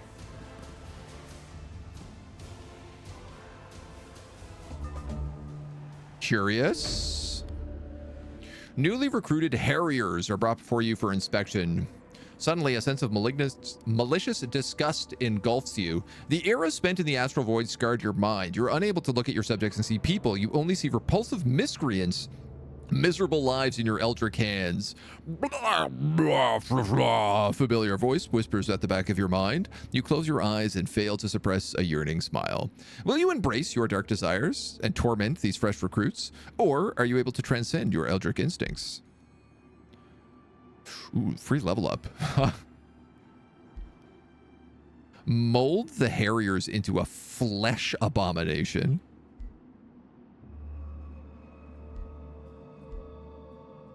Gain 2 Harriers and 20 good alignment. We're already maxed out good, and Harriers are garbage.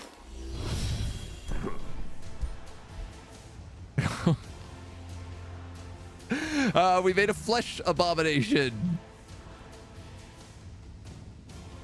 Yes, truly a force of good in this world. You can tell because it's got all of these faces. So many mouths.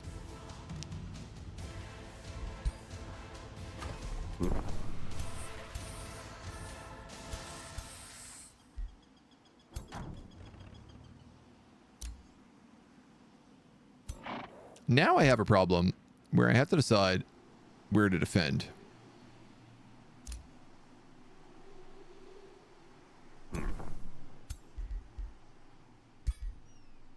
A little bit.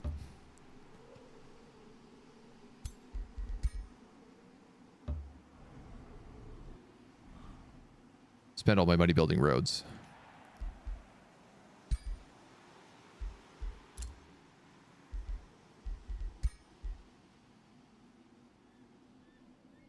Right, but you can't actually go that way.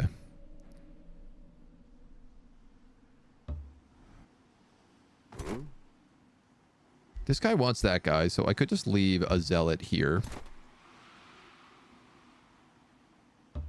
Join up with this homie.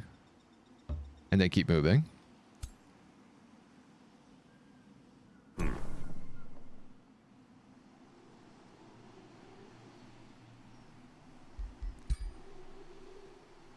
I'd like to finish this row, but I'm a little bit worried about my income at the moment.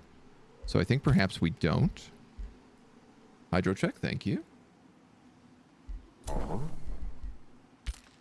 They're going to guard the base. Sadly, I don't have enough to boost this.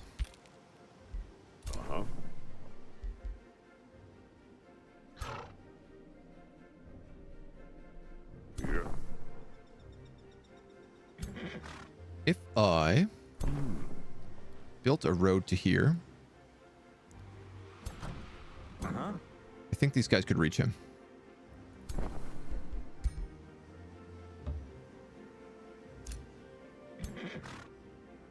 They can. It's a risky battle. Oh, there's more people hidden in the background.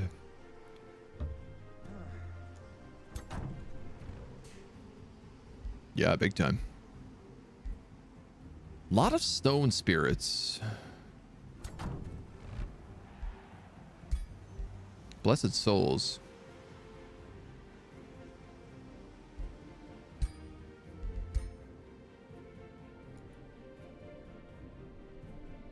Shrapnel shots, incendiary shots, sundering shots. Deals damage in a 1 hex radius of 5.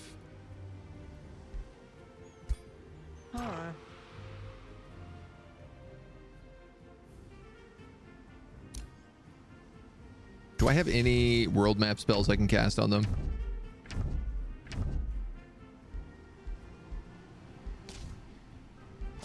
I don't believe so. I wouldn't mind starting to cast Reveler's Heart.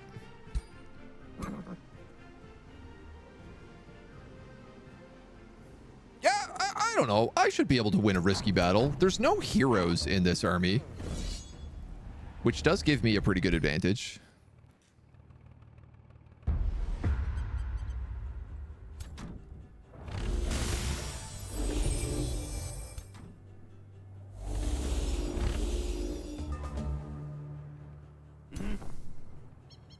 Overcharge.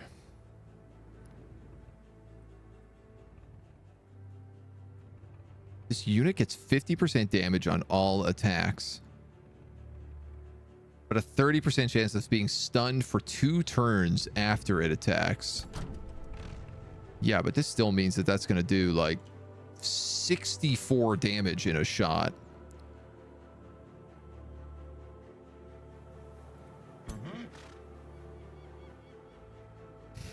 Holy moly.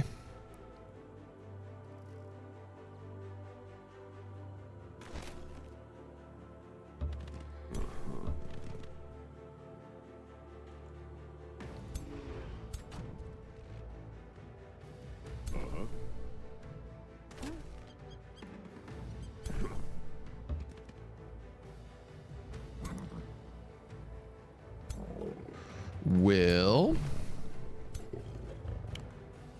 Most of my army continues to be dragoons. This guy can shoot, but only at a 25% chance.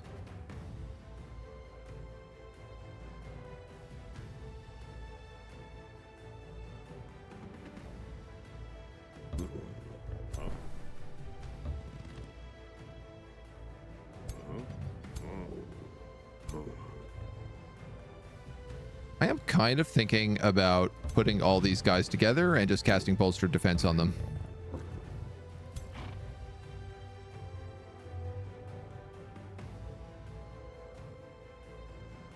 Her I'm less certain about because I might just summon.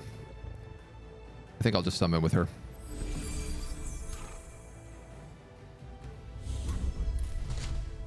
A unicorn!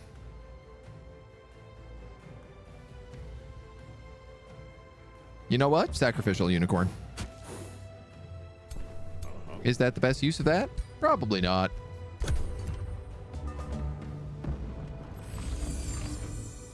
He threw a rock at me.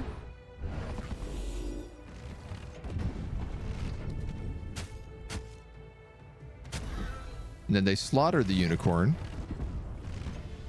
And did some big AoEs. Alright. We've got... Zeal until the end of battle, or 2 strengthened. Enemies in a 2 hex radius suffer condemned. Create cleansing flames. Ignite also sets the ground on fire, which is good for us. It's functionally a cleansing flame.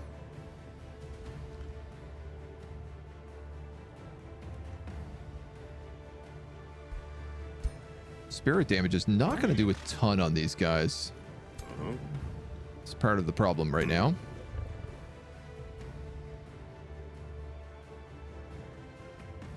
Where do you get a nice overview of the patch changes? If you just go to like the Steam page on the news posts, they have like a full breakdown.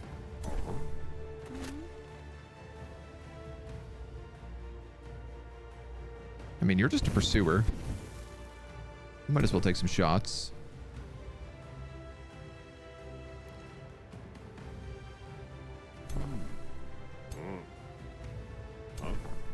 Immobilized. Yeah, let him finish him then.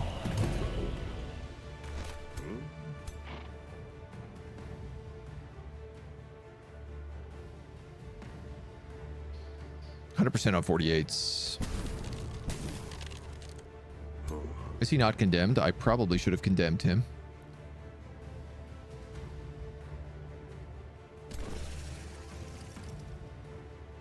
These halberds have 3 retaliation attacks. Oh, tier 2 legend.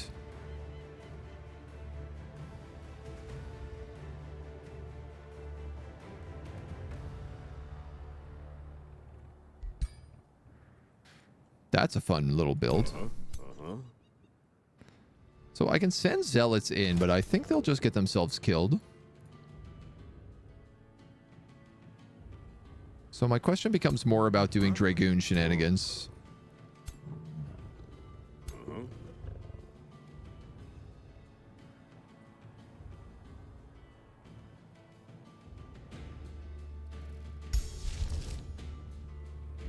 How many combat points do we have? 110, and we have 200 mana. So, I don't know. Dropping a few mass condemnations is not a bad idea. Though that being said, we could also just single condemn, because we're only really going to be attacking him. You get Star Blades from this now, so you do bonus spirit damage. And almost one-shot that tank. Okay. So if I run forward with you...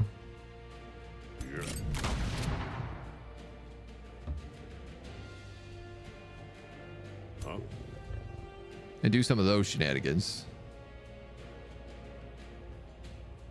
I could then run forward with you, kill it, get killing momentum,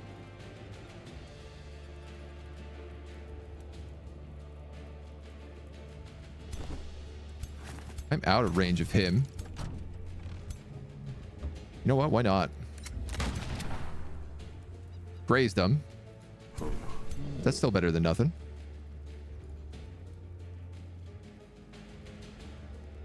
I'm a little bit worried about how far up this guy's going to get stuck, but it might be okay.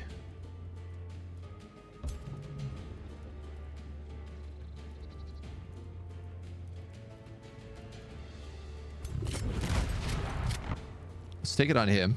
Burned and slowed.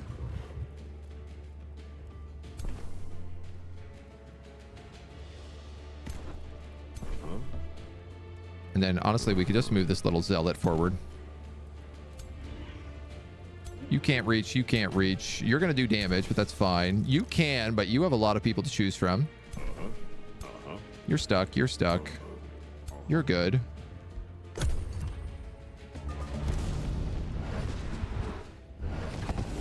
That was a very good teleport. Oh my god, that did so much damage.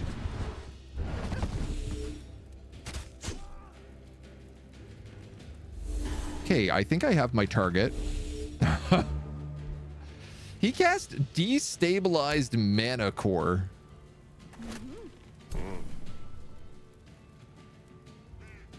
I don't know what this spell does. This hex will be struck for 24 physical damage and 24 lightning damage at the start of the owner's next turn. Oh, I am in a ton of trouble.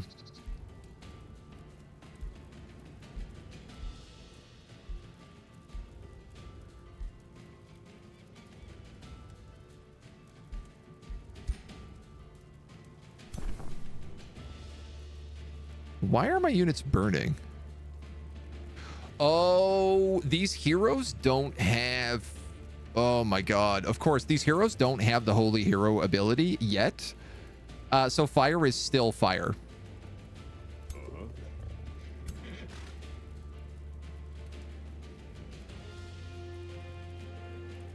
Oh, you're immobile.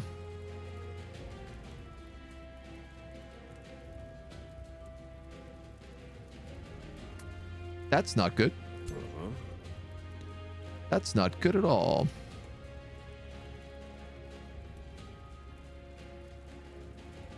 You're also immobile.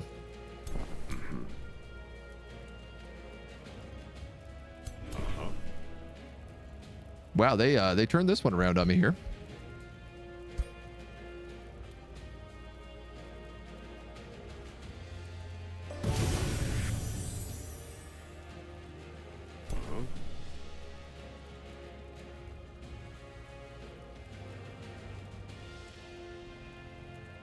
Damn, you're not going to do like any damage to these dweebs.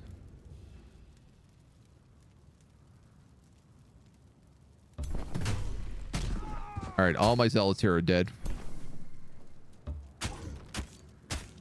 They're going to get obliterated by this ability.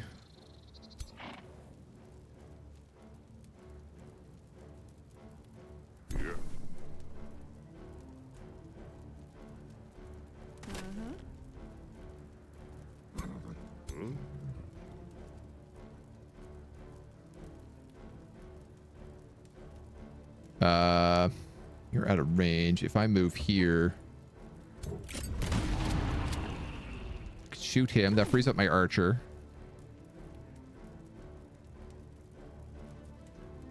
Materium skill, military engineering, no longer grants a free work camp. Instead, it reduces the turn duration of outpost upgrades by 1 turn. Aha.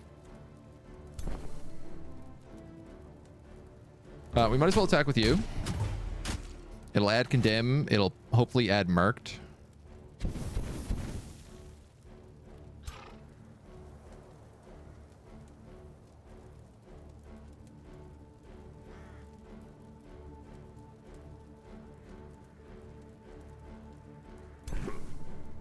How much damage does this say it does? 24, 24?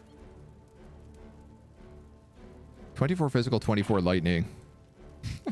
Jesus. It's not gonna one-shot her. But if this guy hits anybody, it will.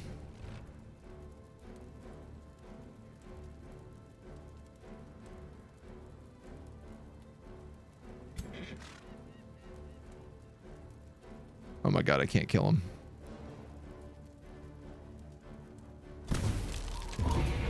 Unless I get a critical. Praise be to the crit.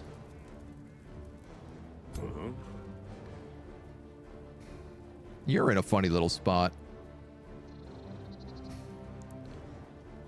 Because I need to get on him.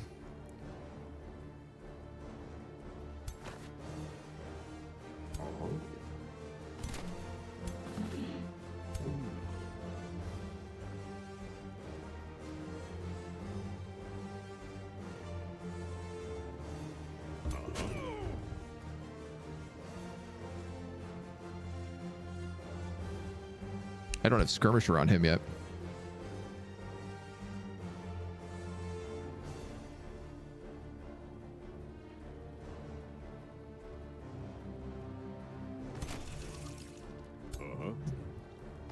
That was still in range. If I kill this guy, I get killing momentum.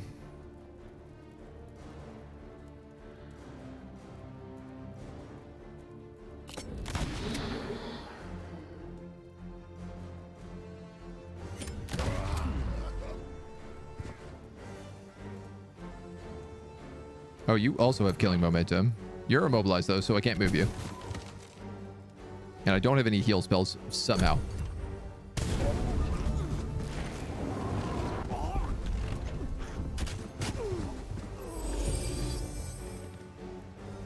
No!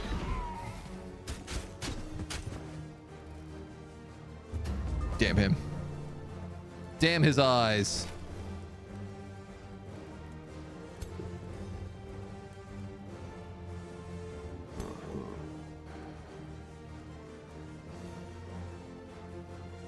I'm gonna have to deal with this guy, and I just haven't decided, like, the best way to do it.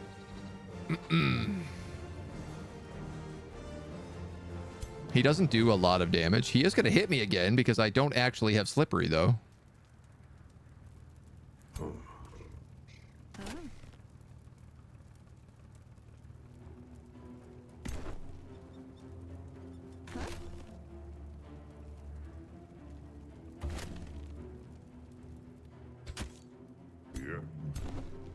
Oh, you can still catch me.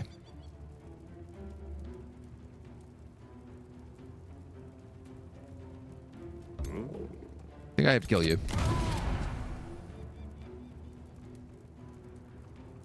I'm not a huge fan of that deal.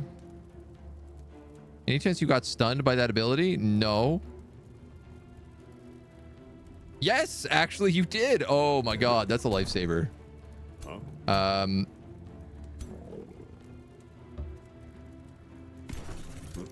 You can protect the archer.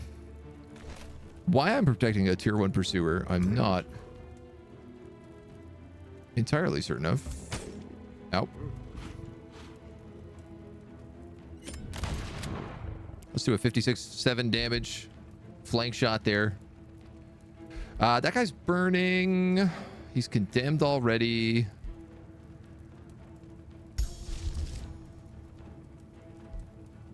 I don't have the ability that does extra damage if they're burning.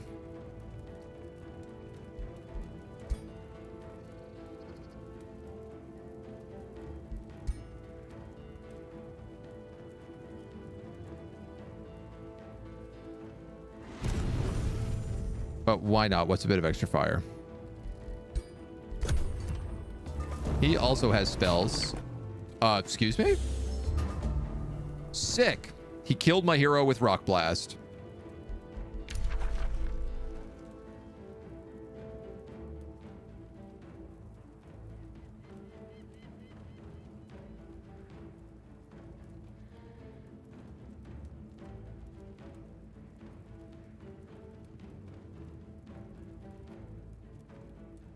I'm assuming that's where that 18 came from. Rock Blast. Yeah, it cancels retaliation. Yeah, that was Rock Blast. Oh, man. This guy sucks a lot.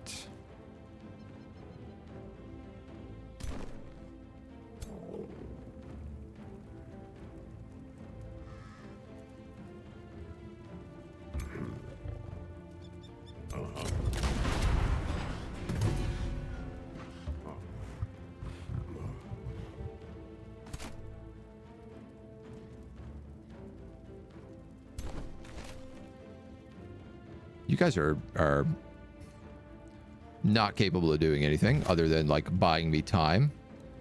And he still has spells, which I'm realizing. So he's just going to keep hitting me with Rock Blast probably until I die right now.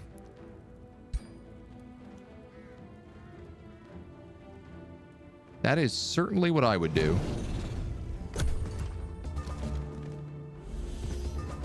Unless he's out of mana.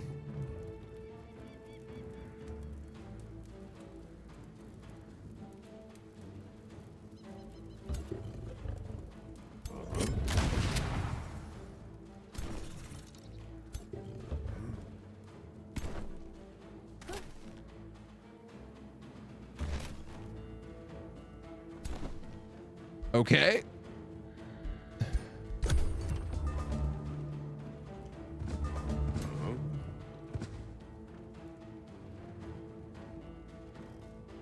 It's 90 no matter where I go.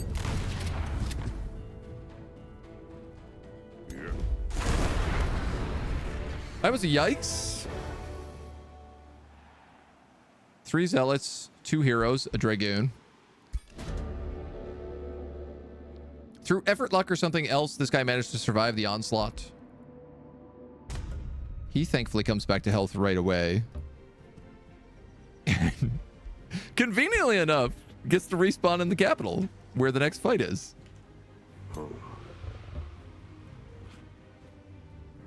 The rest of my army might not be so lucky.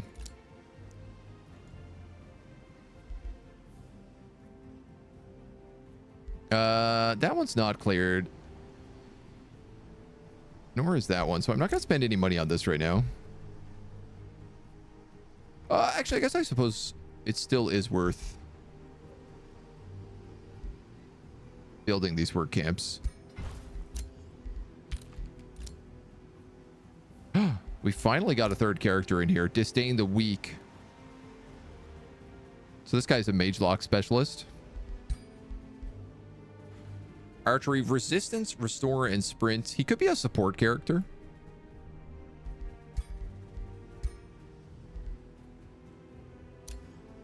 Remains of our homie has been picked up.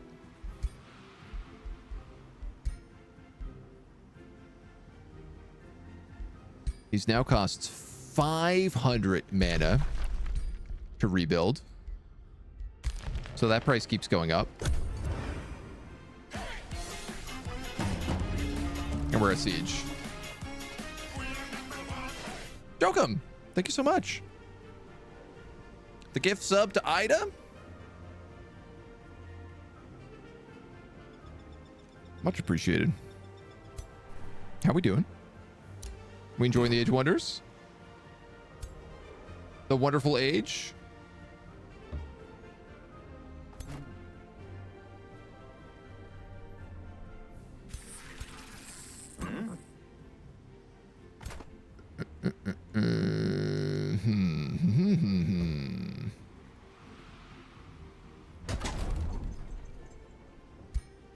Siege project. Unleash the Warhounds. 6 Warhounds. Additional wall breaches. Tower bombardment.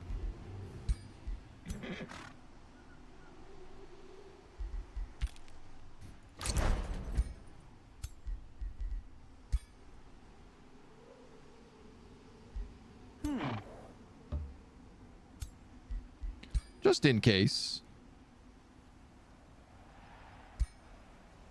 I'm going to put him there.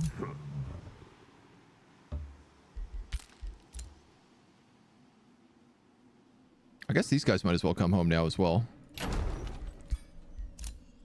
You built a work camp. You're going to take Shatterstone Keep for the 20 knowledge.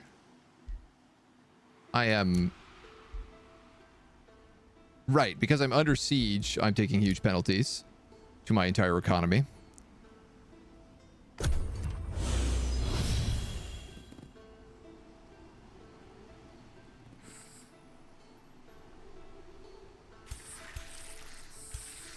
This guy just summoned like 3 additional elementals, I think. What a rat. Oh.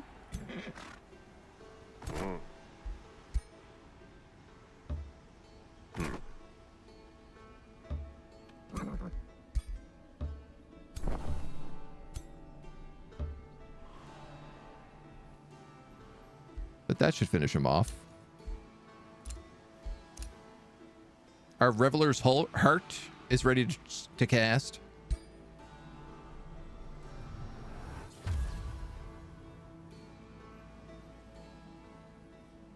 Can I turn that one off visually? That's a thing you can do now, right? In the old Magic Tome.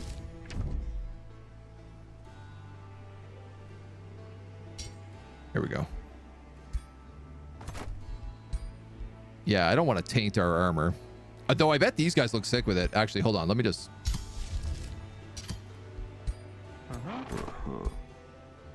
Okay, these guys look pretty sick with it. But everyone else looks like they're spooky Halloween characters now, instead of knights in shining armor.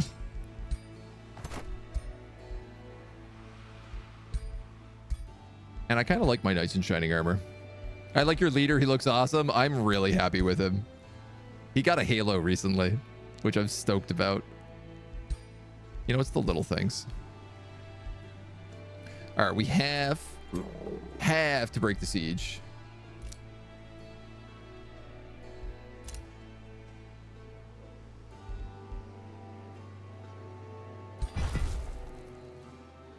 So if you build that mine, you now make 10 mana.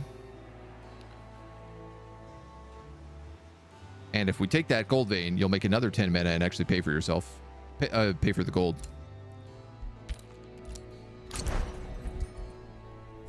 So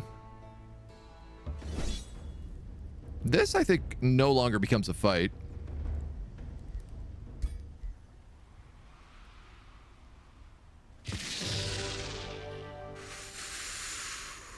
My Tyrant Knight. No. No, I don't think so. We can't make them yet, so.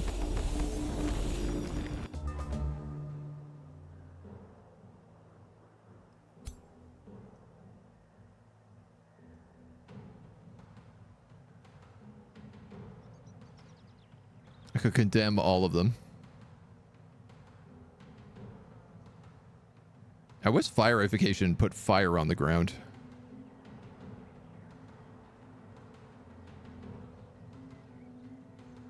Enrapturing Truth is domination.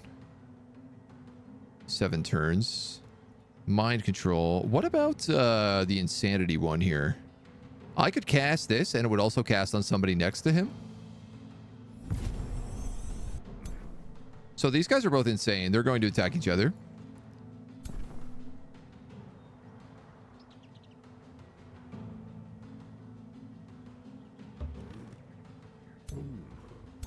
Oh, my Tyrant Knights are wounded is what happened.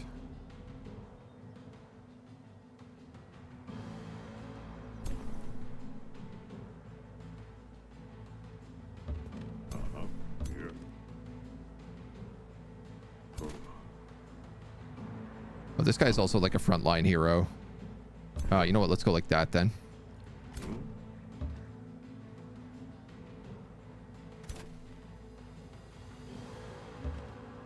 Archers. Mage locks. Overseers. I like that little army. They've got a good feel about them. This big guy's going to move forward, and I'm actually just going to animate this tree.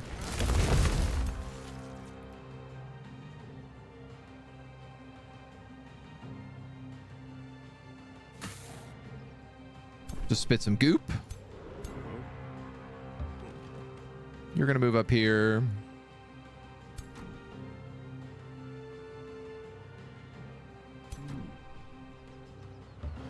I'm going to move this cannon up, though I'm not sure it's the right idea to do.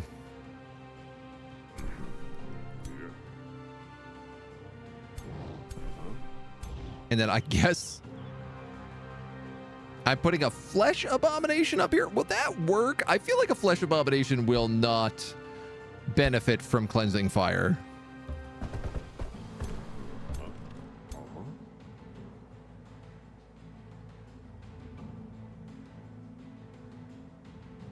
Yeah, zeal and faithful.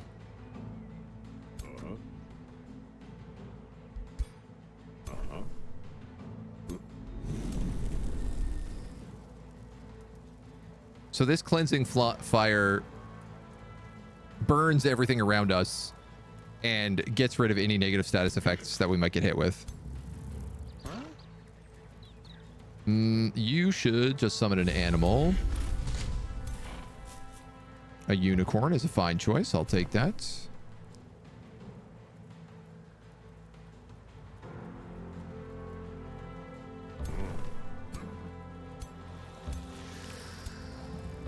You guys can all move up this way, this way, this way. Heals friendly units and gives them static charge.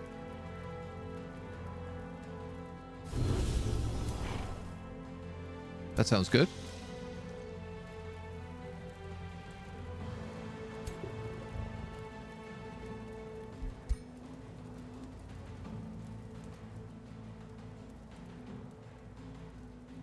And then I guess I just like don't know what to do with these Tyrant Knights yet. I'd like to heal them.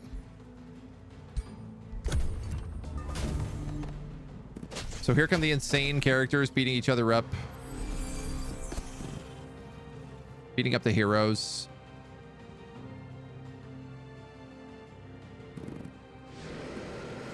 Ooh.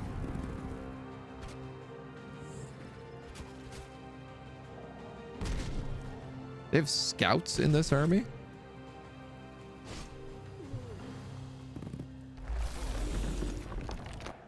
Interesting. This guy like wind blasted us and then pushed us back.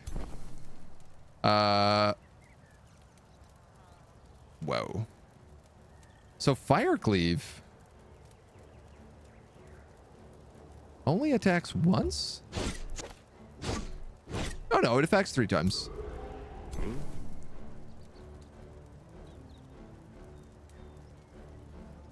Deals damage to units in a 1-hex cone. What I want to know is, will it hit my own guys? And there's no better way to test this than on a Flesh Abomination. The cool answer is no, it totally doesn't.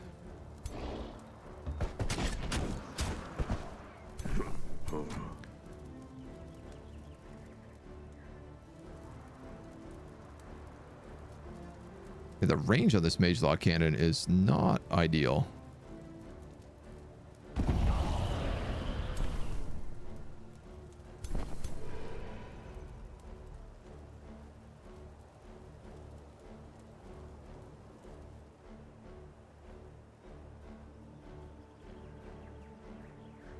Cast this over here, condemn a bunch of units, give everybody zeal. All of our guys look like they are very on fire.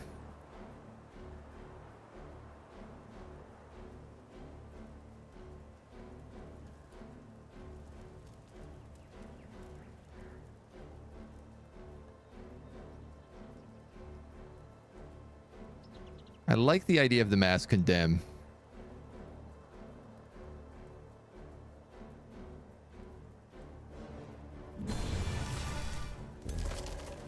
Also, you know, all the spirit damage is pretty nice. So if this guy moves forward, he can do some big swings on these dweebs. That lets this guy attack without getting immediately killed. I have 2 mage locks back here ready to take aim. Pick your targets.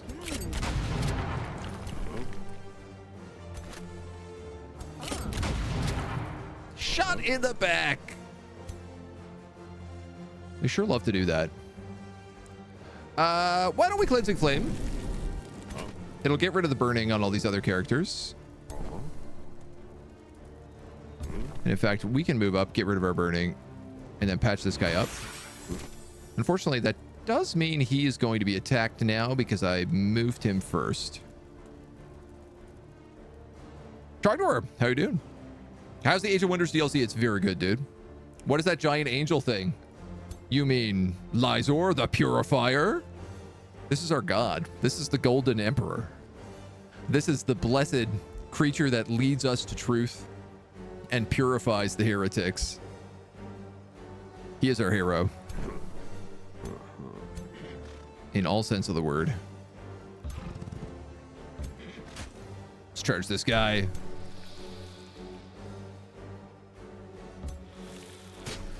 And I guess we'll just hit him?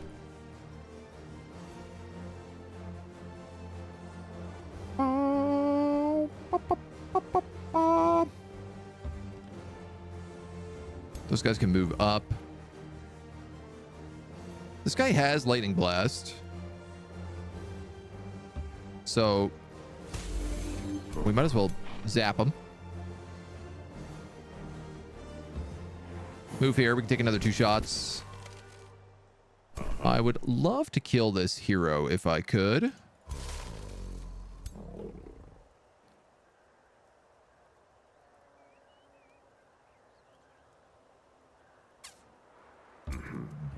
This is maybe how my Tyrant Knight dies. Unless... Missed! Missed! You've got to be kidding me. How did you miss that attack? He has 2 HP. Now I have to decide if we hit him with Ignite. Or... Here we go. My hero sprints over and saves the day. Alright, well, we got the good pocket of these guys over here. If I'm going to hit anybody, it's probably going to be them.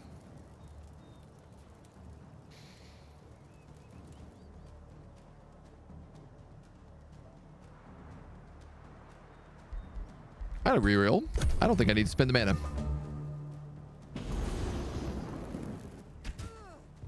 We get zapped, but the electricity doesn't stick around because we're on holy fire.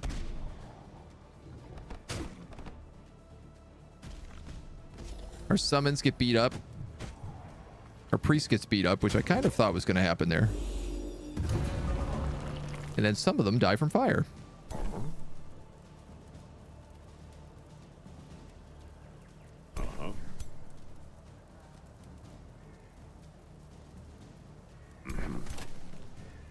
Let's see. Take aim with the mage locks. And blast this guy. Again. Take aim and blast. This would let my Pyre Templars move up for a much better strike.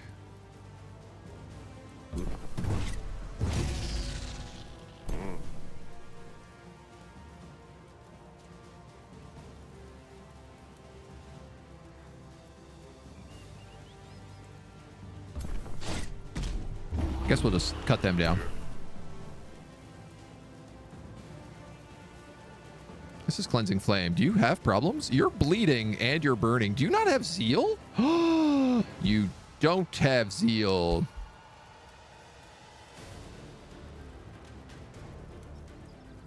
Overseers. You cannot exist in this plan much longer.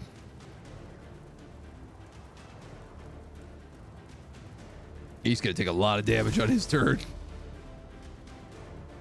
Make no mistake, he's going to take a lot of damage on his turn.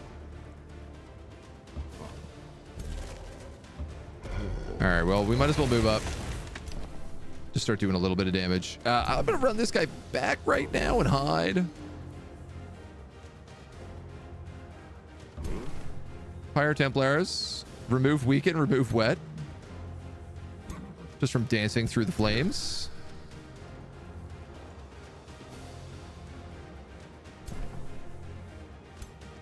If I put you here, you'd be able to attack both of them. But this guy is definitely the bigger threat.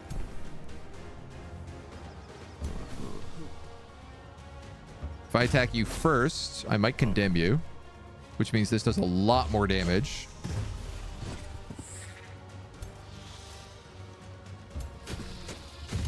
And then I can kill you with that serpent. And now the morale is breaking. Try to keep some people alive here.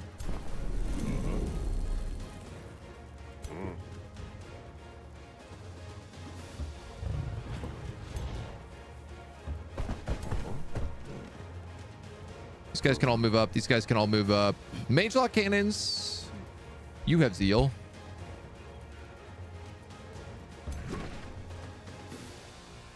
So let's move you guys up. And the outlaw. Definitely move her up. Kill off another guy. This dude has a heal, so why don't we move him up and just heal this guy? Just in case.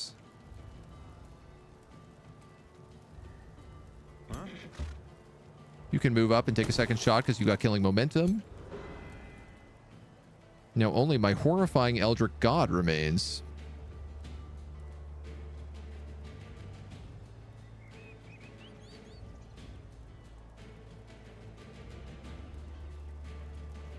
Question, horrifying Eldritch God. Do you have zeal?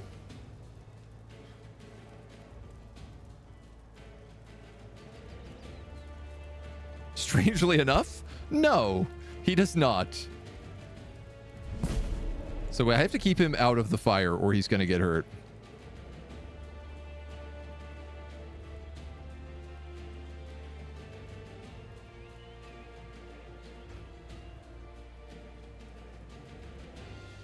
I can dominate their heroes.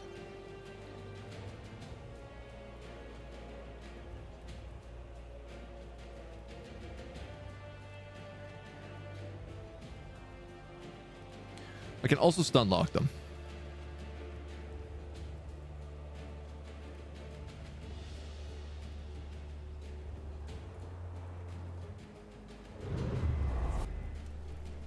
I'm going to stun because it actually stunned both. Oh, that worked perfect. Yeah, it worked perfect. No, we're going to kill them all. Huh? Yeah, no, we're gonna kill them all. I think that's gonna have to be the plan here. Let's just fill them with bullets.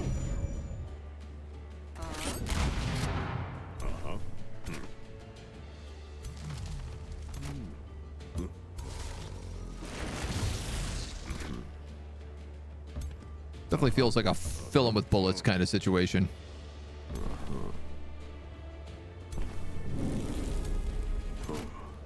This guy also doesn't have zeal.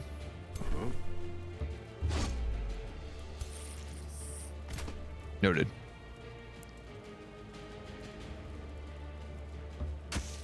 He does have assassinate, but the chance of it landing is pretty low.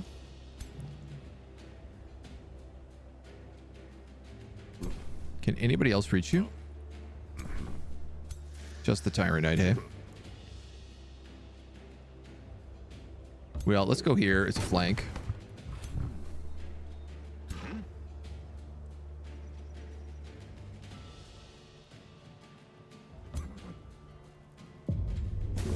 Arrow from downtown.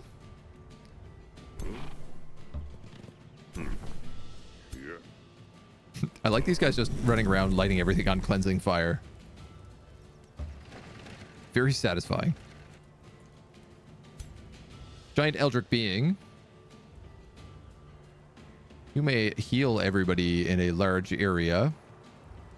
You may dominate. You could just shoot him.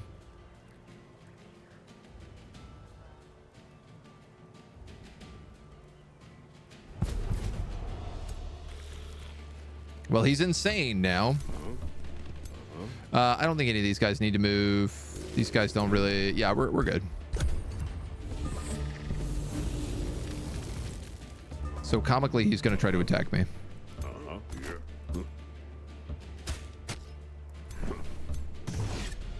Oh my god, these pyre halberds are so good. It's disgusting. 450 knowledge, 170 war spoils. You know that means we're getting another mage lock cannon. In fact, I think that means we're getting like 4 mage lock cannons. Do these have upkeep? They cost a lot of gold.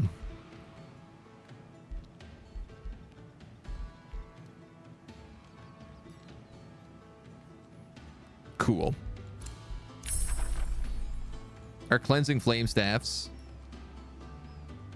How ironic that this means like our overseers would get cleansing flames, but would be hurt by cleansing flames. And we're on our next book. So one option here was to go Tome of Devastation. It would give us flame burst weapons, 20% critical hit chance, as well as explosive fire damage. For shock troops, so Tyrant Knights, shield units, so the flying tier 4 units will get. Pole arms, so all of our pole arms would do cleave, and then when they killed things, those things would explode. And the Dragoons would also get explosive weapons with 20% crit chance. Magic units, which I honestly am no longer certain we would have, would give us Demolisher. We can target tier 1 units and transform them into war breeds. Interesting. And then we'd also have war breeds who have power cleave and charge strike. The flip of it would be picking up the Tome of Subjugation, which gives us access to Tyrant Knights, which don't have cleave but have demoralizing charge strike. 29, 8, and 4. Purifying Aura. Final Ultimatum. Target a routing non-unit, non-hero unit. You have a 90% chance to permanently mind control it.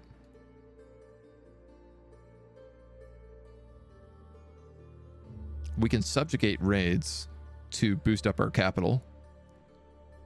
The Baron's Palace gives us a bunch of huge bonuses to the Throne City. No, but we can't build it in city. We have to build it in cities of another race, so that's no good. And Intimidating Aura, which would reduce the morale of everything around us. We also have the Blood Fury weapons, which give us morale boosts. So the morale schism would flip a lot. I could make a Zealot a turn and turn them into war breeds. You make an argument. The thing with the Tyrant Knights is that I really like the look of them thematically in our army. Tome of Sanctuary.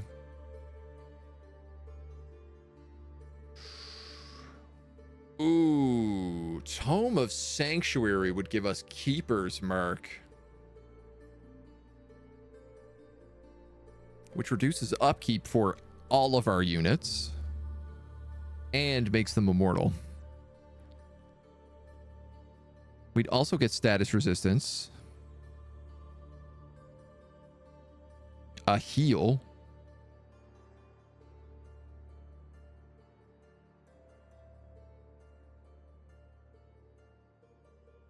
pillage protection,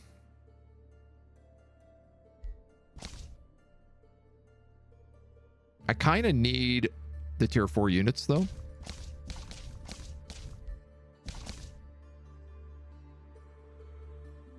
The thing with Monstrous Rebirth is it dies at the end of combat, right? So you sacrifice a Zealot, but you then lose it. It also costs 45 mana, so that's a Zealot, and a Rebirth is 105 mana. It's kind of expensive. I think when we played Holy Purifiers before, we went with War Breeds. I think. So I want to go Tome of Subjugation. The Intimidating Aura is good. The Tyrant Knight is good. Subjugating raids, not bad. Especially if we only have one city. Which we do. That being said, you know, it only affects one city at a time. There's only 3 cities on the map, so it's not going to pay off that much, but...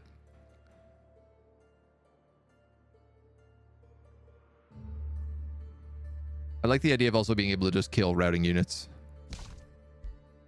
I really, really like Tome of Sanctuary. The Keeper's Mark is extremely powerful. Anointed People is pretty good. Half good for us. But I can't say no to Tyrant Knights. They're too critical in this build. To the righteous is given the duty of bringing...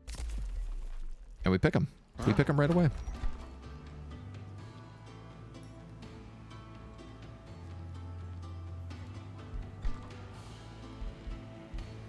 They might take a turn before they show up here.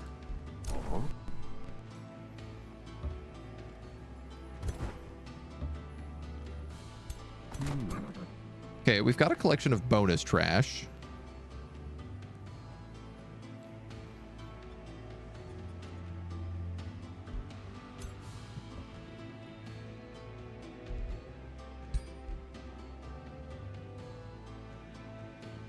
Oh, we have to climb over mountains here if we want to come back this way.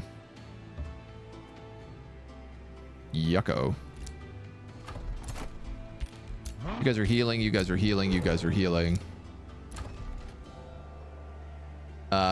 We built the thing that condemns everybody permanently in our zone.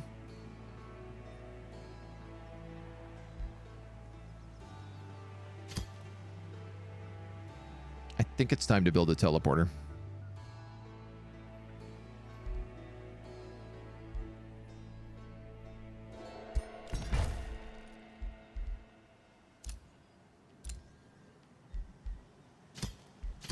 We have more remains, which are producing us more mana.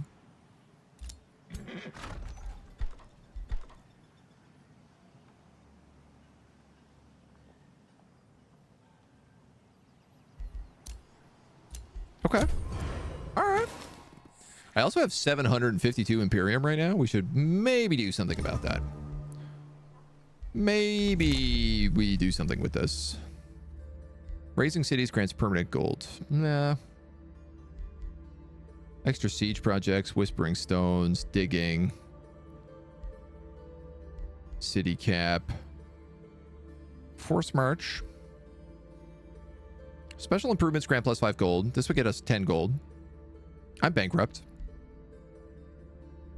I'm going to gain 2,000 gold.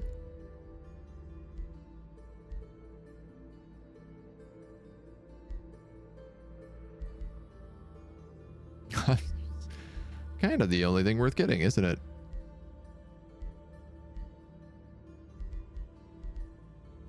In a weird, weird way.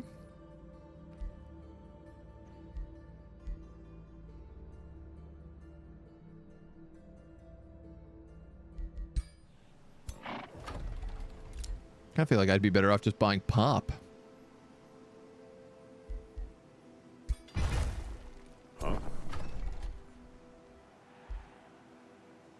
Honestly, I think I am better off just buying pops.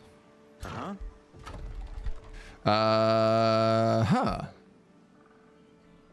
Oh, I have to research them. I'm an idiot. I still have to wait 5 turns.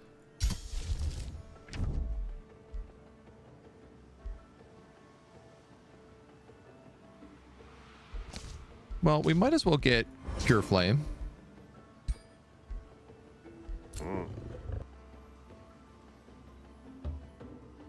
These Dragoons are going to come back in.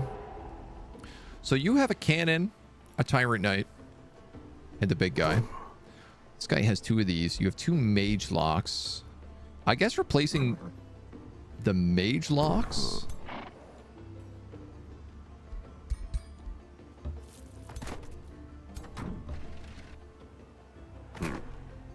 with the cannons would make the most sense.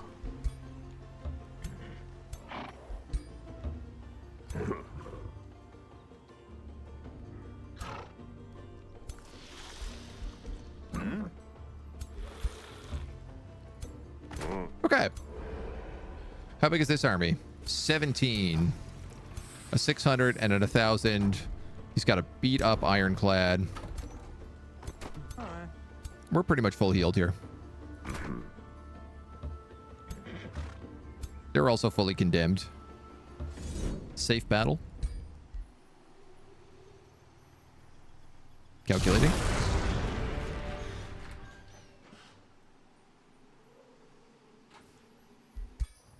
What are they doing? That my cannons and my Templars are getting killed. Oh, they're overcharging their cannons is what they're doing.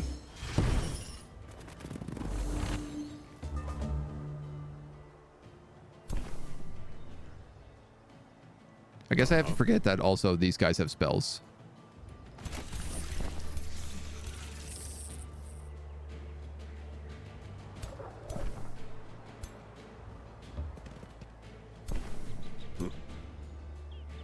Can these be blown up? Like, I wonder if I cast this. Nice. Oh, that rules.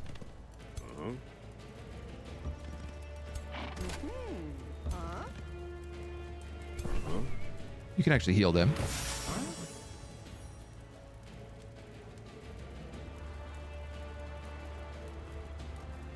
You have Zeal. You're safe to stand there.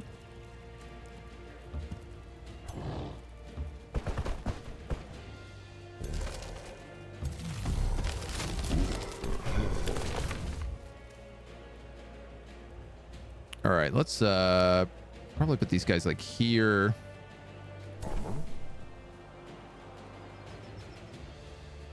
Here. here. And here.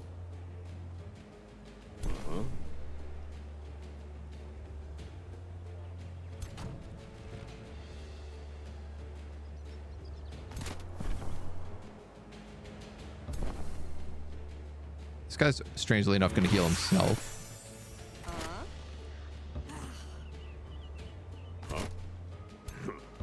I have to stand back with some of my characters because not everybody is safe from the fire.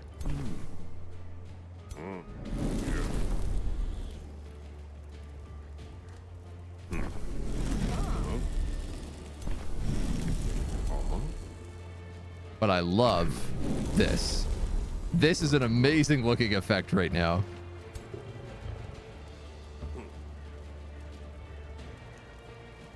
These halberds with the cannons behind them. It's so good.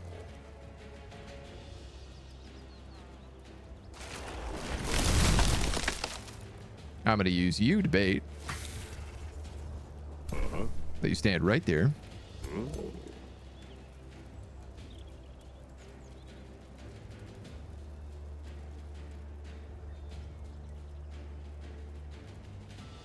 You can't really hit much anybody. My biggest concern in this right now is I have no more Dragoons, so my crazy Dragoon spam doesn't work. Which I truly think was my most powerful ability.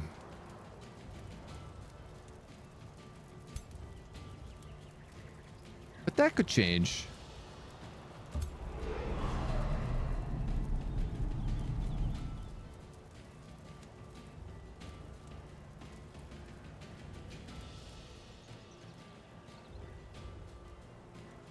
Friendly units in a 1 hex radius. So I could heal you. I could heal the 2 of these. You know what? Let's just do that. I'd rather have the heals up.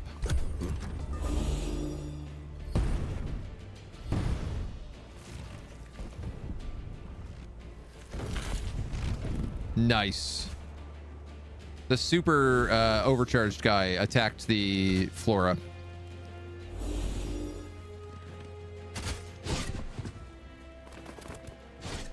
Functionally making us take no penalties. No damage. You got some pretty good cannon shots here. In fact, you can kill that ironclad. Can you? No, you can't. Yes, you can. Can you? How does that work? Yes, you can. So you can sort of fire at things that are out of range. Oh, well, that's too good. That's 3 in a row. Okay, the mage lock cannons are good. Just gonna put this out there right now. The mage lock cannons, they're good. You're a big pocket of dweeb, so I'm gonna have to just kill you.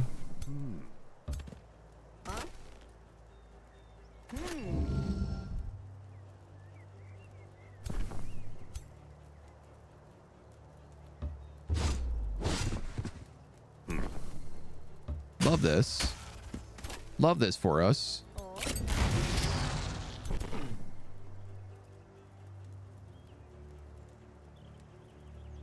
Yeah, I was thinking about summoning animals, but I'm seeing now that that's not necessary.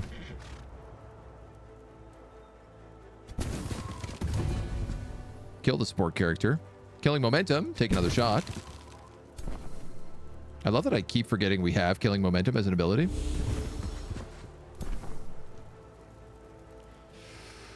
Well, Pyro Templar, you might as well move forward and take a swing.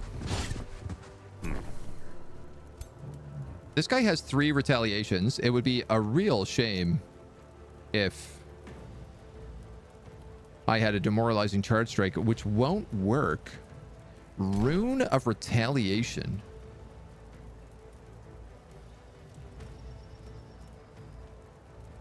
%40 of damage sustained from melee back onto the attacker.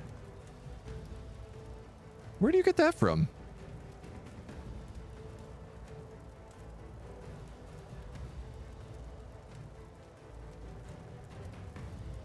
Is this a Materium thing now?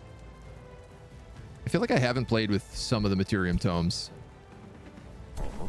Surprisingly. You can move here. And you can move here.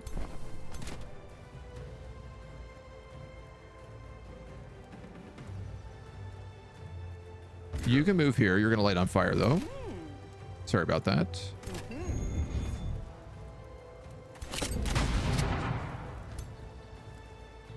My biggest problem is this ironclad is still very much alive.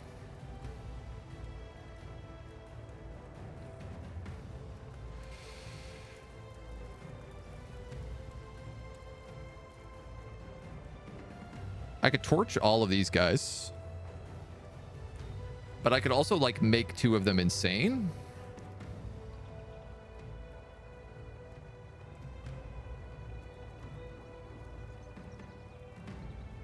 In fact, I could probably make 2 of them insane and berserk.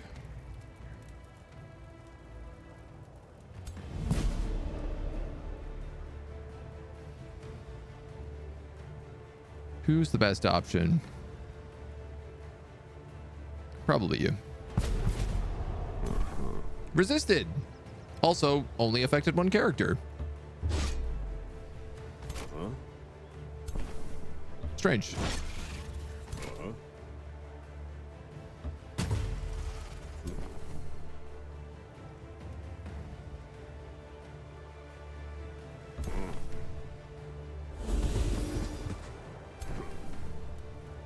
Now I'm really worried this, like, overcharged ironclad is just going to try to blow me to pieces.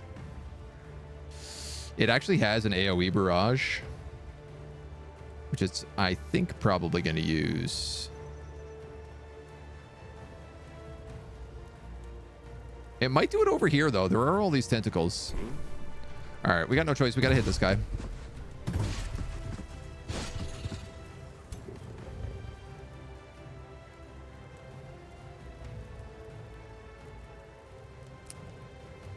Is there anybody else other than this Tyrant Knight?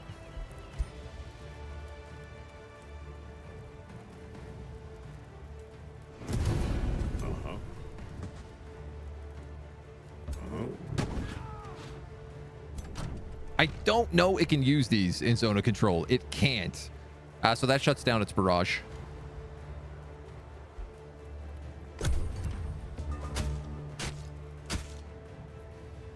This guy tries to fight some of my polearms.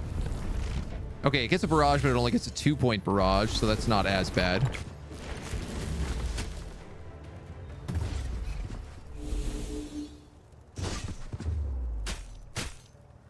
People try to fight my Pyre Knights. Get absolutely trashed. Cannon time. Retaliation's removed.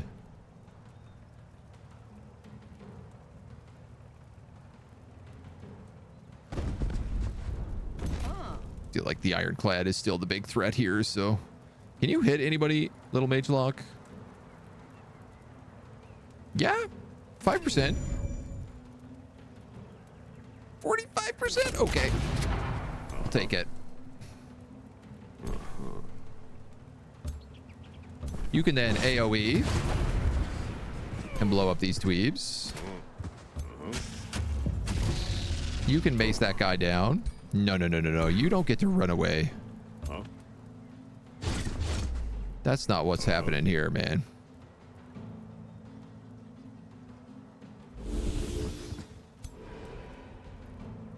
You're up against an Eldritch God. There's no fleeing.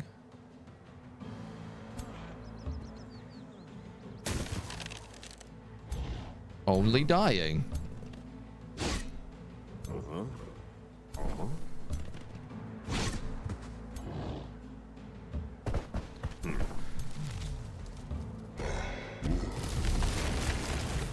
I love this giant mythic guy that we have. I'm not going to take a 5% shot because I'll probably shoot one of my own guys. Yeah. You're fine. You can move up. Tyrant Knights can kill them. Do I have stun? Desperate Anguish?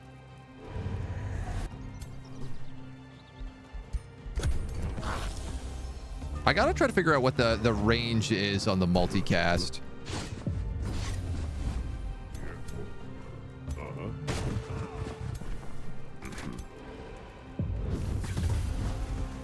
Boom.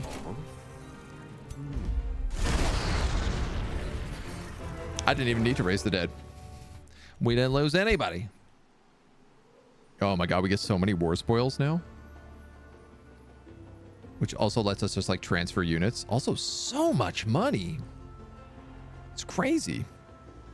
There is a way how a hero can grant zeal to all of his troops. Yeah, I think it's a support skill.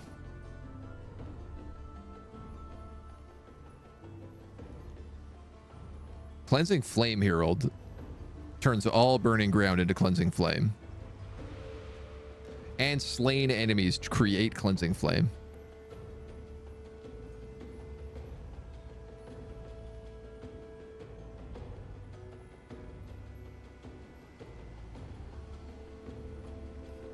You know what? It might just not be available to Eldritch characters. Zeal.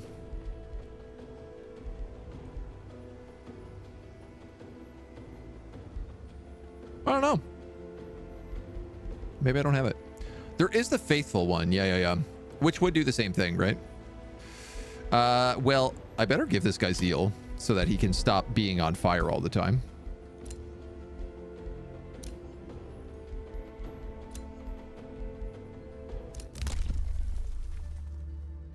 It says I've unblocked Knightly Orders next turn. Units of legendary rank gain a buff depending on their unit type. Shield units gain Fearless. Zealots would gain Frenzy. That ain't bad. Mythic units strengthen and regen on kill. Our cannons would get Giant Slayers. Support guys get bolstered resistance. That's not bad. Skirmishers. 50% evasion. The Tyrant Knights. 30% chance of inflicting stun. And our polearm units. 60% chance of inflicting decayed. Yeah, that's going to be nice. We get that next turn. It's 500 Imperium, so it's going to cost a little bit. I think if we're ready to push out, Chautauqua seems to be my biggest threat at the moment.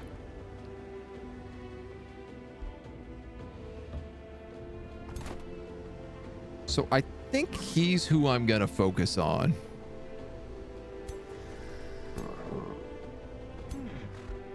I would like to get rid of this Flesh Abomination and perhaps take this Dragoon.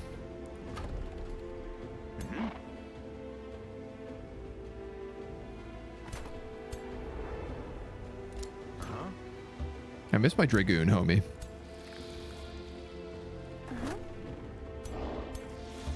He was a real one.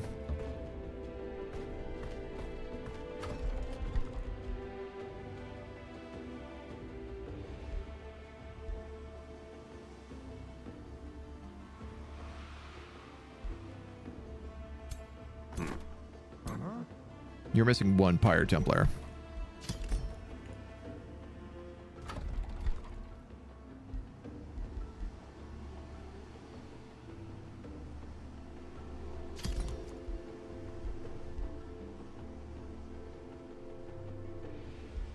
I thought we built this. Maybe it got canceled. We'll queue up a few things. This guy wants a Wizard's Bond again. I suddenly have enough money to build all these work camps. Do I also need palisade walls?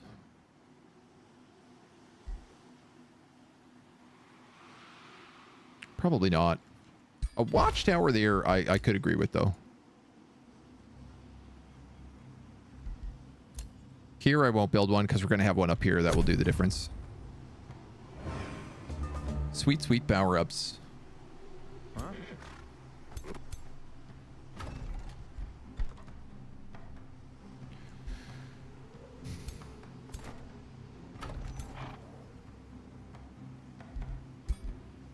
Send you back. You know what? I'm going to heal for one more turn here. But if I don't want to slow everything down, I kind of need to rush him. Huh? So all of my armies now have 2 Pyre Templars. You have Dragoons and Mage Locks. You have Cannons and Mage Locks. You have Cannons and Tyrant Guards. And a Horned God instead of a support character.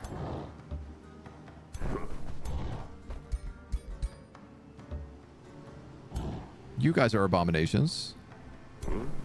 And you guys are lunatics.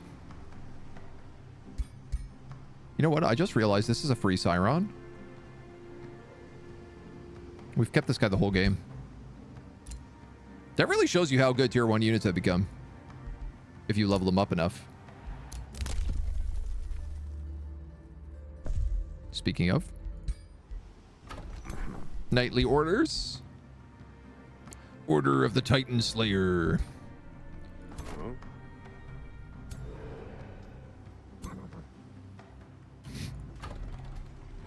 That is my only legendary unit.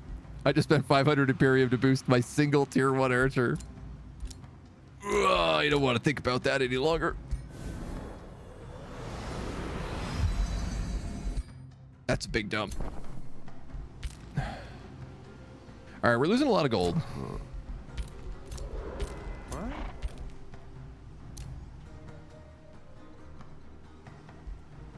I gotta kill those guys to get that gold, and I gotta kill these guys to get that gold.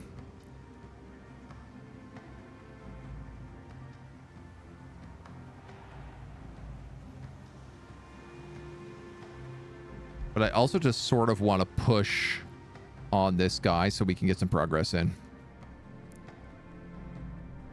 Yeah, we're losing a lot of cash, but we also make so much from fighting now, so...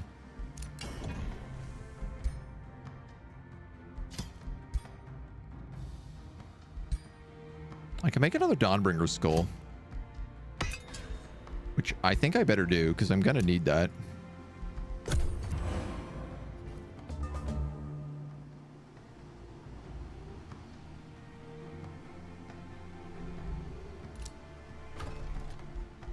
Grand Wharf gets this production. Do I have nothing to get me money anymore? Extraction Nexus. The Merchant's Guild, but it's not going to be that much. All these outposts are costing me like quite a bit of money. 600.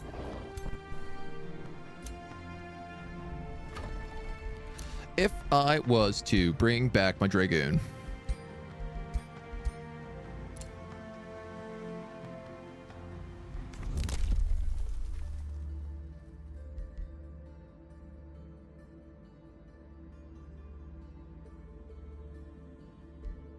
Just thinking about that Astral Rite that just gives you a bunch of mana. I could probably buy mana. Ooh. Ooh.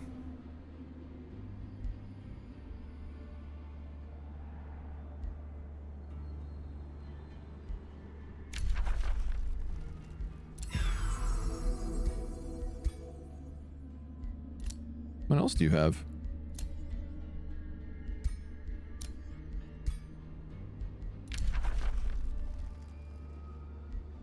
Oh, yeah, no, he'll not give me a good rate for that.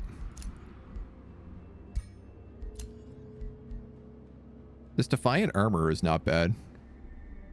Lightning, Fire, and Spirit. You know what? I say that. I'm not really being attacked by any of those flavors. This guy's shield sucks, though. And now he's got a really good shield.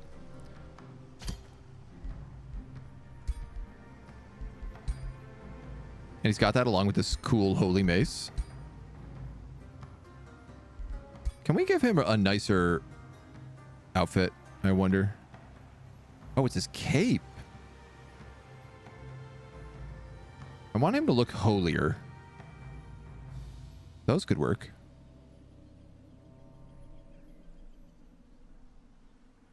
That's always a classic zealot look. But I feel like it's more spellcastery. Let's give him the Crusader's mantle.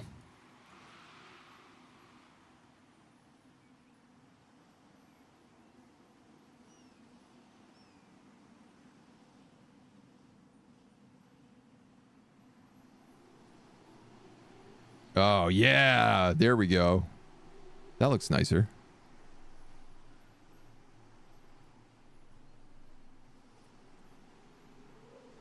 You know what? Let's just go all the way. Let's just make him full up. He is our holy avenger. I basically buy anything I can from these opponents, if for nothing else, than to get materials for the forge. Yeah, I'm just where I'm bleeding money right now. I'm a little bit hesitant.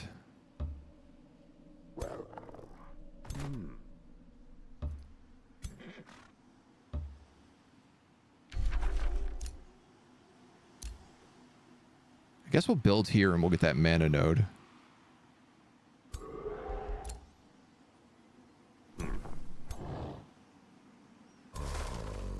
$400. I'm literally thinking about just throwing these guys at them for the money. And I think I'm going to do that.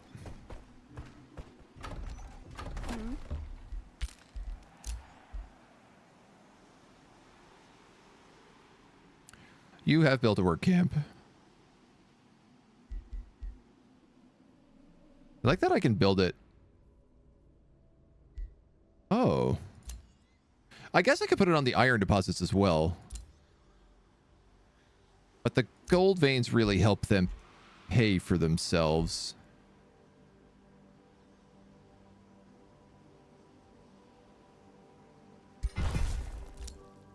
Yeah. Yeah, because if it's a cleared out vein, then outposts will just get me 10 mana. Honestly, I'm not sure that's worth it.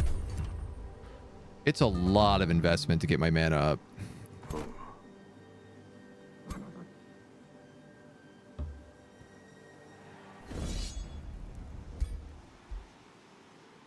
I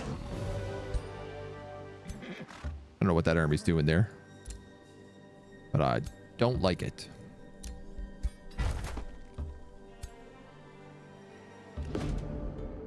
A group of hungry and frightened fey folk do their best to hide behind a horned god. He puts on a brave face and tries to keep his ground behind you. Tries to keep its group behind you and face your troop defiantly. Growth blocked for 1 turn in exchange for 150 mana. Knowledge. Dominate the horned god.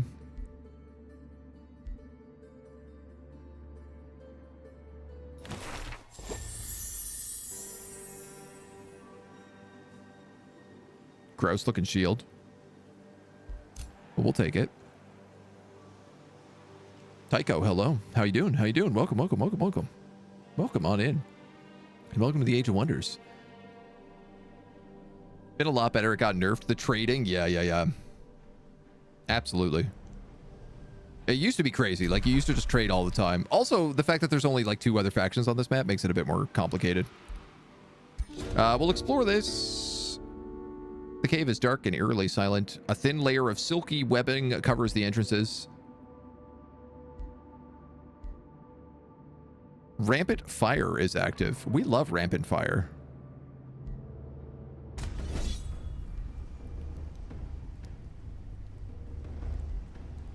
Horned god and a hunter spider matrix. I think I could just auto this. Oh, easy. We barely even got touched. After the spiders are dealt with, Lizor can search the cave with ease. You find several cocoons and someone breathing inside of them. Cladassa the Charger of Holy Terra. We traveled here to investigate the so-called safe haven. Are you a free hero? I owe you my life. She is added to my recruitment pool.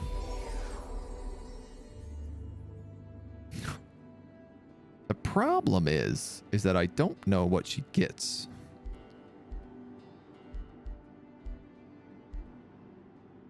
But my recruitment pool kind of sucks right now.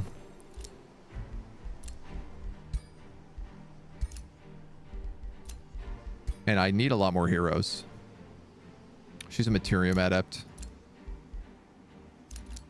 You know, that's not that bad. Flamebringer of the Assassin. And a hardy plate. And she costs nothing to recruit.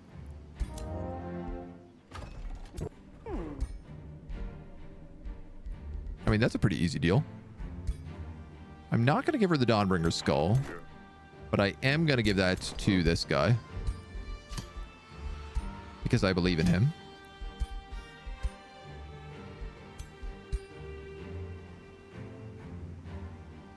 She could definitely lead a group of Tyrant Knights. We have to change her outfit, though.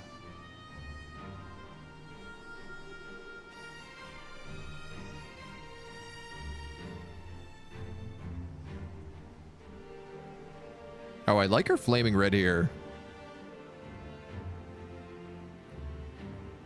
She's the Charger. Like, I like that she's got this burned face, so I almost want to show that off.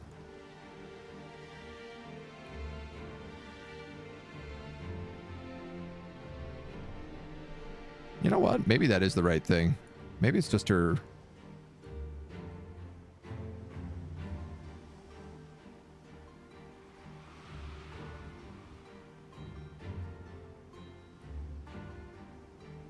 Let's go with this one. It's a cape of feathers with the Earthbreaker shoulders? That seems so funny. But I'll take it. We'll allow it. Oh, the outpost thing got nerfed. Yeah. Trading is also a lot harder. I used to transmute all the mana and then buy it for my friends. So doing it, I was having more money and mana, getting more food and production. There's definitely some ridiculous combinations you can put together in this game. All right, you guys got to heal a little bit. You're going this way to Suicide Charge. You've made a Grand Wharf.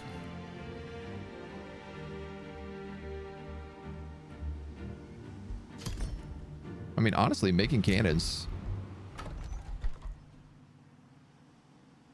The only problem with cannons is their upkeep is like 21.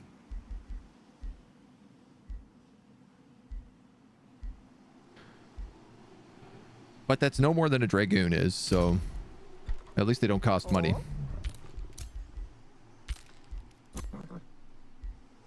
The Outlaws leveled up.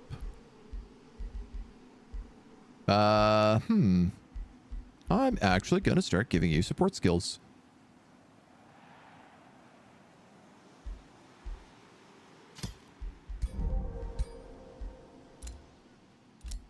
Uh-huh.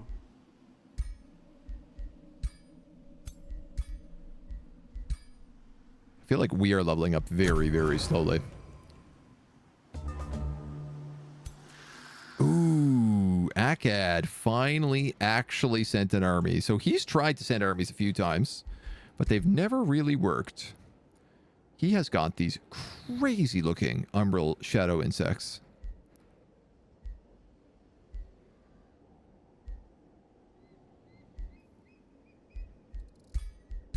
Warlocks, abductors, Umbral mistresses, 2 Umbral tyrants. A small army. He is not.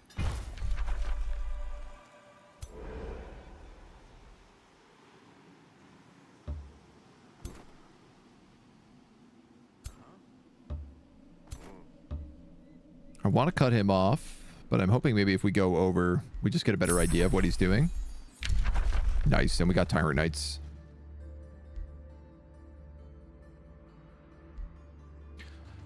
Consecrated Firestorm does let us completely, like, destroy places. Immolate can be good. Fire damage, 1 hex radius. Also extra fire damage if they're burning.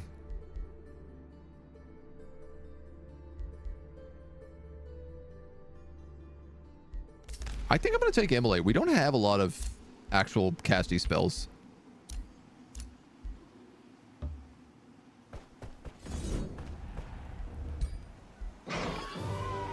Fine with that. I'm trying to get my costs down.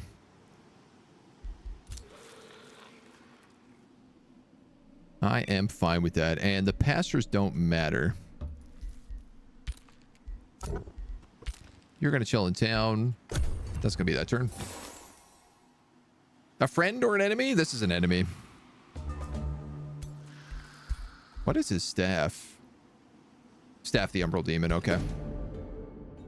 Revel without a cause. Your steward insists on folding a formal feast for your distinguished subjects. Unsurprisingly, the event is tedious and insipid. Guests wearing suffocating dresses and awkward robes sit at long tables, solemnly chewing bland meals. You do not have to chew, for you are an immortal Eldritch being and also a giant skeleton. It has fallen to you to add spice to this dreadful feast. How will you proceed? Lose a bunch of gold. Get a bunch of stability. Or take a chaos crisis. Lose 17 city stability for 6 turns. Or gain 21.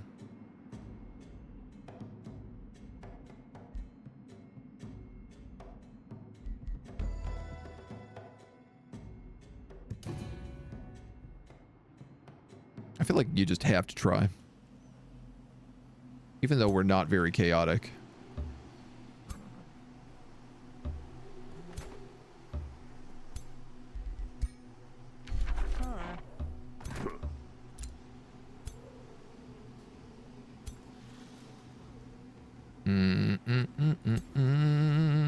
He can't catch me, so I'm just gonna stay. Actually, he can't catch me there either, so I might as well just move in so I can heal.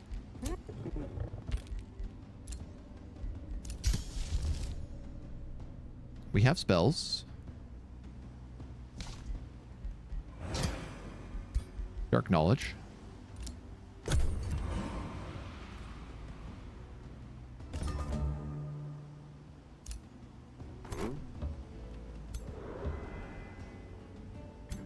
This fool has brought an Eldritch Demon to an Eldritch firefight. We've unlocked Immolate. I'm going to take Subjugating Raid. We also have the Temple of the Pyre up, so everybody is condemned in this fight.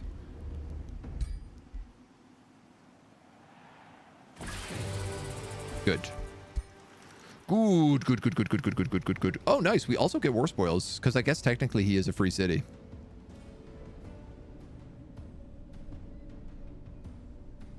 Oh my god. All right.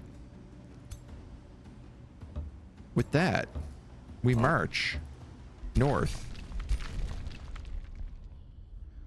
We also have this Umbral hellhole to do.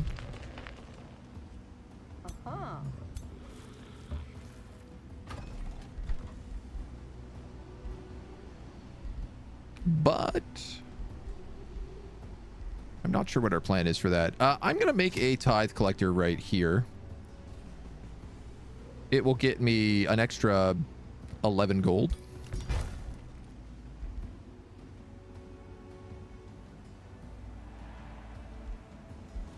This is tricky because I am extremely limited on gold.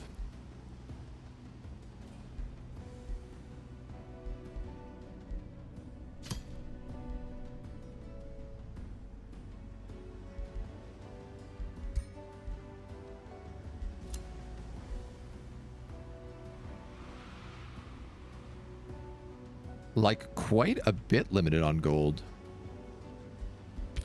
What bonuses do you guys give me?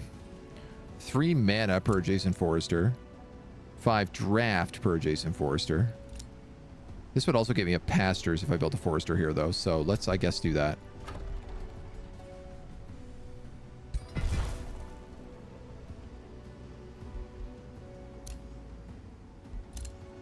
This work camp is ready to take Lob's Hollow. An extra 2 mana and 5 Imperium. We leveled up again. Level 13. We're still a ways off the final signature skill.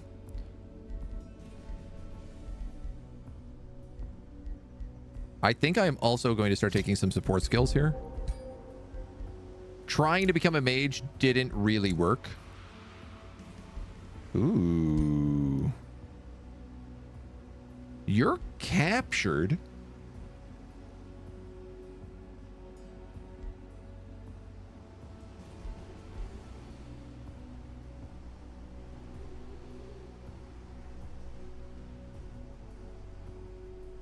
I could recruit him, and he would have Gloom Shepherd.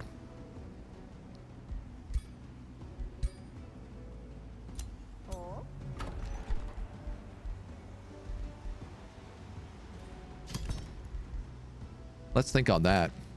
Final ultimatum is one of the ways to get captured units. Oh yeah, when they're breaking, yeah. All right, you guys are healing. You guys are healing. You guys are healing. You guys are healing. Dark knowledge launch. That literally didn't knock a day. It didn't knock a single day off my thing.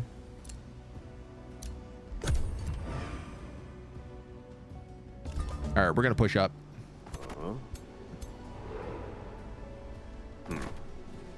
These guys kind of still need to heal, though.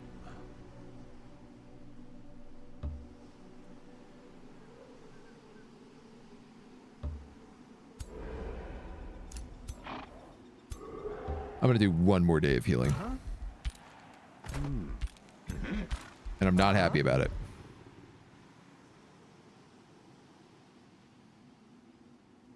You have an army of 900.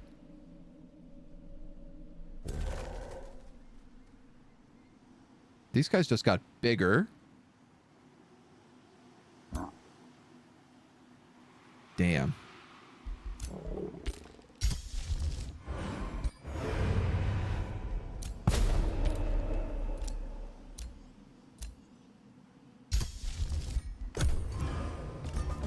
Okay. Let's go.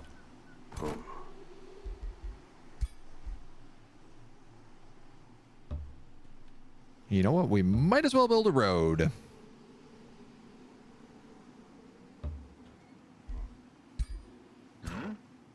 Seeing as we have a tendency to need to retreat on a regular basis.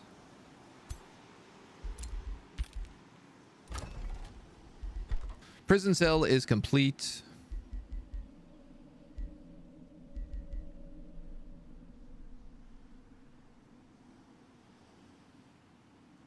I guess the bolstering nexus wouldn't be bad. I've managed to even out our gold.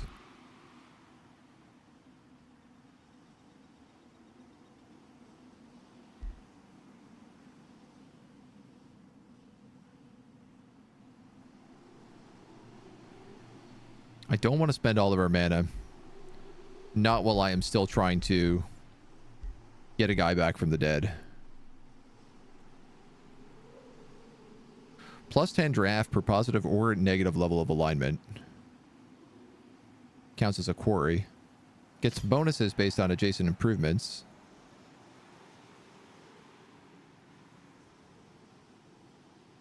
Which honestly is nothing.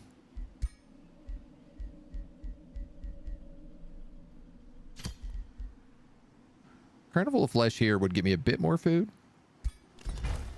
And that's probably going to end up being a farm as well, so...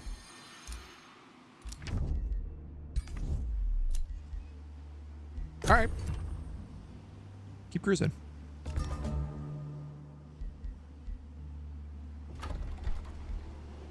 You're done with that. Battlements, battlements, battlements.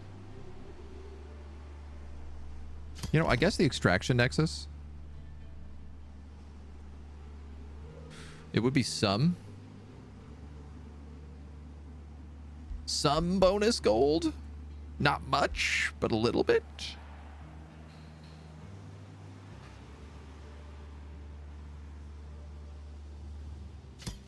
And then, I don't know, we could put a Reaver Manufactorium down somewhere. It's probably a good idea. Draft per adjacent quarry, foresters, and mines. It counts as a mine.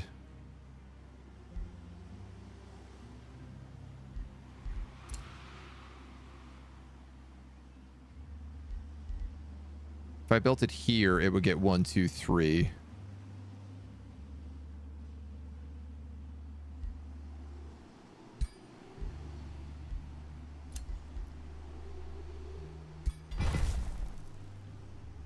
So let's line that guy up. Do I have the money for this? Highly debatable.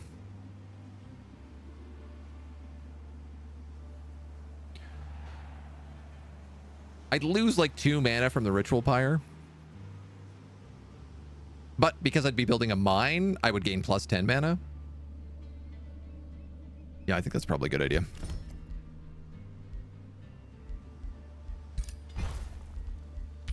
Probably build that first.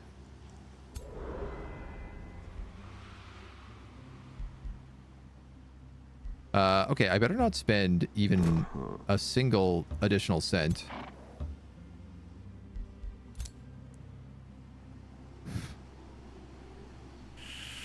Hey, I gotta figure out what to do. This is part of the problem is I have like no summoned units.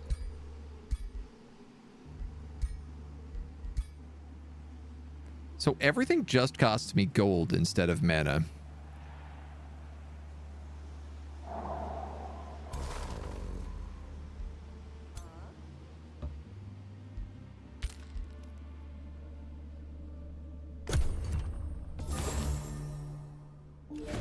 We're running out of money. A new cult has become really popular in your city. They preach in your name. We love our name. Followers of the cult have spread across the city. Into nearly every industry of the town. The cult preaches a doctrine of hard work and selflessness, and the whole movement makes its citizens very productive. Instead of hoarding their wealth, they seek to share their abundance out of gratitude to you and because of your benevolence. They seek your blessing. Get a bunch of production. Get a tiny bit of knowledge.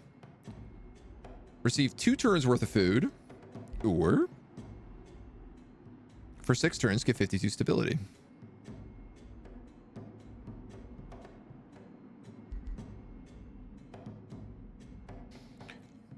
Weirdly enough, the stability might be the thing to do here, but I feel like Holy Terra already has 107 stability. So that would actually literally do 0.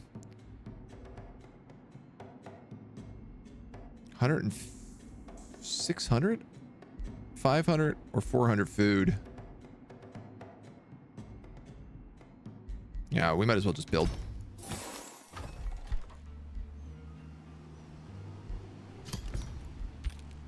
I suppose we can always make money, and that will fix our money problems.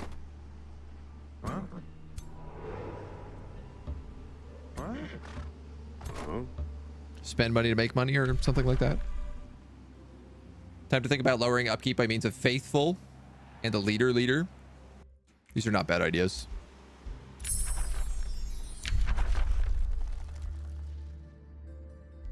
This is not a bad idea.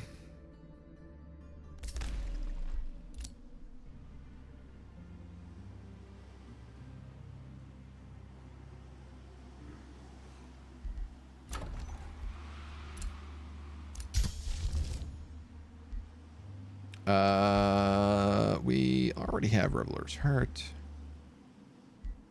The workforce is not really useful. Guess we just keep casting thralls, right?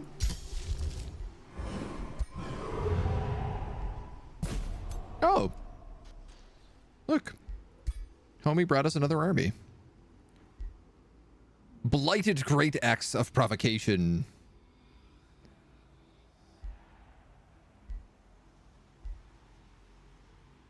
I would love to get one of those items that like gives you bonus healing.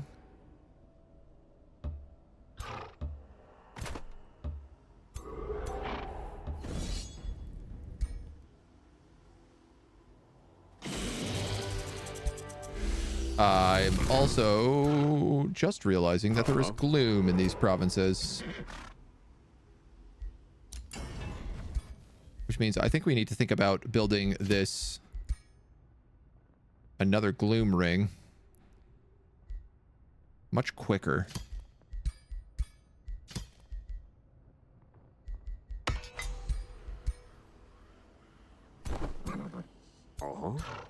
Otherwise, this guy's going to lose all of his units. Ah, that's annoying. This is all gloom. presumably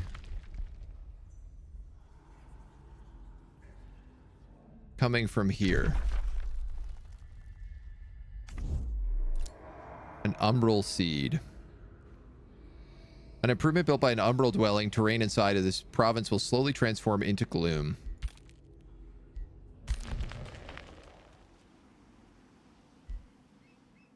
I'm gonna have a hard time reaching him if everything is gloom en route.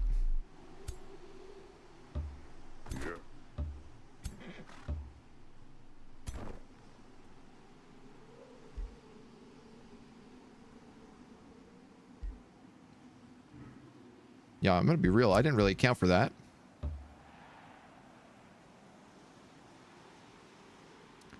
This is a risky battle, but it's also not really a battle I want to fight. Which is a problem. But I have good news. Our Dragoon hero is back.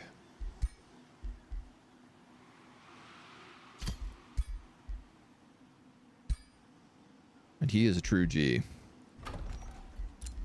Question. Prison. This guy. Convert. Let's do that. Let's see how that works.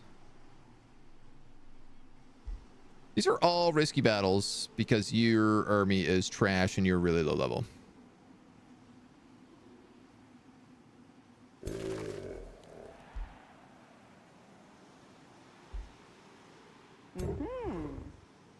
I don't know that we'd win that. Honest to goodness, I'm not sure.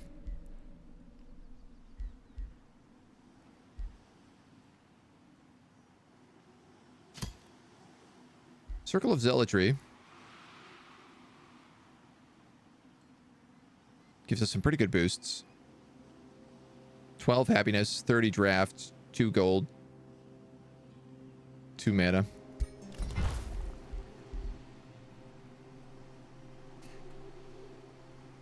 Why not?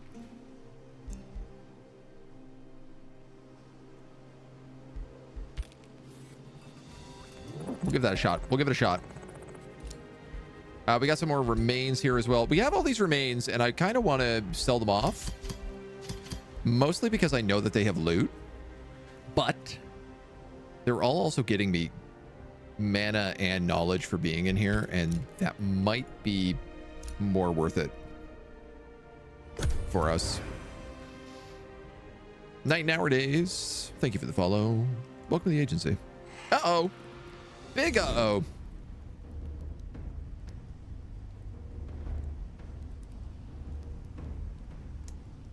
Huge uh-oh.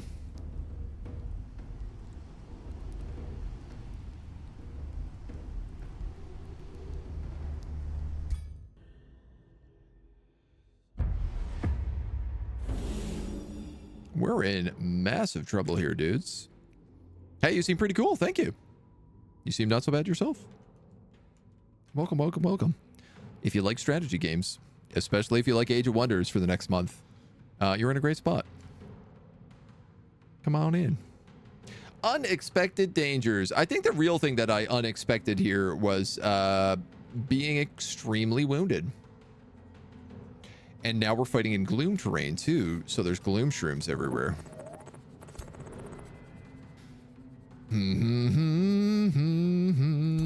The good thing is that these bastions can be mind controlled, so I can at least convert a bunch of them.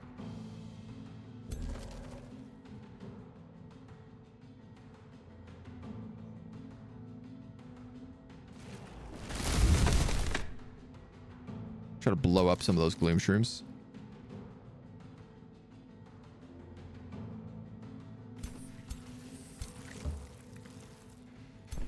All right, this is going to be hell. This is going to be a real hell. Van Rash, thank you for the follow, dude. Welcome to the agency.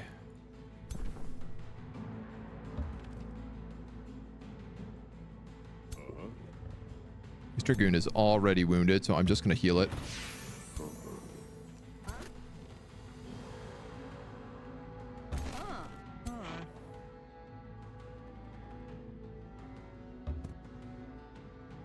place you up there. We'll get you up here. The Dragoons have zeal. Yes. Yes.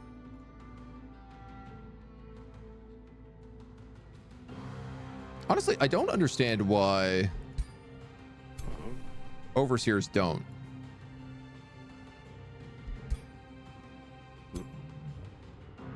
But, you know, we'll figure that out, I'm sure, eventually. All right, I'm going to keep this Dragoon on the outside.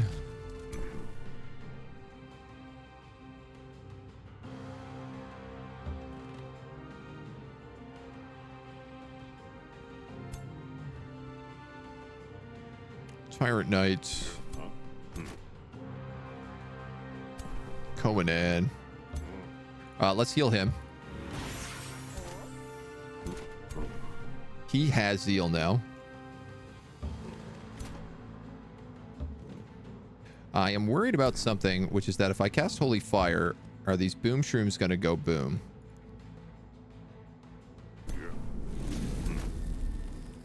Yeah, they are. The good news is that Decay should remove.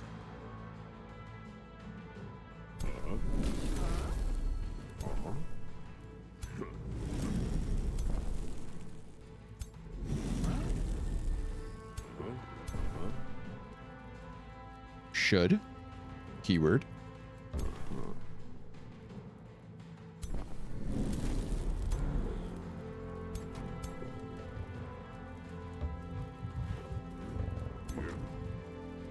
Our mage lock cannons.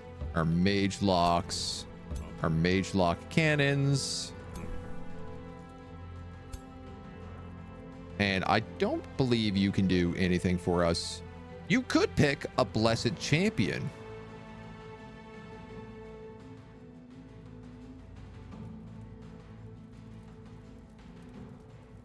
Perhaps that Tyrant Knight.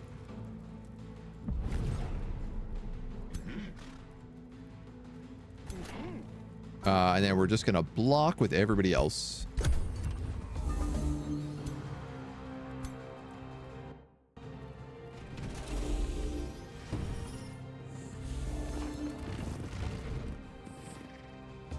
I really did not anticipate this giant fight happening. Let's drop a mass condemnation.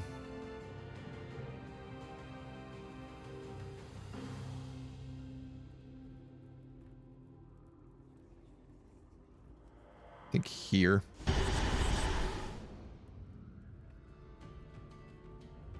Bolstered resistance. What did they just pick up?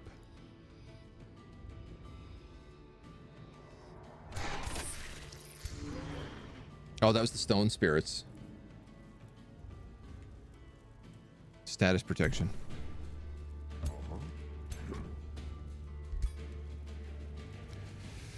Okay.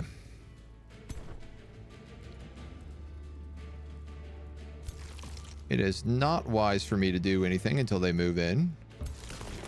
Aside from attack with this plant. Warhounds, warhounds. Bolstering adaptive armor. Try to stack some poisons.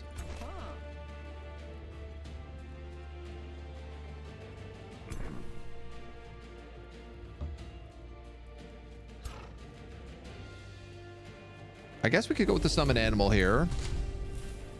We're going to get the unicorn, which is not doing much for us at the moment. And I can't move the horned god across all the fire.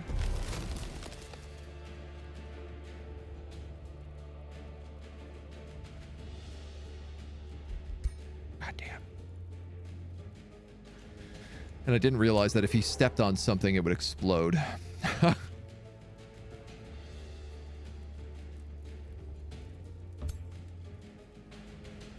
Ah, well, live and learn.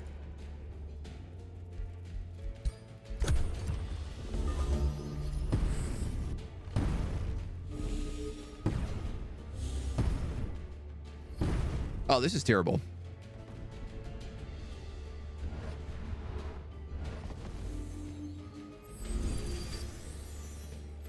they have all these golems. So they're just like reinforcing and becoming super, super resistant to all damage. Oh man, Materium is truly the most nightmarish faction to fight. Wow. Wow.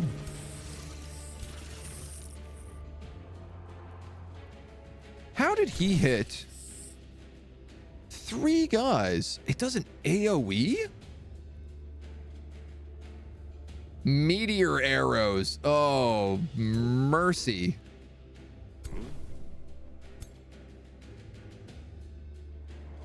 Sweet Jebediah.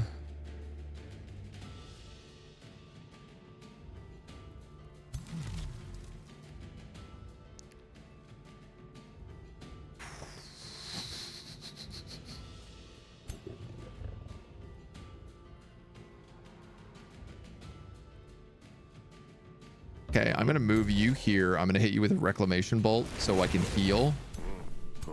Don't think it's going to make the difference.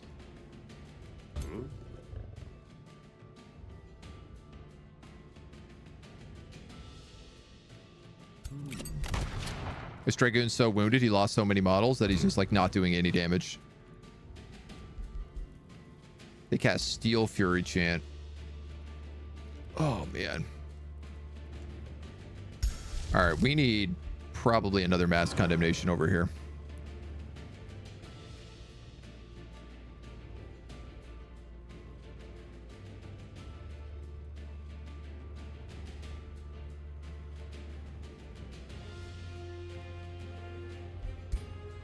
I mean, either that or we could do something like an immolate. This doesn't feel like it's going to do a lot of damage.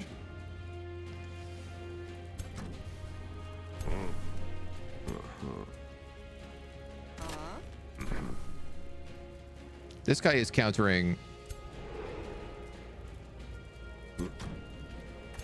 Yeah, Mage Lock, a cannon.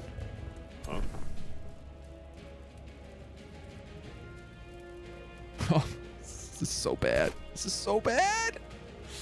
Here's the thing: is if I use my halberds to attack this guy, they're all going to be turned around, which means every single attack is going to be a flank on them.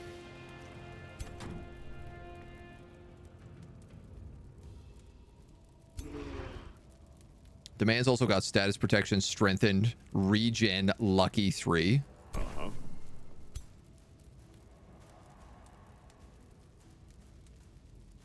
And I can't mind control him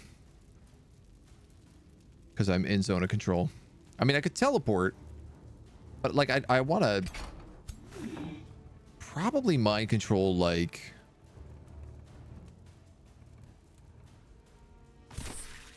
I wanted to mind control bastions, and I'm realizing they're mostly over here. All right, you know what? Let's just start handling this one step at a time.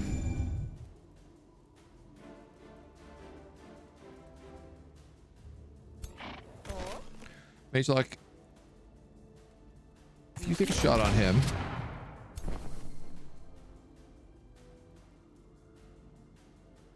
We can move and finish it with you.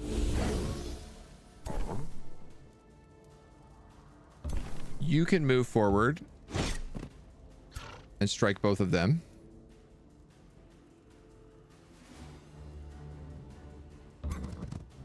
Let's just kill the dog. I'm mostly wanting you for the tanking.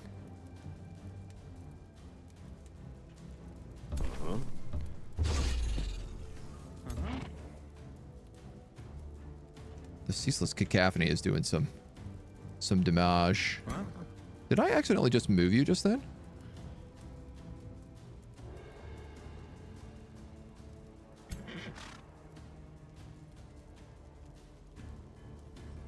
Why do I only have 2 actions on you? Am I losing my mind?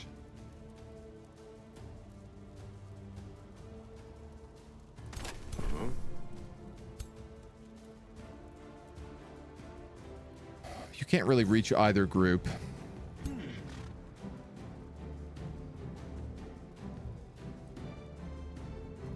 Boy, I really wish you had 3 shots.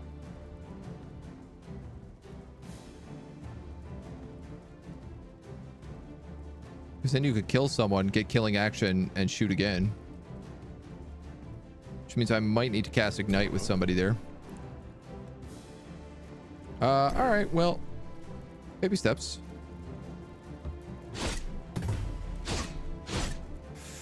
I will be lucky to get out of this fight alive, so I need to consider...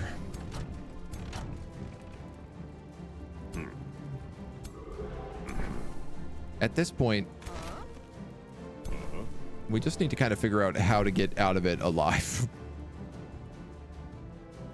What is my options?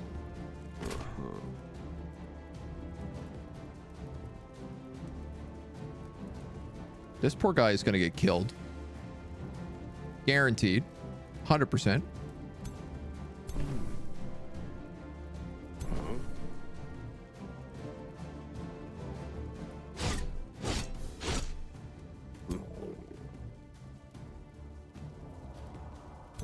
Oh my god, my Tyrannite is immobilized.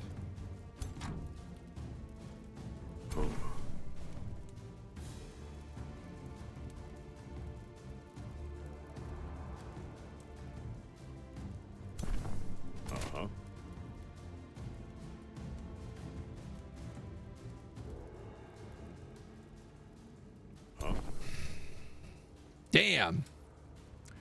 That is an inefficient problem.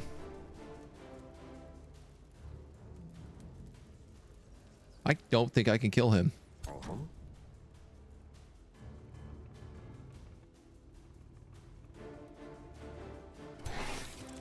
They have transmuters in the back who have petrify, which is a scary problem.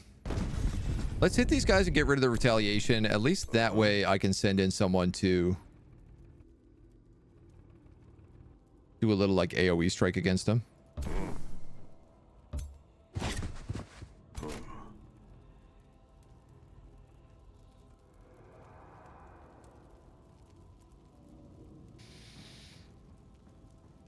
%61% chance I could kill him with an assassinate. At this point, it's disgusting, but it's my literally only chance. He resisted it.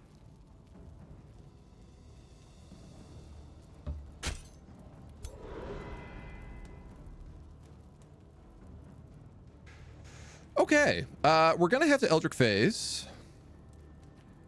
What is gonna be my plan here, dudes?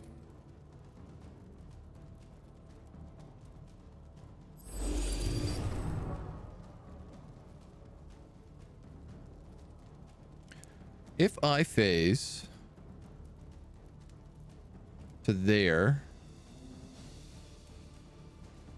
I could enrapture maybe the two of them. These guys have control loss immunity, don't they? Do you? Also, yes. Do you? No.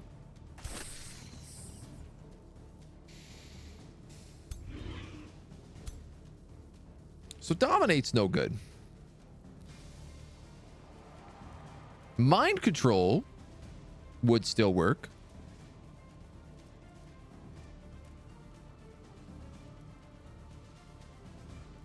But dominate berserk won't. So let us phase to here.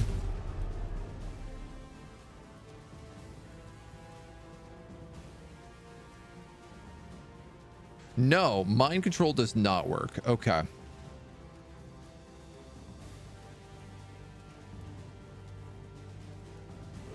By mind control him. 81% chance resisted.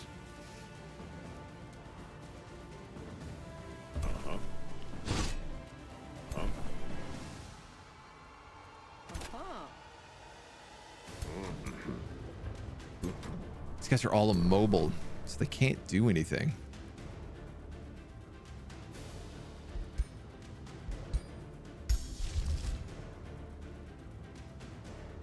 You know what I should have done is I probably should have designated him to make him distracted so we had flanking on all sides.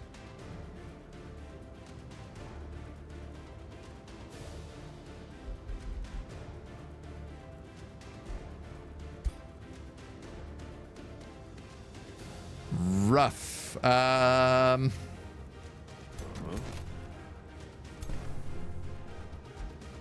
6 damage.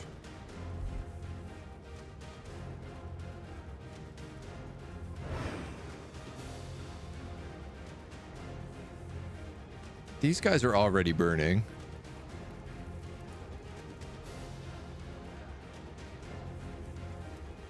None of those guys really are.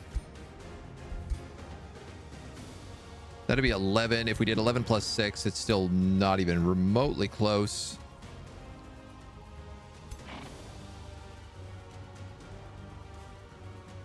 Be better off hitting an ignite on this guy so I can at least get the killing momentum.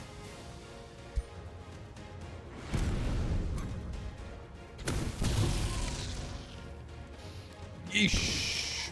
All right.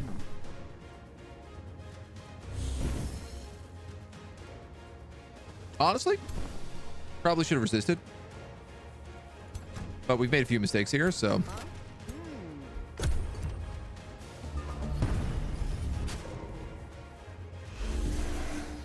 Stunned, petrified. Grazed my character. They're changing out ammo. Killed my hero. Killed my... Yeah, killed. Okay. Mage lockdown.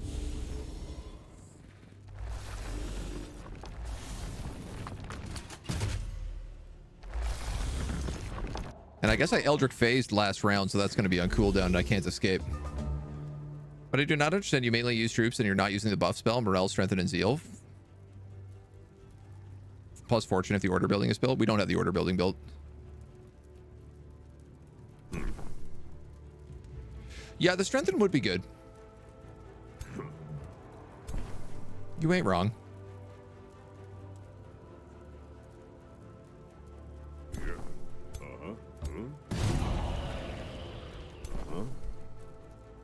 The inspiring chant, you mean?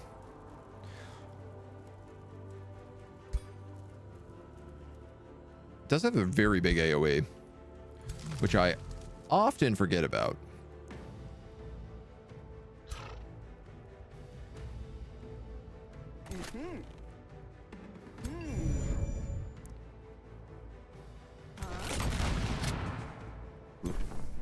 I like mage locks, but also I feel like you don't have a lot of choice in what you attack with them.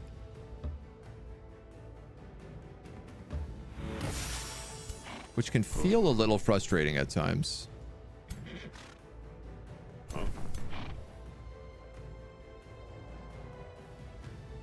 If I hit you, it cancels your defensive mode. I can easily move you up. So I at least get the double strike.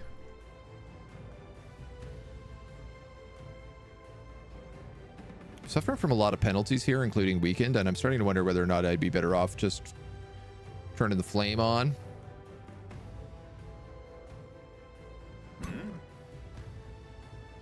I would absolutely be able to kill him if I hit him with the flame.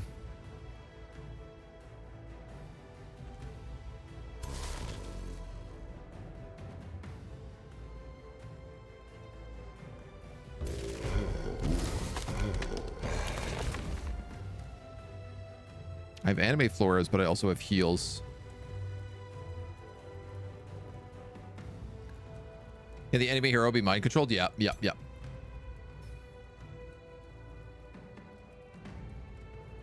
Enemy units sustain damage, become condemned. Friendly units heal 8 HP and gain zeal. But don't heal a lot.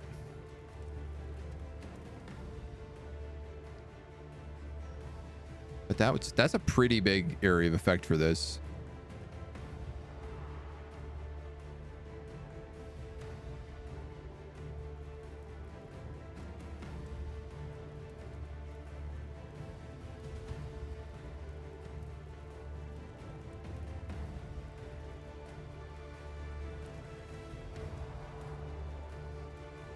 Let's think about what to do with him for a minute.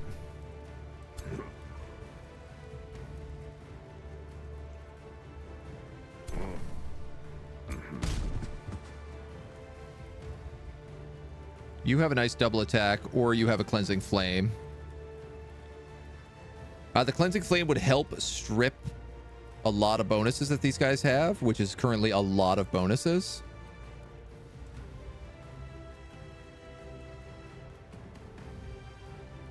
This damage is nothing to laugh at either, though. But I will get retaliation attacked. I think I'm going to strip them for that and light them on fire.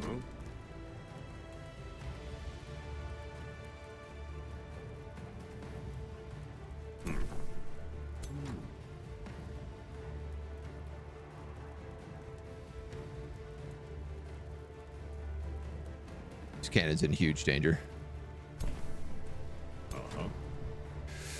So I could shoot him. I could shoot the hero twice. And kill him. Alternatively, I could shoot both these ironclads. And I think that might be the better play. Because I might brainwash the hero.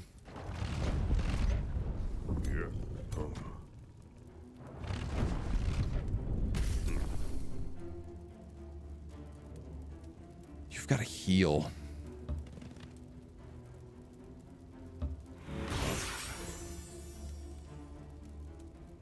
This Tyrant Knight can do so little, though.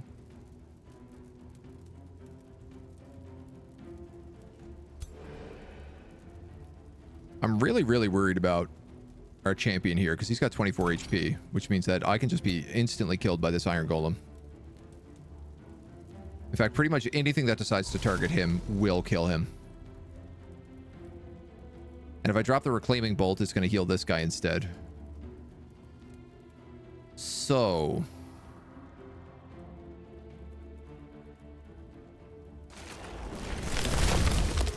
I'm going to animate Flora.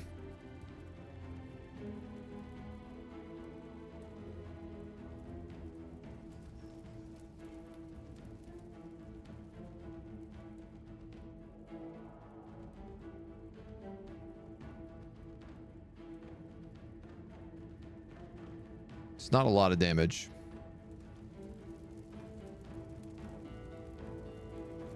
I think the double insanity is going to end up being a better choice.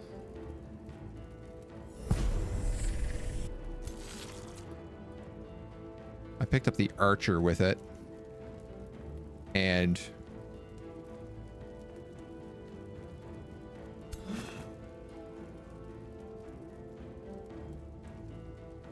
No? Who got insanity? You got insanity. Did he resist it?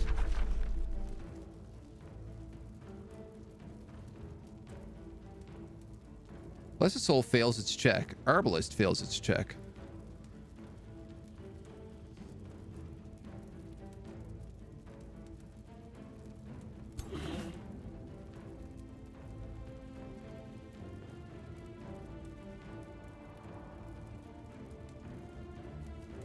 Blessed Soul does not go insane. I know he's got control loss immunity, such as Berserk and Dominated. But I didn't think that that affected insanity as well.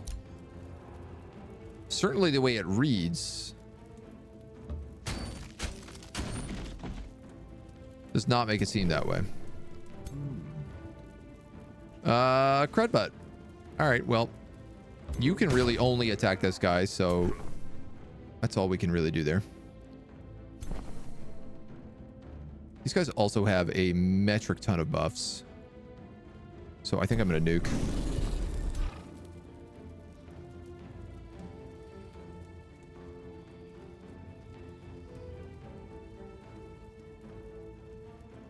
I could cast Restoration on him.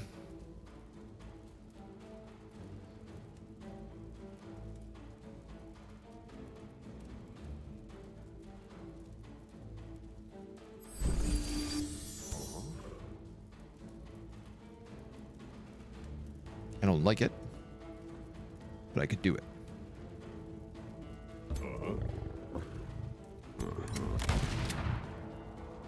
You're going to hit him with a harrying shot, and then you're going to harry away. The Nexus, hello. Happy stream and all. Empire and Ashes made the game Warhammer-ish. A little bit, yeah. It's got a bit.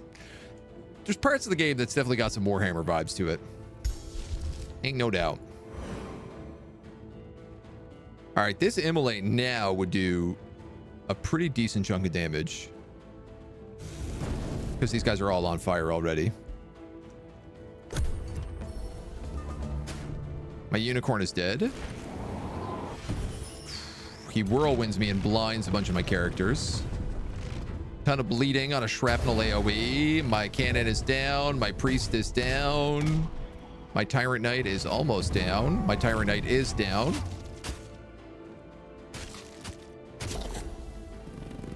My floral stinger. I think this is a full wipe.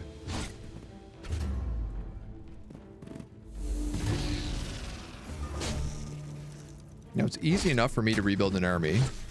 My units are insane. Huh?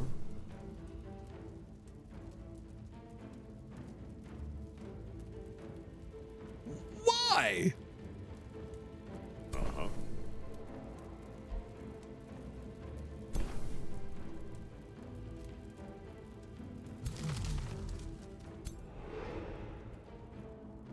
God damn if you don't want to make any sense to me today.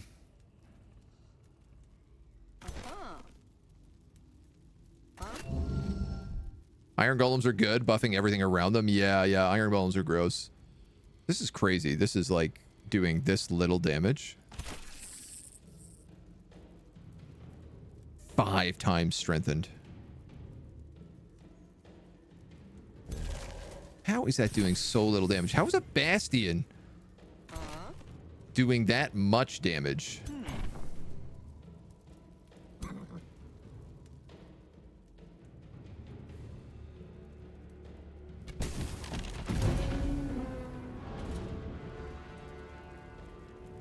Okay.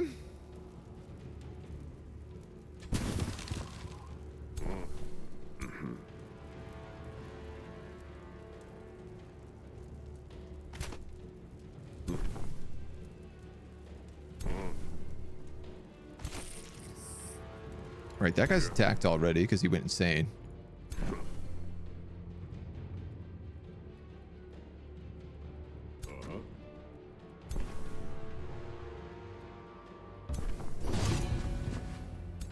I guess you're killing him.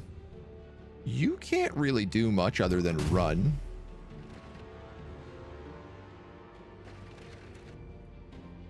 I can't believe all of these ironclads have so little HP.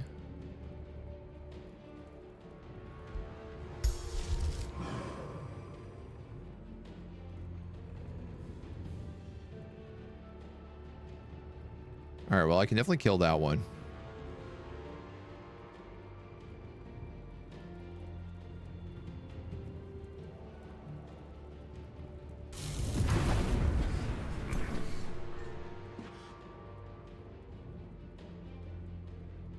Cannot kill that one.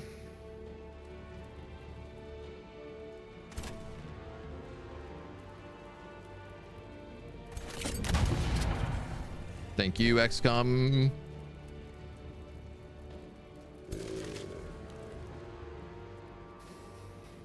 All right, we got Wild Eruption. I could erupt these two in the back, and I can at least pin down that bastion.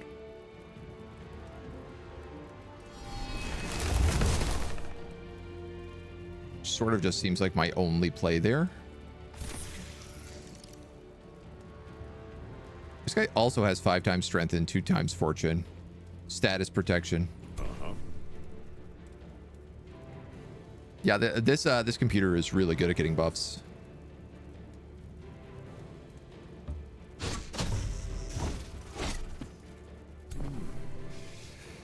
Ain't much I can do.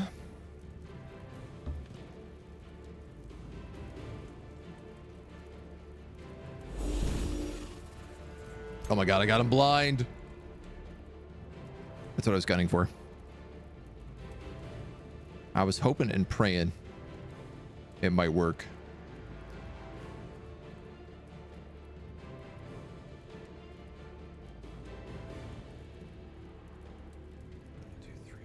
So I could stun this guy,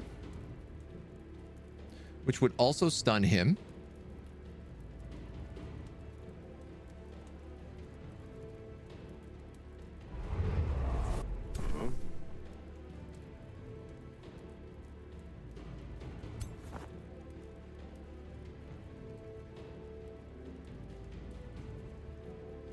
Do you have immune to stun? It didn't even move over there. Did I misread this? Manipulator. An additional enemy within 3 hexes is also affected. 1, 2, 3.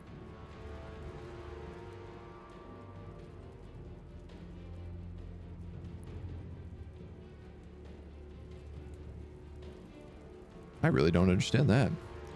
What are these winged and horned units? The horned god is a mythic guy. He's been around forever. He's like the mythic nature unit. And this is my Eldritch god, who's about to go Eldritch down in fire. All right, well, I think I've done everything except for you.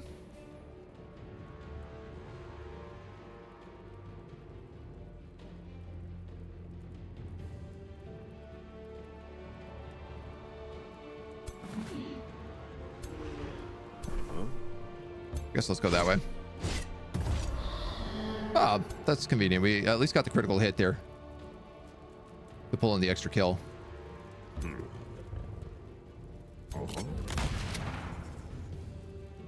We'll do our little Dragoon Harry. I wish we had more Dragoons.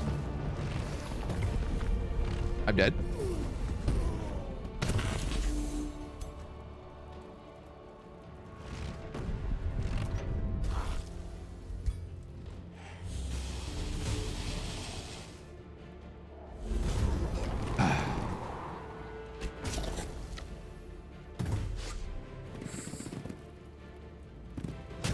Going for tentacles. That's good at least.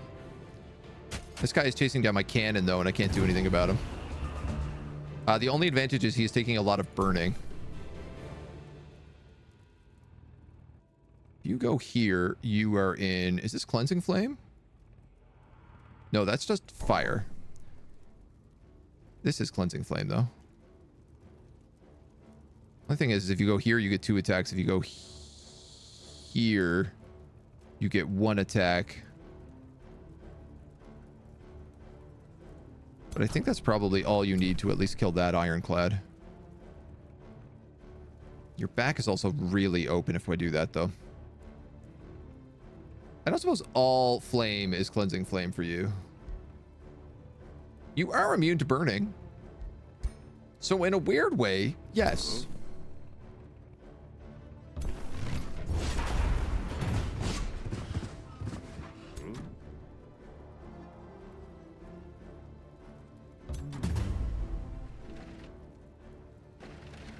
Poor baby cannon.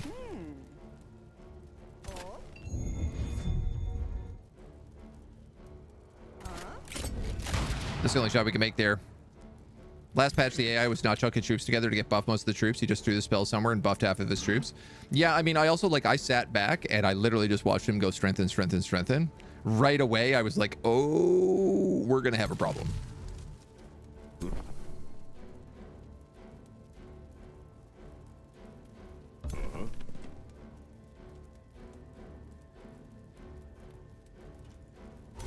What I'd like to do is probably hit a reclaiming bolt here.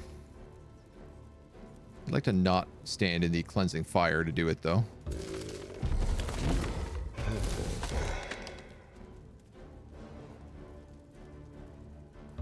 right, let's go one more then. I want to make sure it actually lands.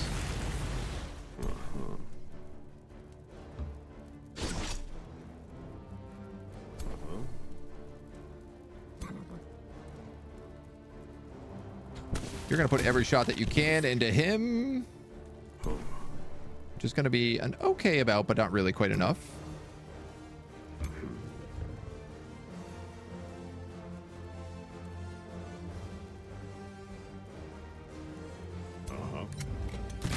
Sort of the same story here.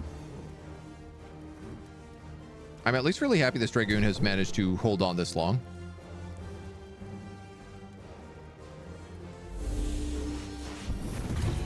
Awesome.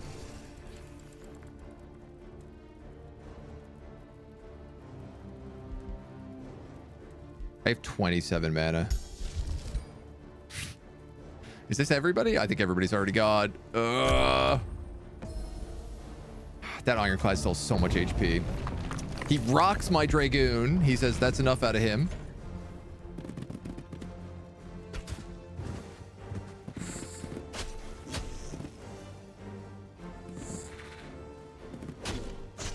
We take some small damage here and there. And pick up a weakened.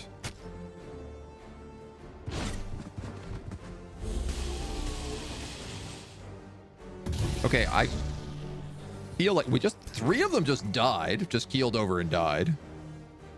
Cannon. Kills him.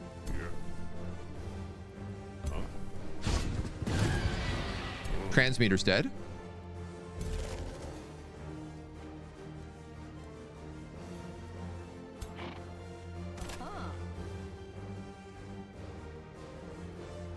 Is that Cleansing Flame? That is. Does anybody need it? You're bleeding. Not really.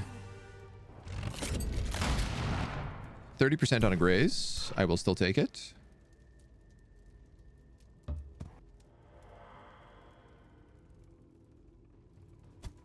Try to kill this Ironclad. Huge hits. Double weaken.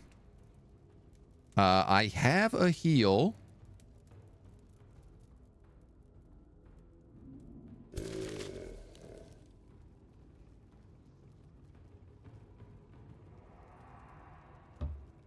I also have Animate Flora here.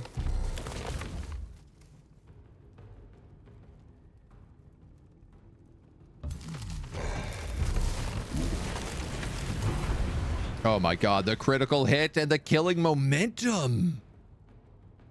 I didn't know this guy got killing momentum. Champion killing momentum.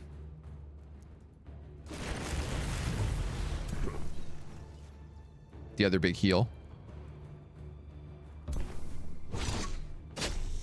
You know, I probably should have Cleansing Flamed here so I didn't get double hit, but this is the price we're going to pay. Let's heal our homie.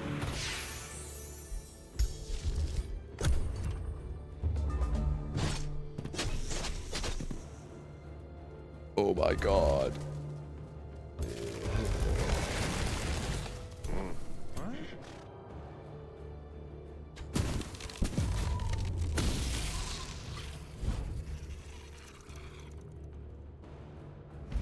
We won. Woo! Okay. What did we lose? 1, 2, 3, 4 spearmen, our tyrant knights, a dragoon, a mage lock, an overseer, a cannon, and 2 heroes. I thought it was a lost battle. Yeah, no, I'm pleased as punch with this result. We went into this, we were overwhelmed, and we were wounded.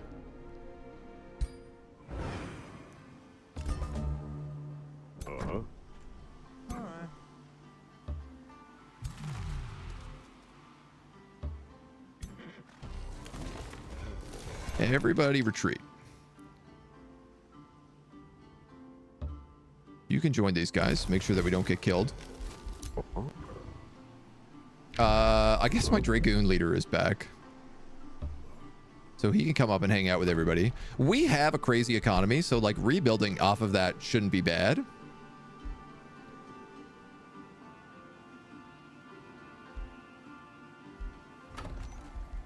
One of my questions is like,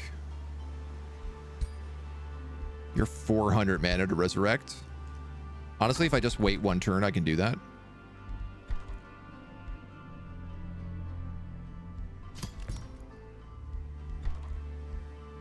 Things are pricey, but they ain't too bad.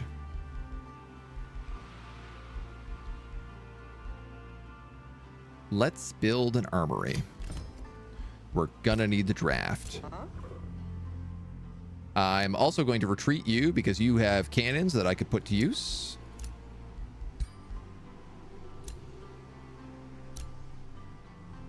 Bo the warrior has been captured. A mind warping smasher. This is what happened when my halberd troops went insane. They got hit with this hammer. 60% chance to inflict insanity. It also has consume chaos, which is really nice.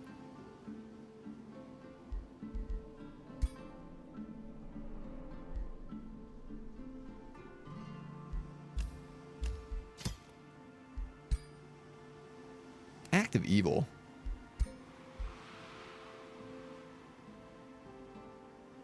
Oh, I'm pure good at 150 right now, so let's execute him. Fan of the Butcher, Bo the Warrior. This guy's sending another war party, but they typically haven't been too bad.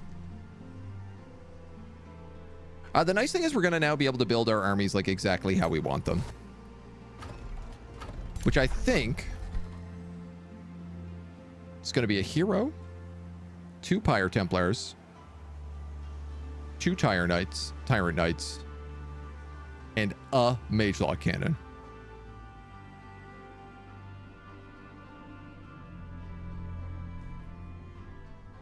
What I would really like to do is probably have one army that has a bunch of Dragoons and Tyrant Knights, one army that has a bunch of like Templars and Defenders, and then one army that has a bunch of Mage Law Cannons, but it's way too risky to try to pull something like that, because if you end up in the wrong positioning on map spawn, you're just kind of like buckled. I am lacking healing. I should be able to get that from order, is the funny thing.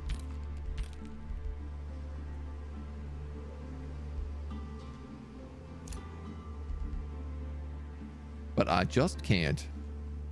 I cannot manage to pull it. Okay.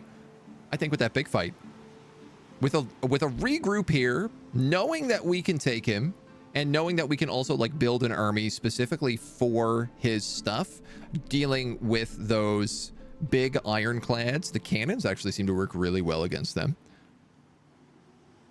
But prepping an army to fight off his ironclads and moving on him, we don't really have anything else attacking us anymore. There's a bit of weird gloom creeping in from places over here, but I'm not worried about that. This guy is sending in armies, but like one at a time, and they're pretty slow. And we sort of have 4 armies now that we can have. We can have up to 6 heroes. I think we'll prep an army to go after them. We'll prep another army to go after the Umbral passages and defend the base. And that is going to be the plan for tomorrow. That's going to be our big tomorrow plan. Holy Purifiers. Overwrite. Overwrite. Order has bad tactical healing spells, but they do have strategic healing spells. True, true. Right now, we just don't have any healing spells. And that's costing us a lot. Dudes, thanks for hanging with us today. I'm very happy with how our guy is looking. I love his little new halo. I can't wait to see what the final transformation looks like on him. If there is a final transformation at level 16. I think there is. We'll be back tomorrow. We're going to continue this campaign. We'll be playing all day. Until then, thank you for joining us.